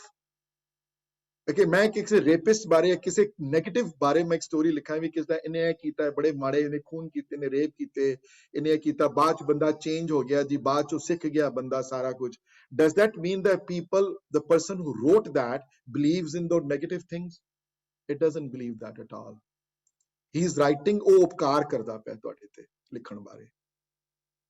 ਬਾਕੀ ਇਹ ਗੱਲ ਹੈ ਕਿ ਚਰਿਤ੍ਰੋਪਾਖਿਆਨ ਦੀ ਬਾਣੀ, ਮੈਂ ਇੱਕ ਹੋਰ ਗੱਲ ਕਲੀਅਰ ਕਰ ਦਿਆਂ, ਨੋਟਿਸ ਕਰੋਗੇ ਇਹ ਐਂਡ ਵਿੱਚ ਹੈ ਦਸਮ ਬਾਣੀ ਦੇ, ਸਿਰਫ ਹਿਕਾਇਤਾਂ ਬਾਕੀ ਰਹਿ ਗਈਆਂ ਤੇ Zafarnama technically is a letter, ਕਈ ਬੰਦੇ ਨਹੀਂ ਮੰਨਦੇ ਦਸਮ ਬਾਣੀ ਦੇ ਹਿੱਸੇ ਨੂੰ, ਦੈਟਸ ਹਿਕਾਇਤਾਂ 11 ਸਟੋਰੀਜ਼ ਹਨ. ਹਿਕਾਇਤਾਂ ਤੇ ਅਗਲੀ ਜਿਹੜੀ ਬਾਣੀ ਮੈਂ ਦੋਨੋਂ ਨੂੰ ਕੰਬਾਈਨ ਕਰ, ਹਿਕਾਇਤਾਂ ਦਾ ਸਰੂਪ ਤੇ ਚਰਿਤ੍ਰੋਪਾਖਿਆਨ ਦਾ ਸਰੂਪ ਬੜਾ ਸਿਮਿਲਰ ਹੈ. ਹਿਕਾਇਤਾਂ ਵਿੱਚ 11 ਸਟੋਰੀਜ਼ ਹਨ. ਫਰਕ ਇਹ ਹੈ ਕਿ ਚਰਿਤ੍ਰੋਪਾਖਿਆਨ ਬ੍ਰਜ ਵਿੱਚ ਹੈ, ਸੰਸਕ੍ਰਿਤ ਦਾ ਰੂਪ ਵਿੱਚ ਥੋੜੀ ਲਿਖੀ ਹੋਈ ਹੈ, ਤੇ ਉਹ ਫਾਰਸੀ ਵਿੱਚ ਹੈ. ਹਿਕਾਇਤਾਂ ਜਿਹੜੀਆਂ ਹਨ ਉਹਦੇ ਵਿੱਚ ਸੇਮ ਸਿਮਿਲਰ, ਲੇਕਿਨ ਸਟੋਰੀਜ਼ 11, ਜ਼ਿਆਦਾ ਸਟੋਰੀਜ਼ ਨਹੀਂ ਹੈ, ਉਹਦੇ ਘੱਟ ਸਟੋਰੀਜ਼ ਹਨ ਉਹਦੇ ਵਿੱਚ. ਇਹ ਐਂਡ ਵਿੱਚ ਕਿਉਂ ਲਿਖੀ ਬਾਣੀ? ਇਹ ਬਾਣੀ ਐਂਡ ਵਿੱਚ ਆਈ ਤਾਂ ਇਹ ਉਹਨਾਂ ਸਿਆਣਿਆਂ ਵਾਸਤੇ ਹੈ ਜਿਹੜੇ ਥੋੜੇ ਪ੍ਰਮਾਤਮਾ ਦੇ ਉਸ ਰੂਪ ਨੂੰ ਜਾਣਦੇ ਹਨ, ਜਿਹੜੇ ਅਕਾਲ ਉਸਤਤ ਪੜ੍ਹੇ ਹੋਏ ਹਨ ਪਹਿਲੇ. ਯੂ ਨੋ, ਕਈ ਵਾਰੀ ਮੈਂ ਇਹ ਵੀ ਸੋਚਦਾ ਹੁੰਦਾ, ਗੁਰਬਾਣੀ ਵਿੱਚ ਵੀ ਸ਼ਲੋਕ ਸੰਸਕ੍ਰਿਤੀ ਟੁਵਰਡਸ ਦੀ ਐਂਡ ਆਏ ਹਨ ਸ਼ਲੋਕ, ਉਹ ਬਿਗਨਿੰਗ ਵਿੱਚ ਨਹੀਂ ਸ਼ਲੋਕ ਆਏ ਸਾਰੇ. ਯੂ ਨੋ, ਗਾਥਾ ਦੀ ਵਰਣਨ ਐਂਡ ਵਿੱਚ ਆਇਆ ਹੈ, ਬਿਗਨਿੰਗ ਚ ਨਹੀਂ ਆਇਆ. ਰੀਜ਼ਨ ਕੋਈ ਵੀ ਹੋ ਸਕਦਾ, ਕੋਈ ਵੀ. ਤੇ ਹੁਣ ਜੇ ਮੈਂ ਕਿਸੇ ਸਟੂਡੈਂਟ ਹੋਵੇ ਥਿਓਲੋਜੀ ਦਾ, ਸਿੱਖ ਥਿਓਲੋਜੀ ਦਾ, ਜੋ ਪਹਿਲੀ ਵਾਰੀ ਆਏ ਮੇਰੇ ਕੋਲ, ਮੈਨੂੰ ਵੀ ਪੜ੍ਹਾਉਂਦਿਆਂ ਗੁਰਦੁਆਰੇ ਇੰਨੇ ਸਾਲ ਹੋ ਗਏ ਨੇ, ਯੂ ਨੋ, ਐਕਸਪੀਰੀਅੰਸ ਵੀ ਹੈ, ਥੋੜਾ ਬਹੁਤ ਪਤਾ ਲੱਗ ਜਾਂਦਾ ਮੈਨੂੰ ਕਿ ਉਹ ਜੇ ਬੰਦੇ ਕਿਸ ਤਰ੍ਹਾਂ ਇੰਨੇ ਸਾਲ ਹੋ ਗਏ ਪੜ੍ਹਾਉਂਦਿਆਂ ਗੁਰਦੁਆਰੇ. ਤੇ ਜੇ ਮੈਂ ਆਏ ਮੇਰੀ ਕਲਾਸ ਤੇ ਮੈਂ ਕਹਾਂ ਜੀ sit down here, you know, ਜੇ ਕੋਈ ਨਾ ਹੋਵੇ ਕੋਈ ਅਗਰ, ਅੱਛਾ ਤੁਹਾਨੂੰ ਨਾ ਮੈਂ ਗੁਰਮਤ ਦੀ ਨਾ ਜਿਹੜੀ ਸਿੱਖਿਆ ਜਿਹੜੀ ਹੈ ਮੈਂ ਨਾ ਸ਼ਲੋਕ ਸਤੀ ਤੋਂ ਸ਼ੁਰੂ ਕਰਦੀ ਹਾਂ ਤੁਹਾਨੂੰ ਜੀ ਪੜ੍ਹਾਉਣੀ. ਤੇ ਜੇ ਮੈਂ ਇੱਕ ਡਿਸੀਜਨ ਲਵਾਂ ਤੇ ਮੈਂ ਮੂਰਖ ਹੋਵਾਂਗਾ ਬੜਾ. ਹਾਂਜੀ, ਕੋਈ ਕਿੰਡਰਗਾਰਡਨ ਦਾ ਬੱਚਾ ਆ ਜਾਏ ਕਲਾਸ ਵਿੱਚ, ਉਹਨੂੰ ਕਿੰਡਰਗਾਰਡਨ ਦੀਆਂ ਸਟੋਰੀਆਂ ਸੁਣਾਓਗੇ ਨਾ ਉਹਨੂੰ, ਕਿ ਉਹਨੂੰ 10th ਗ੍ਰੇਡ ਦੀ ਕੈਮਿਸਟਰੀ ਦੀ ਕਿਤਾਬ ਖੋਲ ਦੋਗੇ ਉਹਦੇ ਸਾਹਮਣੇ, ਜਿਹਨੂੰ ABC ਨਹੀਂ ਆਉਂਦੀ, ਤੇ ਜਿਹੜਾ ਪ੍ਰਮਾਣਿਤ ਦੇ ਰਸਤੇ ਚੱਲਿਆ ਹੀ ਨਹੀਂ, ਜਿਹੜਾ ਕਿਸੇ ਨੂੰ ਨੌਲੇਜ ਹੀ ਨਹੀਂ ਹੈ, ਉਹਦੇ ਸਾਹਮਣੇ ਵਿੱਚ ਚਰਿਤ੍ਰੋਪਾਖਿਆਨ ਰੱਖਦੇ ਹੋ. ਤੁਸੀਂ ਪੜ੍ਹੋ ਜੀ ਹੈ ਹੁਣ. ਇਹ ਰੀਜ਼ਨ ਹੈ ਕਿ Charitropakhyan is towards the very end ਹੈ ਇਸ ਬਾਣੀ ਦੇ. There is a reason behind it. क्यों महाराज ने एंड च लिखी हो गल? पहले क्यों नहीं दर्ज की? पहले क्यों नहीं दर्ज की थी? क्योंकि पहले सिख ने तैयारी करनी है, पहले सिख ने जाप साहब पढ़ना है, पहले सिख ने सवैये पढ़ने हैं, पहले सिख ने अकाल उस्तत समझनी है, पहले सिख ने शक्ति का रूप देखना है. जो उस लेवल ते आएगा तो फिर चरितोपाख्यान पढ़े, फिर पढ़ेगा तो उसनों उहदे विचों इनकरेजमेंट मिलेगी, ਉਹਨੂੰ ਉਹਦੇ ਵਿੱਚੋਂ ਉਹ ਸਮਝੇਗਾ ਕਿ ਇਹਨਾਂ ਸਟੋਰੀਜ਼ ਦੇ ਵਿੱਚ ਮੈਂ ਨਹੀਂ ਜਾਣਾ, ਇਹਨਾਂ ਤੋਂ ਬਚ ਕੇ ਰਹਿਣਾ ਇਹਨਾਂ ਸਟੋਰੀਆਂ ਤੋਂ. ਔਰ ਮੇਰੇ ਕਹਿਣ ਨਾਲ ਕੋਈ ਫਰਕ ਨਹੀਂ ਪੈਂਦਾ. Some people who have already made up there mind, that's okay. ਮੈਂ ਕਿਸੇ ਨਾਲ ਬਹਿਸ ਨਹੀਂ ਕਰਨੀ, ਮੈਂ ਕਿਸੇ ਨਾਲ ਆਰਗੂਮੈਂਟ ਨਹੀਂ ਕਰਨੀ ਇਹਦੇ ਉੱਤੇ. ਮੇਰਾ ਕੰਮ ਸੀ ਤੁਹਾਨੂੰ ਸੱਚਾਈ ਤੁਹਾਡੇ ਸਾਹਮਣੇ ਰੱਖਣੀ, ਔਰ ਕੀ ਲਿਖਿਆ ਹੋਇਆ ਉਹ ਤੁਹਾਡੇ ਸਾਹਮਣੇ ਰੱਖਣਾ ਇਹਦੇ ਉੱਤੇ. ਤੇ ਇਹ ਬਾਣੀ ਨਾਲ ਹੁਣ ਉਸੇ ਤਰ੍ਹਾਂ ਸਿਮਿਲਰ ਹੈ. जिसने कभी गुरबाणी का एक अखर ना पढ़िया होवे, कुछ पता ना होवे, नाम की है, सेवा की है, गुरु की है, हुक्म की है, शब्द की है, ये ना पढ़िया होवे, ते उसनू मैं पढ़ाना शुरू कर दिया जयश्री की वार, या उन्होंने मैं पढ़ाना शुरू कर दिया श्लोक संस्कृति, तो वो बंदा फिर 2 ही दिन आएगा पढ़ने वास्ते मेरे को. ओके यार, एक शुरू करता है कि कतंच माता, कतंच पिता, कतंच भ्रात बंधव, एक शुरू करता है इन्होंने. एक कतंच वर्ड कितों आ गया?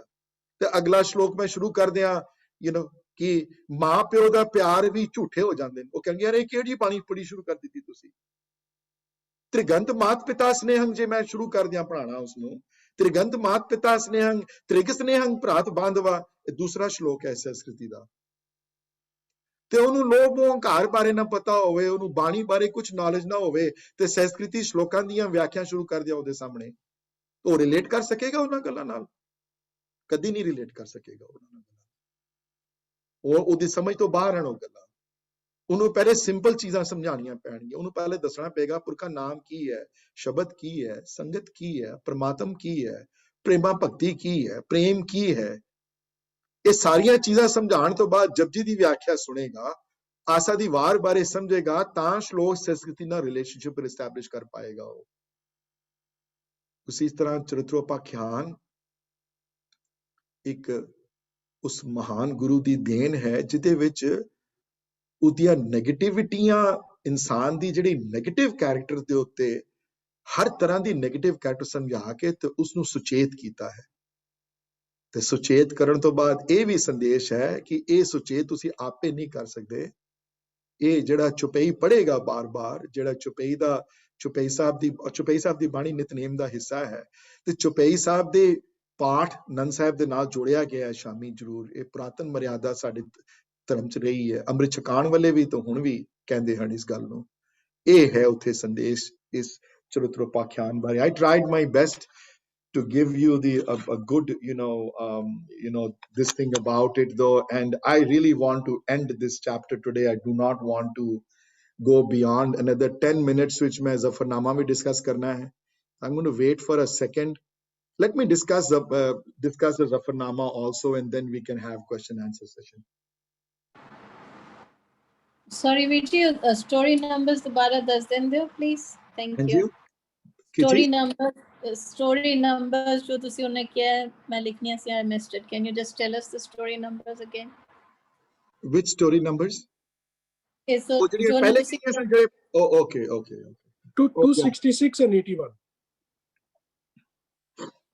266 and 81. Those are the two you mentioned. Yeah. मैं तीसरी भी एग्जांपल दी, 374 ਦੀ ਵੀ एग्जांपल दी। 374 ਵਿੱਚ ਕਰਾਮਾਤ ਬਾਰੇ ਡਿਸਕਸ਼ਨ ਆਈ ਹੈ ਸਟੋਰੀ। ਉਹ ਸਟੋਰੀ ਕਰਾਮਾਤ ਨਾਲ ਬਣੇ ਕੀ ਉਹਦੇ ਉੱਤੇ ਦੱਸਿਆ ਮੈਂ ਅਸਲੀ ਕਰਾਮਾਤ ਕੀ ਹੈ, ਅਸਲੀ ਮਿਰੇਕਲਸ ਕੀ ਹਨ ਅਸਲੀ। ਤੇ ਅਗਲੀ ਜਿਹੜੀ ਹਕਾਇਤਾਂ ਤੋਂ ਬਾਅਦ ਜਿਹੜਾ ਲਾਸਟ ਜਿਹੜਾ chapter, and I want to end it today though because it has gone on too long. I don't want to discuss it next week. I want to end it today. ਉਹ ਜ਼ਫਰਨਾਮਾ ਹੈ, ਚਿੱਠੀ ਲਿਖੀ ਜਿਹੜੀ ਔਰੰਗਜ਼ੇਬ ਨੂੰ ਉਹਨਾਂ ਨੇ, ਜਿਹੜੀ ਭਾਈ ਦਇਆ ਸਿੰਘ, ਭਾਈ ਧਰਮ ਸਿੰਘ ਲੈ ਕੇ ਜਾਂਦੇ ਹਨ ਸਾਬੋ ਕੀ ਤਲਵੰਡੀ ਤੋਂ। ਚਿੱਠੀ ਫਾਰਸੀ ਵਿੱਚ ਹੈ, ਉਹ ਚਿੱਠੀ ਪੋਇਟਰੀ ਹੈ, ਪੋਇਟਰੀ ਦੇ ਰੂਪ ਵਿੱਚ ਚਿੱਠੀ ਹੈ ਉਹ। ਤੇ ਇਹਨੂੰ ਕੋਈ ਛੋਟੀ ਮੋਟੀ ਗੱਲ ਨਾ ਸਮਝਿਓ।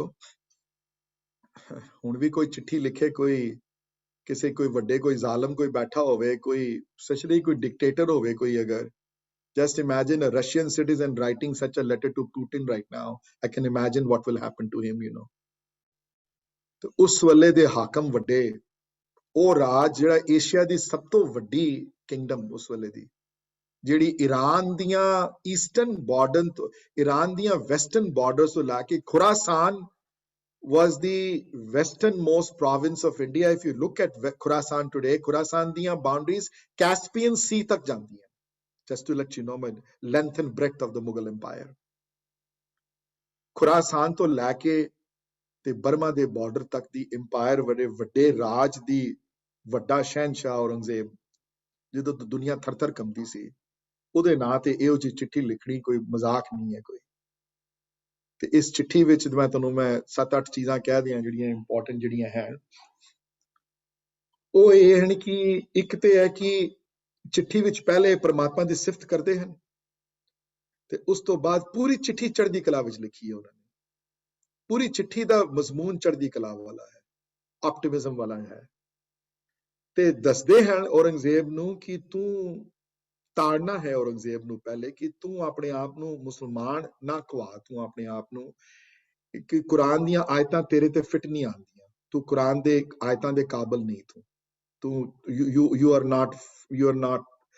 not fit to be, ਤੂੰ ਆਪਣੇ ਆਪ ਨੂੰ ਮੁਸਲਮਾਨ ਨਾ ਕਵਾ, ਤੂੰ ਆਪਣੇ ਆਪ ਨੂੰ ਸੱਚਾ ਮੁਸਲਮਾਨ ਕਹਾਂਦਾ ਹੈ, ਤੂੰ ਮੁਸਲਮਾਨ ਹੈ ਨਹੀਂ ਤੂੰ, ਕਿਉਂਕਿ ਕੁਰਾਨ ਨਹੀਂ ਇਹਨਾਂ ਚੀਜ਼ਾਂ 'ਚ ਬਿਲੀਵ ਕਰਦੀ ਜਿਹੜੀਆਂ ਤੂੰ ਚੀਜ਼ਾਂ 'ਚ ਬਿਲੀਵ ਕਰਦੀ, ਤੂੰ ਝੂਠਾ ਹੈ, ਤੂੰ ਦੂਸਰਿਆਂ ਦੇ ਧਰਮਾਂ ਦੇ ਉੱਤੇ ਬੁਝੀ ਨਜ਼ਰ ਰੱਖਦਾ ਹੈ, ਤੂੰ ਸਾਰਿਆਂ ਦੇ ਤੂੰ ਛੋਟੇ ਬੱਚਿਆਂ ਨੂੰ ਤੂੰ ਕਤਲੇਆਮ ਕੀਤਾ, ਕਦੀ ਤੈਨੂੰ ਇਸਲਾਮ, ਕਦੀ ਤੈਨੂੰ ਕੁਰਾਨ ਦੀਆਂ ਕੋਈ ਆਇਤ ਤੈਨੂੰ ਮਾਫ ਨਹੀਂ ਕਰੇਗੀ ਤੈਨੂੰ। ਤੇ ਇਹ ਵੀ ਫਿਰ ਬਾਅਦ ਵਿੱਚ ਚਮਕੌਰ ਦੀ ਡਿਸਕਸ਼ਨ ਵਿੱਚ ਆਉਂਦੀ ਤੇ 40 ਸਿੰਘ ਤੂੰ ਦੱਸ ਦਿੱਤੇ, ਤਾਂ ਵੀ ਅਸੀਂ ਤੇਰੇ ਤੋਂ ਡਰੇ ਨਹੀਂ। ਨਾਹਰ ਖਾਨ ਤੇਰੇ ਸਾਹਮਣੇ ਰਿਹਾ, ਅਸੀਂ ਨਾਹਰ ਖਾਨ ਨੂੰ ਉੱਥੇ ਵੱਧ ਕੀਤਾ ਉਹਦਾ, ਉਹ ਡਰਦਾ ਡਰਦਾ ਮੇਰੇ ਸਾਹਮਣੇ ਨਹੀਂ ਆਇਆ। ਯੂ نو ਕੋਈ ਇਹੋ ਜੀ ਕੋਈ ਤੂੰ ਦੱਸ ਤੂੰ ਕੀਤਾ ਕੀ ਹੈ? ਤੂੰ 40 ਸਿੰਘਾਂ 10 ਲੱਖ ਦਾ ਮੁਕਾਬਲਾ ਤੂੰ ਕਰਵਾਇਆ, ਤੇ ਕਿਹੜੀ ਬਹਾਦਰੀ ਤੂੰ ਕਰ ਲਿੱਤੀ? ਤੂੰ ਕੀ ਅਚੀਵ ਕਰ ਲਿੱਤਾ? ਫਿਰ ਉਹਦੇ ਫਿਰ ਕਸਮਾਂ ਬਾਰੇ ਵੀ ਗੱਲ ਆਈ, ਉਹਦੇ ਕਸਮਾਂ ਬਾਰੇ ਵੀ ਡਿਸਕਸ਼ਨ ਆਈ ਹੈ ਜ਼ਫਰਨਾਮਾ ਚ, ਕਿ ਤੂੰ ਕੁਰਾਨ ਦੀਆਂ ਕਸਮਾਂ ਖਾਧੀਆਂ, ਕੁਰਾਨ ਹੱਥ ਲਿਖ ਕੇ ਭੇਜੀ, ਤੈਨੂੰ ਸ਼ਰਮ ਨਹੀਂ ਆਈ? ਤੈਨੂੰ ਜਿਸ ਦੀਨੇ ਇਸਲਾਮ ਨੂੰ ਤੂੰ ਇਤਨਾ ਮੰਨਦਾ ਹੈ, ਜਿਸ ਵਲੀ ਨੂੰ ਇਤਨਾ ਮੰਨਦਾ ਹੈ, ਮੁਹੰਮਦ ਸਾਹਿਬ ਨੂੰ ਇਤਨਾ ਮੰਨਦੇ ਹੋ ਤੁਸੀਂ, ਉਹਦੀਆਂ ਤੁਸੀਂ ਕਸਮਾਂ ਖਾਧੀਆਂ ਤੇ ਸ਼ਰਮ ਨਹੀਂ ਆਈ ਤੈਨੂੰ? ਤੂੰ ਰਾਜ ਭਾਗ ਲੈਣ ਵਾਸਤੇ ਆਪਣੇ ਧਰਮ ਦੀ ਮਰਿਆਦਾ ਨੂੰ ਤੋੜਿਆ ਤੂੰ ਆਪਣੀ। ਤੂੰ ਕਿੱਥੇ ਜਾਏਗਾ? ਤੂੰ ਇੱਕ ਦਿਨ ਤੂੰ ਵੀ ਮਰਨਾ ਹੈ, ਤੂੰ ਹਮੇਸ਼ਾ ਵਾਸਤੇ ਤੂੰ ਵੀ ਨਹੀਂ ਆਇਆ ਇੱਥੇ। ਬਹੁਤ ਸੋਹਣੀ ਚਿੱਠੀ ਹੈ, ਬਹੁਤ ਸੋਹਣੀ ਰਚਨਾ ਹੈ। ਜਿਨ੍ਹਾਂ ਨੇ ਪੜ੍ਹੀ ਹੋਈ ਹੈ ਮੁਬਾਰਕ, ਤੇ ਜਿਨ੍ਹਾਂ ਨੇ ਨਹੀਂ ਪੜ੍ਹੀ ਪੜ੍ਹਨ ਦੀ ਕੋਸ਼ਿਸ਼ ਕਰਨ। ਮੈਂ ਬਹੁਤ ਪਹਿਲੇ ਪੜ੍ਹੀ ਹੋਈ ਹੈ। I read it when I was like, first time when I read that, I was in high school when I read it, the first time when I read it. And I was so impressed, I cannot tell you. ਉਹ original ਮੇਰੇ ਕੋਲ ਹਾਲੇ ਵੀ ਜ਼ਫਰਨਾਮਾ ਦੀ translation ਮੇਰੇ ਕੋਲ ਪਈ ਹੈ। ਉਹ ਪਟਨਾ ਸਾਹਿਬ ਖਰੀਦੀ ਸੀ, ਪਟਨਾ ਸਾਹਿਬ ਦਰਸ਼ਨ ਕਰਨ ਗਏ ਸੀ ਤਾਂ ਉੱਥੋਂ ਮੈਂ ਲਿੱਤੀ ਸੀ ਇੱਕ ਵਾਰੀ, ਉਹ ਪੰਜਾਬੀ ਦੀ ਟ੍ਰਾਂਸਲੇਸ਼ਨ ਜ਼ਫਰਨਾਮਾ ਦੀ। ਜਿਨ੍ਹਾਂ ਨੇ ਨਹੀਂ ਪੜ੍ਹੀ, ਤੇ ਉਸ ਤੋਂ ਬਾਅਦ ਫਿਰ ਲਿਖਦੇ ਹਨ ਕਿ ਇਹ ਕਸਮਾਂ ਜਿਹੜੀਆਂ ਝੂਠੀਆਂ ਕਸਮਾਂ ਤੂੰ ਖਾਧੀਆਂ ਹਨ, ਗੋਬਿੰਦ ਸਿੰਘ ਤੇਰੀ ਕਸਮਾਂ ਤੇ ਵਿਸ਼ਵਾਸ ਨਹੀਂ ਕਰਦਾ।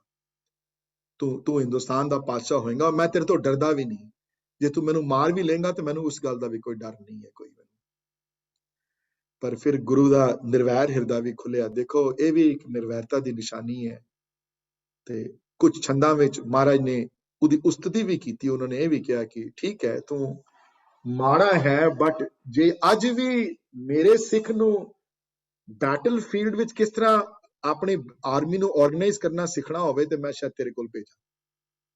ਤੇਰੇ ਤੋਂ ਵੱਡਾ, ਤੂੰ ਬਹੁਤ ਸਿਆਣਾ ਹੈ ਇਸ ਮਾਮਲੇ ਵਿੱਚ, ਤੇਰੇ ਤੇ ਗੁਰੂ ਦੀ ਕਿਰਪਾ ਹੈ, ਤੇਰੇ ਤੇ ਤੂੰ ਇੱਕ ਹੋਰ ਗੱਲ ਲਿਖੀ, ਔਰ ਇੱਕ ਗੱਲ ਤੇ ਬਿਲਕੁਲ ਸਾਬਤ ਹੈ ਕਿ ਔਰੰਗਜ਼ੇਬ ਜੋ ਮਰਜ਼ੀ ਸੀ, ਜਿਹੜਾ ਜਿਸ ਤਰ੍ਹਾਂ ਦਾ ਮਰਜ਼ੀ ਬੰਦਾ ਸੀ, ਲੇਕਿਨ ਡਰਪੋਕ ਨਹੀਂ ਸੀ। ਉਹ ਵੀ ਬਹਾਦਰ ਸੀ ਲੜਨ ਵਾਸਤੇ, ਤੇਗ ਦਾ ਬਹਾਦਰ ਸੀ। ਉਹ ਜਿੱਥੇ ਲੜਿਆ ਬਹਾਦਰ ਨਾਲ ਲੜਿਆ। ਬਿਲਕੁਲ ਠੀਕ ਗੱਲ ਹੈ।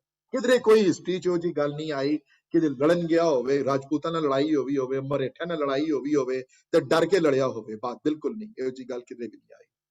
He was a warrior himself. He was an evil person. Just an interesting note though, recently somebody told me this and I didn't believe that, but I got the book now. It's probably still available on Amazon. Lahore ਵਿੱਚ 1878 ਵਿੱਚ ਕਿਸੇ ਦੇ ਹੱਥ ਔਰੰਗਜ਼ੇਬ ਦੀਆਂ 150 ਚਿੱਠੀਆਂ ਉਹਨਾਂ ਨੂੰ ਮਿਲੀਆਂ ਕਿਸੇ ਨੂੰ। somebody got his hands on it. ਫਾਰਸੀ ਵੀ ਲਿਖੀਆਂ ਹੋਈਆਂ ਤੇ ਉਹ 150 ਚਿੱਠੀਆਂ ਜਿਹੜੀਆਂ ਹਨ ਉਹ ਫਾਰਸੀ ਚ ਲਿਖੀਆਂ ਨਹੀਂ, ਬੜੀ ਦੇਰ ਵਾਸਤੇ ਕਿਸੇ ਨੇ ਟ੍ਰਾਂਸਲੇਟ ਨਹੀਂ ਕੀਤੀਆਂ ਤੇ ਅੰਗਰੇਜ਼ੀ ਵਿੱਚ ਉਹਨਾਂ ਦੀ ਟ੍ਰਾਂਸਲੇਸ਼ਨ ਹੋਣੇ ਹੋਈ 50 ਸਾਲ ਪਹਿਲੇ, ਉਹ ਵੀ ਕਿਤੇ ਪਈਆਂ ਰਹੀਆਂ ਤੇ ਕਿਸੇ ਨੇ ਰੀਪ੍ਰਿੰਟ ਕਰਵਾਇਆ ਉਹਨਾਂ ਚਿੱਠੀਆਂ ਨੂੰ। I got my hands on that about 4 weeks ago. This is very recent. ਤੇ ਪੰਜਾਬ ਮੈਂ ਕਿਤਾਬ ਤੁਹਾਨੂੰ ਦਿਖਾ ਦਿਆਂ, ਰੁਕਾਇਤੇ ਆਲਮਗੀਰੀ ਕੀ ਕਿਤਾਬ ਦਾ ਨਾਮ ਹੈ ਤੇ ਉਹਦੇ ਵਿੱਚ ਕੋਈ 100-150 ਚਿੱਠੀਆਂ ਹਨ ਔਰੰਗਜ਼ੇਬ ਦੀਆਂ ਆਪਣੇ ਬੱਚਿਆਂ ਨੂੰ ਲਿਖੀਆਂ ਹੋਈਆਂ ਤੇ ਮੈਂ ਉਹਦੇ ਚੋਂ 70 ਚਿੱਠੀਆਂ ਪੜ੍ਹ ਲਿੱਤੀਆਂ already. I've read about 60-70 of them. ਤੇ ਉਹਦਾ ਕੈਰੈਕਟਰ ਦੇ ਉਹਦੇ ਕੁਝ ਅੰਦਾਜ਼ਾ ਮਿਲ ਜਾਂਦਾ ਵੀ what kind of a person he was ਚਿੱਠੀਆਂ ਲਿਖਣ ਦੇ ਸਟਾਈਲ ਤੋਂ। ਤੇ ਇੱਕ ਚਿੱਠੀ ਮਤਲਬ ਕਿਸ ਤਰ੍ਹਾਂ ਦੂਸਰਿਆਂ ਨੂੰ ਬਰਦਾਸ਼ਤ ਨਹੀਂ ਕਰਦਾ ਸੀ। ਤੇ ਇੱਕ ਚਿੱਠੀ ਹੈ ਬਿਗਨਿੰਗ ਵਿੱਚ, ਪਹਿਲੇ 10-15 ਪੇਜਾਂ ਦੀ ਚਿੱਠੀ ਹੈ, ਬਹਾਦਰ ਸ਼ਾਹ ਨੂੰ ਲਿਖੀ ਹੈ ਆਪਣੇ ਵੱਡੇ ਬੇਟੇ ਮੁਅੱਜ਼ਮ ਨੂੰ। ਹਾਲੇ ਉਹ ਹਿੰਦੁਸਤਾਨ ਦਾ ਬਾਦਸ਼ਾਹ ਨਹੀਂ ਬਣਿਆ ਸੀ, ਹਾਲੇ ਉਹ ਗਵਰਨਰ ਸੀ ਨਾਰਥ ਵੈਸਟਰਨ ਫਰੰਟੀਅਰ ਦੇ ਇਲਾਕੇ ਦਾ। ਤੇ ਉਸ ਚਿੱਠੀ ਵਿੱਚ ਲਿਖਿਆ ਹੈ ਕਿ ਮੈਨੂੰ ਕਿਸੇ ਨੇ ਖਬਰ ਆਈ ਹੈ ਇਰਾਨੀ ਕਮਿਊਨਿਟੀ ਵਿੱਚ ਇੱਕ ਫੈਸਟੀਵਲ ਹੈ ਨੌਰੂਜ਼ ਦਾ, you must have heard that, NOWROOZ ਮਨਾਉਂਦੇ ਨੇ ਇਰਾਨੀ ਨਿਊ ਈਅਰ, ਆਪਣਾ ਨੌਰੂਜ਼ ਦਾ ਫੈਸਟੀਵਲ ਮਨਾਉਂਦੇ ਨੇ ਇਰਾਨ ਚ, ਬੜਾ ਪਪੂਲਰ ਹੈ ਹੁਣ ਵੀ। ਤੇ ਇਹ ਇਸਲਾਮ ਦੇ ਆਉਣ ਤੋਂ ਪਹਿਲੇ ਦਾ ਫੈਸਟੀਵਲ ਹੈ, ਇਸਲਾਮ ਨਾਲ ਸੰਬੰਧਿਤ ਨਹੀਂ ਹੈ। ਤੇ ਉਹ ਚਿੱਠੀ ਚ ਲਿਖਦਾ ਹੈ ਕਿ ਮੈਨੂੰ ਕਿਸੇ ਨੇ ਖਬਰ ਦਿੱਤੀ ਹੈ ਕਿ ਤੂੰ ਇਹਨਾਂ ਕਾਫਰਾਂ ਦਾ ਫੈਸਟੀਵਲ ਨੌਰੂਜ਼ ਮਨਾਇਆ ਹੈ, ਮੈਂ ਤੇ ਦੰਗ ਹਾਂ ਕਿ ਤੂੰ ਮੇਰੇ ਤੇਰੀ ਰਗਾਂ 'ਚ ਖੂਨ ਹੈ ਕਿ ਕਿਸੇ ਹੋਰ ਦੇ ਰਗਾਂ ਦਾ ਖੂਨ ਕਿਸੇ ਤੇਰੇ ਦੌੜ ਰਿਹਾ ਹੈ, ਤੂੰ ਕਿ ਤੂੰ ਦੀਨੇ ਇਸਲਾਮ ਦਾ ਮੈਂਬਰ ਹੀ ਨਹੀਂ ਹੈ। ਖਬਰਦਾਰ ਦੇ ਮੈਨੂੰ ਪਤਾ ਲੱਗਿਆ ਦੁਬਾਰਾ ਜੇ ਤੂੰ ਕਿਸੇ ਹੋਰ ਦਾ ਫੈਸਟੀਵਲ ਤੂੰ ਮਨਾਇਆ। ਉਸ ਇਹਨਾਂ ਚਿੱਠੀਆਂ ਤੋਂ ਪਤਾ ਉਹਦੀ ਕੈਰੈਕਟਰ ਦਾ ਪਤਾ ਲੱਗ ਜਾਂਦਾ ਹੈ ਉਹਨਾਂ ਚਿੱਠੀਆਂ ਤੋਂ। ਜਿਹੜੇ ਹਿਸਟਰੀ ਦੇ ਬਫ ਜਿਹੜੇ ਮੇਰੇ ਵਰਗੇ ਕਈ ਹੁੰਦੇ ਨੇ ਬੰਦੇ ਜਿਹੜੇ I call myself, as soon as I found out, I tried ਹੱਥ ਪੈਰ ਮਾਰੇ ਤੇ ਮੈਨੂੰ ਕਿਤਾਬ ਮਿਲ ਗਈ ਉਹ। I start reading them, but I stopped reading them after 70 because ਹਰ ਚਿੱਠੀ ਵਿੱਚ ਬੜੀ ਨੈਗੇਟਿਵਿਟੀ ਹੈ, ਬੜੀ ਹਰ ਚਿੱਠੀ ਵਿੱਚ ਬਣੇ ਕਿ ਇਤਨੀ ਉਹਦੀਆਂ ਖੁਫੀਆ ਏਜੰਸੀ ਸਨ ਕਿ ਹਰ ਚਿੱਠੀ ਵਿੱਚ ਉਹਨੂੰ ਪਤਾ ਸੀ ਕੌਣ ਬੰਦਾ ਕੀ ਕਰ ਰਿਹਾ। ਮੈਨੂੰ ਪਤਾ ਲੱਗਿਆ ਤੂੰ ਇਸਨੇ ਨਹੀਂ ਕੀਤਾ, ਮੈਨੂੰ ਪਤਾ ਲੱਗਿਆ ਤੂੰ ਇਹ ਨਹੀਂ ਕੀਤਾ। ਤੇ I can imagine what kind of a person he must have been। ਚਿੱਠੀਆਂ ਤੋਂ ਉਹਦੀ ਪਰਸਨੈਲਿਟੀ ਰਿਫਲੈਕਟ ਹੋ ਜਾਂਦੀ ਹੈ। ਤੇ ਮਹਾਰਾਜ ਉਹਦੀ ਵੀ ਸਿਫਤ ਕਰਦੇ ਹਨ ਉਸ ਚਿੱਠੀ ਵਿੱਚ। ਤੇ ਉਸ ਨਿਰਵੈਰ ਗੁਰੂ ਦਾ ਹਿਰਦਾ ਦੇਖੋ, ਜਿਸ ਨੇ ਉਹਨਾਂ ਦੀ ਮਾਤਾ ਨੂੰ, ਉਹਦੇ 4 ਪੁੱਤਰਾਂ ਨੂੰ ਕਤਲ ਕਰਵਾਇਆ ਹੋਵੇ ਤੇ ਉਹਦੇ ਵਿੱਚ ਵੀ ਕੋਈ ਸਿਫਤ ਉਹਨਾਂ ਨੂੰ ਮਿਲ ਗਈ ਹੋਵੇ। ਇਹ ਇੱਕ ਪਰਮਾਤਮ ਰੂਪ, ਇੱਕ ਮਾੜੇ ਤੋਂ ਮਾੜੇ ਬੰਦੇ ਵਿੱਚ ਵੀ ਉਸ ਪਰਮਾਤਮਾ ਨੂੰ ਦੇਖਣ ਦੀ ਸ਼ਕਤੀ ਉਹਨਾਂ ਵਿੱਚ ਸੀ। ਉਹਨਾਂ ਨੇ ਉਸ ਵਿੱਚ ਲਿਖਿਆ ਹੈ ਕਿ ਹਾਂ ਤੇਰੇ 'ਚ ਇਹ ਖਾਮੀਆਂ ਤੇ ਬੜੀਆਂ ਹਨ ਪਰ ਇਹ ਸਿਫਤਾਂ ਵੀ ਹਨ ਤੇਰੀਆਂ। ਤੇ ਉੱਥੇ ਚਿੱਠੀ ਐਂਡ ਹੁੰਦੀ ਹੈ ਤੇ ਕਹਿੰਦੇ ਜਦੋਂ ਚਿੱਠੀ ਔਰੰਗਜ਼ੇਬ ਨੇ ਪੜ੍ਹੀ ਤੇ ਬਹੁਤ ਮੁਤਾਸਰ ਹੋਇਆ and he really changed। In fact, ਇੱਕ ਚਿੱਠੀ ਔਰੰਗਜ਼ੇਬ ਜਿਹੜੀ ਲਾਸਟ ਚਿੱਠੀ ਜਿਹੜੀ ਲਿਖੀ, I don't know whether that chitti is in that book or not that I just recently bought, and if anybody is interested you let me know, I'll give you the name of the book। Amazon 'ਚ available C at least a month and a half ago। ਤੇ ਉਸ ਚਿੱਠੀ ਵਿੱਚ ਉਹ last ਜਿਹੜੀ ਚਿੱਠੀ ਉਹਨੇ ਲਿਖੀ ਜਦੋਂ, ਤੇ ਉਸ ਚਿੱਠੀ ਵਿੱਚ ਲਿਖਦਾ ਹੈ ਕਿ ਮੈਨੂੰ ਹੁਣ ਸੋਝੀ ਆ ਗਈ ਹੈ ਕਿ ਮੈਂ ਬੜੇ ਪਾਪ ਕੀਤੇ ਹਨ ਬੜੇ। ਤੇ ਹੁਣ ਮੌਤ ਨਜ਼ਰ ਆ ਜਾਂਦੀ ਹੈ, ਮੌਤ ਜਦੋਂ ਨਜ਼ਰ ਆਉਂਦੀ ਹੈ ਸਾਹਮਣੇ ਤੇ ਵੱਡੇ ਹਿਲ ਜਾਂਦੇ ਨੇ। ਤੇ ਉੱਥੇ ਫਿਰ ਉਹਨੇ ਉਸ ਚਿੱਠੀ ਵਿੱਚ ਐਕਸੈਪਟ ਕੀਤਾ ਕਿ ਮੈਂ, ਐਂਡ ਬਹੁਤ ਲੋਕ ਕਹਿੰਦੇ ਹਨ ਕਿ ਉਹ ਚਿੱਠੀ ਜਿਹੜੀ ਲਿਖੀ ਉਸਨੇ, ਉਹ ਚਿੱਠੀ ਦੀ ਕਾਪੀਜ਼ ਆਰ ਅਵੇਲੇਬਲ। ਉਹ ਚਿੱਠੀ ਜ਼ਫਰਨਾਮਾ ਪੜ੍ਹ ਕੇ ਉਹਦਾ ਮਨ ਜਿਹੜਾ ਹੈ ਮੁਤਾਸਰ ਹੋ ਗਿਆ, ਉਹਦਾ ਮਨ ਜਿਹੜਾ ਹੈ ਬਦਲਿਆ ਉਹਦਾ। ਤੇ ਰਾਈਟ ਔਰ ਰੌਂਗ ਲਾਸਟ ਜਾ ਕੇ ਸੋਝੀ ਆ ਵੀ ਗਈ ਤੇ ਕੀ ਸੋਝੀ ਆਈ ਉਸਨੂੰ। ਜੇ ਮੌਤ ਦੇ ਆਉਣ ਤੋਂ 5 ਦਿਨ ਪਹਿਲੇ ਕਿਸੇ ਨੂੰ ਇਸ ਗੱਲ ਦਾ ਪਤਾ ਵੀ ਲੱਗ ਗਿਆ ਤੇ ਕੀ ਪਤਾ ਲੱਗਿਆ ਉਸਨੂੰ, ਕੁਛ ਨਾ ਕੋਈ ਕੀ ਫਾਇਦਾ ਉਠਾ ਸਕਿਆ ਉਸ ਗੱਲ ਦਾ। ਸੋ ਇਹ ਉਹਨਾਂ ਦੀ ਬਾਣੀਆਂ ਦਾ ਖੁਲਾਸਾ ਹੈ ਜਿਹੜੀਆਂ ਮੈਂ 2 ਹਫ਼ਤੇ 'ਚ ਕਰਨ ਦੀ ਕੋਸ਼ਿਸ਼ ਕੀਤੀ ਹੈ। ਚਰਿਤ੍ਰ ਉਪਾਖਿਆਨ ਦੇ ਉੱਤੇ I want to spend a lot of time today, want to have lot of ਜਿਹੜੇ ਡਾਊਟਸ ਲੋਕਾਂ ਦੇ ਮਨ 'ਚ ਹਨ ਤੇ ਜਿਨ੍ਹਾਂ ਦੇ ਮਨ 'ਚ ਹਮੇਸ਼ਾ ਡਾਊਟ ਰਹਿਣੇ ਨੇ ਉਹ ਮੈਂ ਕਦੇ ਰਿਮੂਵ ਨਹੀਂ ਕਰ ਸਕਦਾ। ਹਰ ਇੱਕ ਲੈਵਲ ਦਾ ਆਪਣਾ ਲੈਵਲ ਦਾ ਦੇਖਣ ਦਾ ਤਰੀਕਾ ਹੈ। ਹਾਂਜੀ, ਇੱਕ ਬੰਦਾ ਜਪਜੀ ਨੂੰ ਪੜ੍ਹਦਾ ਹੈ ਤੇ ਕਦਨ ਪਾਠ ਸ਼ੁਰੂ ਹੁੰਦਾ ਹੈ, ਕਦਨ ਖਤਮ ਹੋ ਜਾਂਦਾ, ਉਹਨੂੰ ਪਤਾ ਨਹੀਂ ਲੱਗਦਾ। ਇੱਕ ਜਪਜੀ ਨੂੰ ਇੱਕ ਪੌੜੀ ਪੜ੍ਹਦਾ ਹੈ ਤੇ ਜ਼ਾਰੋ ਜ਼ਾਰ ਰੋਂਦਾ ਹੈ। ਤੇ ਇੱਕ ਜਪਜੀ ਦਾ ਟੀਕਾ ਆਥਰ ਨੰਬਰ 1 ਦਾ ਪੜ੍ਹਦਾ ਹੈ, ਕਿਸੇ ਹੋਰ ਆਥਰ ਦਾ ਪੜ੍ਹਦਾ ਹੈ। ਫਿਰ ਜਪਜੀ ਸਾਹਿਬ ਦਾ ਟੀਕਾ ਭਾਈ ਵੀਰ ਸਿੰਘ ਦਾ ਪੜ੍ਹਦਾ ਹੈ ਜਿਹੜੇ 300 ਸਫੇ ਵਿੱਚ ਹੈ, ਜਿਹੜਾ ਉਹ ਪੜ੍ਹ ਕੇ ਮੁਤਾਸਰ ਹੋ ਜਾਂਦਾ ਹੈ। ਹਰ ਇੱਕ ਦਾ ਆਪਣਾ ਮੈਂਟਲ ਲੈਵਲ ਹੈ। ਇਹ ਵਰਣਨ ਭਿੰਨ ਤੋਂ 33 ਤੋਂ ਇਹ ਤੁਹਾਡੀ ਮਤ ਜਿਹੜੀ ਹੈ, ਜਿਹੜੀ ਇਹ ਮਤ ਪ੍ਰਮਾਤਮਾ ਦੇਣ ਵਾਲਾ ਹੈ। ਮਤ ਦੀ ਸਮਝ ਪ੍ਰਮਾਤਮਾ ਦੇਣ ਵਾਲਾ ਹੈ। ਮਤ ਨੂੰ ਕਿਤਨਾ ਡਿਵੈਲਪ ਕੀਤਾ ਉਹ ਵੀ ਪ੍ਰਮਾਤਮਾ ਦੇਣ ਵਾਲਾ ਹੈ। ਹਰ ਬੰਦਾ ਜਪਜੀ ਨੂੰ ਪੜ੍ਹ ਕੇ ਉਸ ਤਰ੍ਹਾਂ ਇੰਪ੍ਰੈਸਿਵ ਨਹੀਂ ਹੋ ਸਕਦਾ ਜਿਸ ਤਰ੍ਹਾਂ ਭਾਈ ਵੀਰ ਸਿੰਘ ਹੁੰਦੇ ਹਨ। ਹਰ ਬੰਦਾ ਕਲਗੀਧਰ ਪਾਤਸ਼ਾਹ ਦੀ ਲਾਈਫ ਨੂੰ ਪੜ੍ਹ ਕੇ ਕਲਗੀਧਰ ਚਮਤਕਾਰ ਨਹੀਂ ਲਿਖ ਸਕਦਾ। ਕਈ ਬਾਣੀਆਂ ਦਾ ਉਚਲਾ ਸਰੂਪ ਹੈ। ਹਰ ਬੰਦਾ ਸ਼ਲੋਕ ਸੰਸਕ੍ਰਿਤੀ ਨਹੀਂ ਪੜ੍ਹਦਾ। ਹਰ ਬੰਦਾ, ਕਈ ਬੰਦੇ ਸ਼ਲੋਕ ਸੰਸਕ੍ਰਿਤੀ ਇੱਕ ਵਾਰੀ ਪੜ੍ਹ ਕੇ ਬੰਦ ਕਰ ਦਿੰਦੇ ਹਨ। ਕਈ ਗੁਰੂ ਕੇ ਪਿਆਰੇ ਇਹੋ ਵੀ ਹਨ ਜਿਹੜੇ ਸ਼ਲੋਕਾਂ ਨੂੰ ਕੰਠ ਵੀ ਕਰਦੇ ਹਨ, ਜਿਨ੍ਹਾਂ ਦੇ ਨਿਤਨੇਮ ਦੀ ਬਾਣੀ ਹੈ। ਹਰ ਇੱਕ ਬੰਦੇ ਦਾ ਆਪਣਾ ਆਪਣਾ ਲੈਵਲ ਹੈ। ਉਹਦਾ ਕਈਆਂ ਦਾ ਜਿਸ ਲੈਵਲ ਤੇ ਬੰਦਾ ਵਰਣਨ ਭਿੰਨ ਤੋਂ 33 ਹੈ ਤੇ ਨਾਲੇ ਜਿਸ ਜੈਸੀ ਮਤ ਦੇ ਤੈਸਾ ਪ੍ਰਗਾਸ ਸੁਖਮਨੀ ਚ ਵਰਡ ਆਏ ਹਨ। ਕਿਉਂਕਿ ਪਾਰ ਬ੍ਰਹਮ ਕਰਤਾ ਅਵਿਨਾਸ਼ ਹੈ, ਤੁਸੀਂ ਨਹੀਂ ਹੋ, ਉਹ ਦੇਣ ਵਾਲਾ ਹੈ ਮਤ। ਉਹ ਕਿਤਨੀ ਡੈਪਥ ਦਿੱਤੀ ਹੈ ਉਸਨੇ ਤੁਹਾਨੂੰ ਸਮਝਣ ਦੀ, ਇਹ ਉਹ ਤੇ ਡਿਪੈਂਡ ਹੈ ਤੁਸੀਂ ਕਿਤਨੇ ਇੰਪ੍ਰੈਸ ਹੋਏ ਹੋ। ਪਰ ਮੈਨੂੰ ਇਹ ਵੀ ਪਤਾ ਹੈ ਕਿ ਸੁਣਨ ਵਾਲਿਆਂ ਵਿੱਚੋਂ ਸ਼ਾਇਦ 2-4 ਹੀ ਇਹੋ ਜਿਹੇ ਹੋਣਗੇ ਜਿਹੜੇ ਬਾਣੀਆਂ ਦੇ ਨਾਮ ਵੀ ਜਿਨ੍ਹਾਂ ਨੂੰ ਯਾਦ ਰਹਿਣਗੇ 3 ਮਹੀਨਿਆਂ ਬਾਅਦ। I know that, it doesn't matter to me। ਮੇਰਾ ਕੰਮ ਹੈ ਬੋਲਣਾ ਔਰ ਮੇਰਾ ਕੰਮ ਹੈ ਸਮਝਾਉਣਾ। ਇਹ ਮੇਰੀ ਸੇਵਾ ਮੇਰੀ ਝੋਲੀ 'ਚ ਗੁਰੂ ਨੇ ਮੇਰੇ ਪਾਈ ਹੈ, ਉਹ ਮੈਂ ਤੁਹਾਡੇ ਅੱਗੇ ਰੱਖਿਆ ਹੈ। I'm going to stop now and I'm going to be a little strict today because the Kirtan the class ਬੜੀ late ਹੋ ਜਾਂਦੀ ਹੈ। 5-7 minute I will devote to any question answer sessions। Next week Sunday ਨੂੰ we can have the another question answer session in the beginning of the class if we do not have enough time today। Because ਤੁਹਾਡੇ ਮਨ 'ਚ ਕੋਈ ਵਹਿਮ ਨਾ ਰਹੇ ਹੈ ਜੀ, ਤੁਹਾਡੇ ਮਨ 'ਚ ਕੋਈ ਸ਼ੰਕਾ ਨਾ ਰਹੇ, ਤੁਹਾਡੇ ਮਨ 'ਚ ਕੋਈ ਧੁੰਦਲਾਪਨ ਨਾ ਹੋਵੇ। ਬੇਧੜਕ ਮੇਰੇ ਕੋਲ ਕੋਈ ਕੁਐਸਚਨ ਹੋਏ ਤੁਸੀਂ ਪੁੱਛ ਲਓ, ਜੇ ਅੱਜ ਨਹੀਂ ਹੋਏਗਾ ਆਨਸਰ ਟਾਈਮ ਤੇ ਅਗਲੇ ਹਫਤੇ in the beginning of the class we can start that session. I'm going to stop now. ਹਾਂਜੀ,